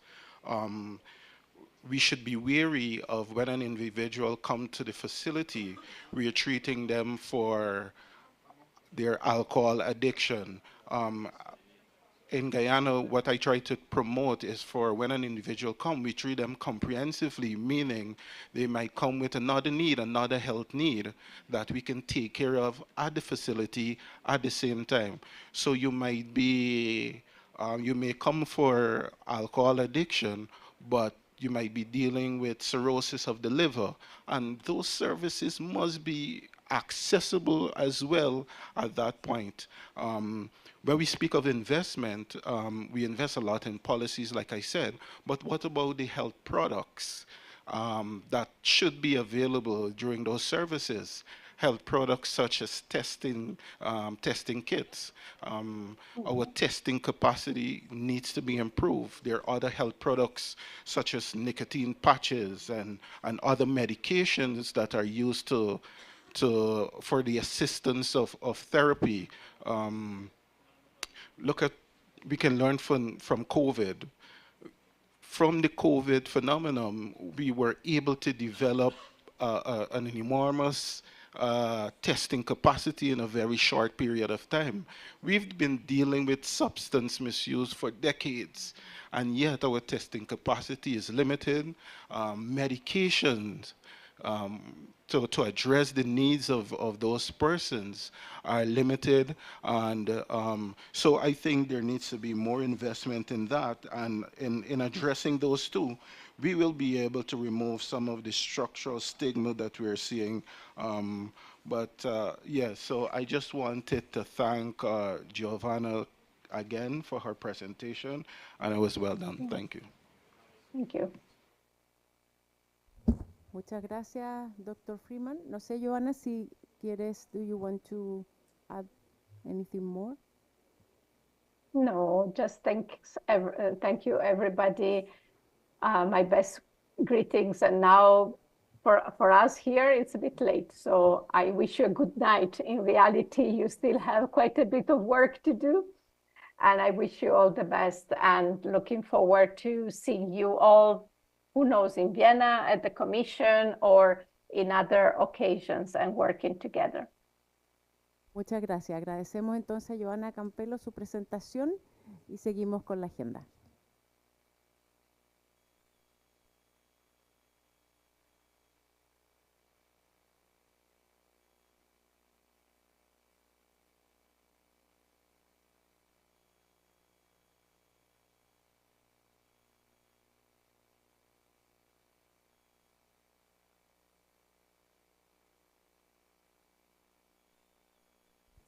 Ahora vamos a seguir con la agenda, vamos a empezar con la ceremonia de cierre y clausura. Entonces vamos a comenzar con las palabras de la señora Yvette Godard, quien está representando la vicepresidencia del Grupo de Reducción de la Demanda en manos de Barbados. Good afternoon, everyone. Thank you very much. So, recognizing obviously Mrs. Machado, who is chair of the Demand Reduction Group and part of the host of our meet in Brazil. Thank you, and all the members of your team very much for the coordination of this meeting. Of course, Ambassador Nam, Executive Secretary for CICAD, and his team. Also to you, Jimena, as the head of the demand reduction, of the demand reduction unit, and to the members of the unit, CICAD, and a special mention to Alfonso, who is still busy working. Thank you for all of the efforts in making the meeting a success, and of course to all of the presenters and the participants for such a rich meeting. Of course, I want to commend the chair of this group, Brazil, for presenting such a wonderfully rich agenda covering a wide range of topics which are particularly relevant to this hemisphere, but which at the same time create opportunities for development, but also highlight the increasing threats to our region. Perhaps it speaks to our maturity as a region that we are willing to confront these issues head on and seeking to be proactive in treating to them, to those that will certainly arise if left unchecked. In particular, I'm happy that the chair and the team of the Executive Secretariat at CICAD included on the agenda issues highlighting the need for women to be provided easy access to care with respect to drug use, how we treat the most vulnerable populations as individual member states, but also as a region, continuing to present mental health as a very real threat to our societies, and seeking to keep this issue on the front burner. Our maturity is also reflected in the fact that as a hemisphere, we continue to strengthen our data gathering efforts to ensure that we provide culturally relevant, cost-effective responses to diverse populations who are impacted by drug use. Of equal importance is that the political will needed to set and or change policies which ultimately drive interventions must be grounded in research and data, which is itself timely and relevant. So thanks once again to Brazil and to the Executive Secretariat of CICAD, and I trust that we are all leaving better informed and motivated to continue the important work of drug demand reduction in our respective countries. And on behalf of the delegation of Barbados, I wish to say that it has been our pleasure to work alongside Brazil in our capacity as vice chair of this group of experts to assist in making this meeting a reality. I thank Betty Hunt and the team at the National Council on Substance Abuse for all of their hard work as well. And we look forward to welcoming you in Barbados next year to continue our work in this important area. And just to add for information that we are considering the first week of September, but we will of course continue to work with the Secretariat to advance plans. So thank you again. Obrigada.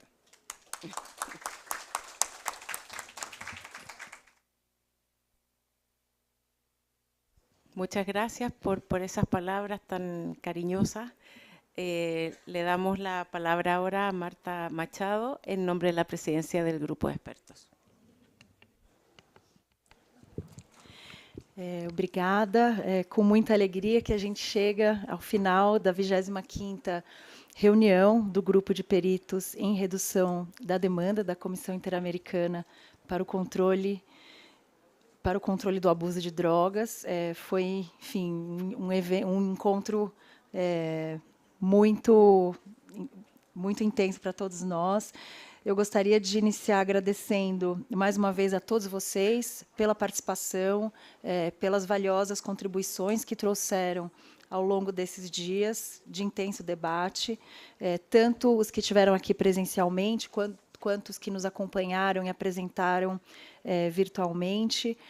Foi realmente um grande privilégio sediar esse encontro aqui no Ministério da Justiça, aqui no Brasil, e contar com a presença de todos vocês aqui nas diversas representações. É um encontro, estávamos agora falando com o embaixador Nan da impressionante representatividade dos países aqui em torno dessa mesa. Então, e todos nós aqui, sim, realmente é um momento de grande esperança e alegria ter todos aqui envolvidos em torno desse objetivo comum de fortalecer as políticas de redução da demanda de drogas nas Américas. Eu gostaria de cumprimentar os meus estimados colegas dessa mesa, o embaixador Adam Nan, secretário executivo da CICAD, a embaixadora Ivete Godard, representando a vice-presidência do grupo. E gostaria de cumprimentar também e agradecer por todo o apoio o senhor Marcelo Delanina, representante da Unidade de Crimes Transnacionais do Ministério das Relações Exteriores, que é um grande parceiro, na verdade, um grande apoiador de toda a nossa agenda internacional. Então, sem a participação da COCIT, do Marcelo e toda a sua equipe, a gente não conseguiria avançar como estamos avançando nos diálogos internacionais. Queria formalmente e abertamente te agradecer agradecer aqui, Marcelo. E fez um esforço de estar aqui hoje nesse encerramento, também agradeço muito por você ter vindo. Eu não poderia deixar de expressar a minha sincera gratidão a Nara Araújo, que liderou todos os esforços, nossa diretora de Prevenção e Reinserção Social, e que liderou todos os esforços na nossa condução enquanto estivemos aqui na presidência desse grupo, a Rimena Kalauski, a Isabela Araújo e a Alfonso Abarca, pela contínua dedicação e pelo trabalho exemplar à frente da Unidade de Redução da Demanda da CICAD.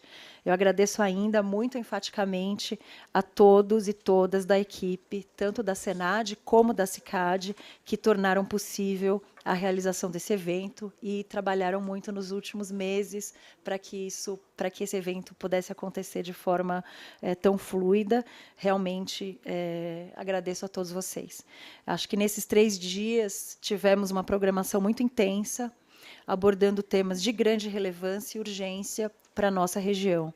Nossos painéis trouxeram à tona temas essenciais, desde as ameaças emergentes relacionadas às novas substâncias psicoativas, até as políticas de prevenção, com foco em justiça étnico-racial e desenvolvimento social comunitário. As discussões sobre indicadores em políticas de redução da demanda e as estratégias voltadas para as populações vulneráveis também se destacaram, demonstrando a amplitude e a complexidade dos desafios que enfrentamos na região. Tivemos também a satisfação de compartilhar algumas das nossas iniciativas aqui no Brasil. Então, o programa CRIA, Prevenção e Cidadania, que foi um grande programa lançado no dia 26 de junho pelo nosso ministro da Justiça, Ricardo Lewandowski. É um programa que chegará ao final da gestão em 163 municípios, que foram os municípios escolhidos especialmente como aqueles que detêm, eles são responsáveis por 50% das taxas de homicídios no país. São realmente os municípios mais violentos, digamos assim. E a plataforma PIPA, a plataforma integrada de prevenção ampliada, que a Giovana justamente mencionou, né, o acrônimo em inglês é CHAMPS, e a gente acredita muito nessa plataforma como uma forma de compartilhar evidências e experiências, facilitar o acesso à informação e fortalecer a gestão das políticas de prevenção ao uso de álcool e drogas, com base em monitoramento e indicadores. Destacamos, por fim, também tivemos aqui apresentando o Centro de Estudos sobre Drogas e Desenvolvimento Social Comunitário, que é uma iniciativa fruto da parceria entre a Senad, o PNUD e a UNODC, que visa oferecer subsídios para as políticas públicas inovadoras e promover o desenvolvimento alternativo, fortalecendo a resiliência comunitária como uma forma de prevenir o aliciamento por organizações criminosas. Essa reunião também chegou a recomendações muito importantes, né, recomendações que tratam do tema da prevenção integrada, da necessidade de troca, de mecanismos de troca de experiências entre os países no campo da prevenção sistêmica integrada, da importância dos contextos, de considerar contextos sociais de violências e desigualdades nos programas de prevenção, e a promoção, o compromisso de promoção do desenvolvimento social comunitário, mostrando a importância deste fórum, né, para o alinhamento das políticas de drogas com os objetivos da Agenda 2030. Cada uma dessas temáticas reforça a importância de continuarmos trabalhando de forma coordenada e integrada, compartilhando experiências, aprendizados e, sobretudo, soluções eficazes para reduzir o impacto das drogas em nossas sociedades. Estou certa de que os resultados dessa reunião serão transformados em ações concretas e eficazes que fortalecerão ainda mais nossas políticas e contribuirão para um futuro mais justo e seguro para todos. Antes de encerrar, gostaria, com muito entusiasmo, de aproveitar esse momento para desejar muito sucesso a Barbados, que assumirá a presidência do grupo de especialistas em redução da demanda no próximo ano. Estamos muito confiantes de que, sob a sua liderança, o grupo continuará avançando em suas missões, promovendo políticas eficazes e baseadas em evidências para a redução da demanda de drogas em toda a região. Oferecemos nosso total apoio e esperamos que o trabalho conjunto continue a produzir excelentes resultados em benefício de todos os países membros. Muito obrigada novamente a todos pela dedicação, pelo compromisso, pelo envolvimento de todos no debate, nos debates e nas apresentações, que possamos continuar avançando juntos e juntas nessa missão. Muito obrigada.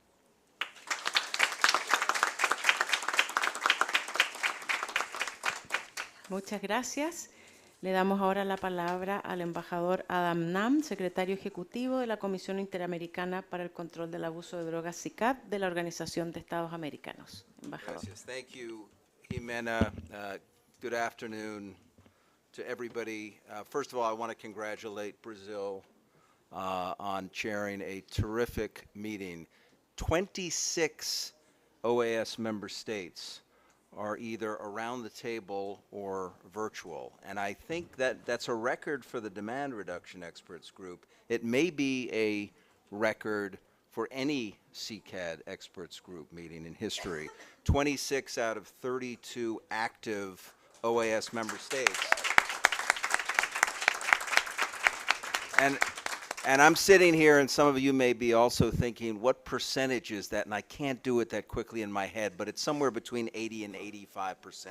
So that is pretty good. I want to thank Barbados, Permanent Secretary Goddard for your leadership, and Betty Hunt and the rest of the team from Barbados, and look forward to Barbados taking the chair and being in Barbados next year.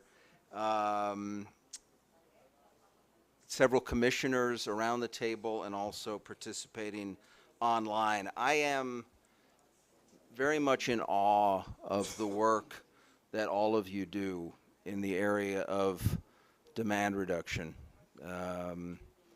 It's a difficult problem to solve. And in fact, I think everybody knows it will never be solved completely. That for as long as human beings have been walking the earth, they have ingested substances to escape reality. And that continues now with more insidious forms of drugs like synthetics, and I suppose it will always continue. But the goal of trying to reduce the consumption of drugs, demand reduction, is a very noble goal. It's easy to change a light bulb. You fix especially now with LED light bulbs, you can fix the problem virtually forever. The drug problem doesn't go away, we all know that, which makes the work that all of you do even more noble and even more important. On Monday, I'm going to be in Montevideo, Uruguay, at an event that Uruguay, our current CICAD chair, the commission chair, is going to hold on drugs and human rights. Human rights, obviously, and the words human rights have come up many times just today, and I'm sure in the past 2 days.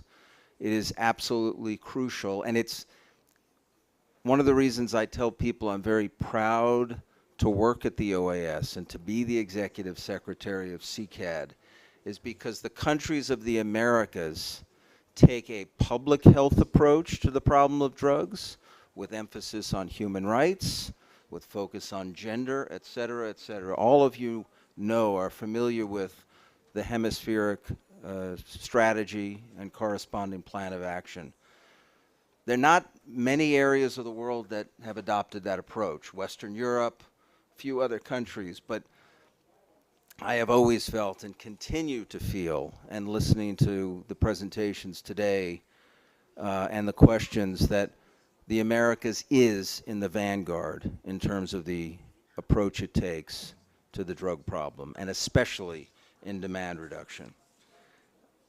Again, I want to thank Brazil, Dr. Machado, Nara Araujo, I know, is very instrumental and her team in putting this on. I want to thank INL, the U.S.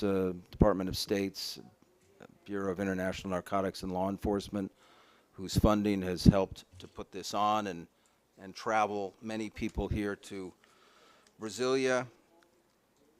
And I want to thank my team from the CICAD Demand Reduction Unit, Jimena Kalowski, Alfonso Abarca, Jose Luis Vasquez, Andrea Escobar, Isabella Araujo, Maria Virginia Garcia. She's back in Washington supporting all of this. I want to thank Pernell Clark also from the Inter-American Observatory on Drugs. Great meeting. Thank you all. Thank you for the work you do. I wish you safe travels back, and I look forward to seeing you either at CICAD's 76th regular session in November or at some other time in the future. Thank you again.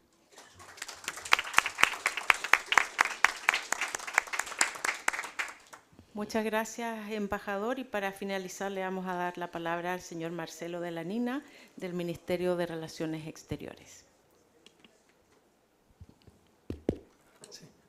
Muito obrigado. Eu peço desculpas, antes de mais nada, por tomar a palavra. Eu cheguei há pouco aqui nessa reunião e eu, inclusive, tinha indicado à secretária Marta Machado que não me parecia conveniente fazer uso da palavra, justamente que vim aqui para prestigiar esse momento final da reunião de vocês. Mas eu mudei de ideia, porque eu cheguei aqui e escutei o que eu escutei. Várias pessoas aqui já mencionaram que essa reunião, se eu entendi bem, estabelece um recorde em termos de participação, e tenho certeza que não terá sido apenas um recorde numérico de participação, mas eu vejo aí no semblante de vocês que talvez seja um recorde também em termos de intensidade e conteúdo das discussões. Então, me pareceu que valia a pena mudar de ideia, apenas para congratular todos vocês, todos os peritos, de todos os países que estão aqui participando, porque se foi todo esse êxito, é certamente graças a vocês. Não posso deixar de mencionar também, graças à liderança da nossa secretária Marta Machado, que é uma parceira, como ela indicou, e que nos desafia muito lá no Ministério das Relações Exteriores para acompanhar o ritmo e o dinamismo que ela vem imprimindo a área no plano das discussões multilaterais. Então, eu paro aqui, eu apenas queria realmente congratulá-los por essa reunião que eu vejo aqui, que foi uma reunião particularmente exitosa. Parabéns a todos.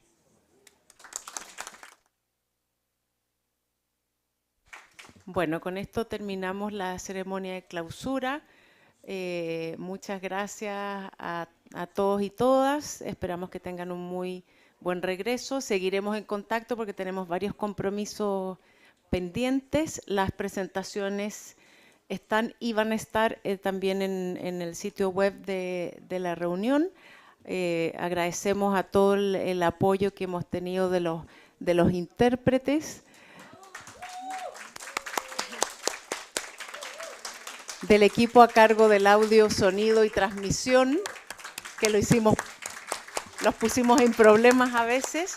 Y bueno, agradecer toda la calidez que hemos recibido de esta ciudad y del pueblo de Brasil. Muchísimas gracias, que tengan un buen regreso y nos veremos en Barbados.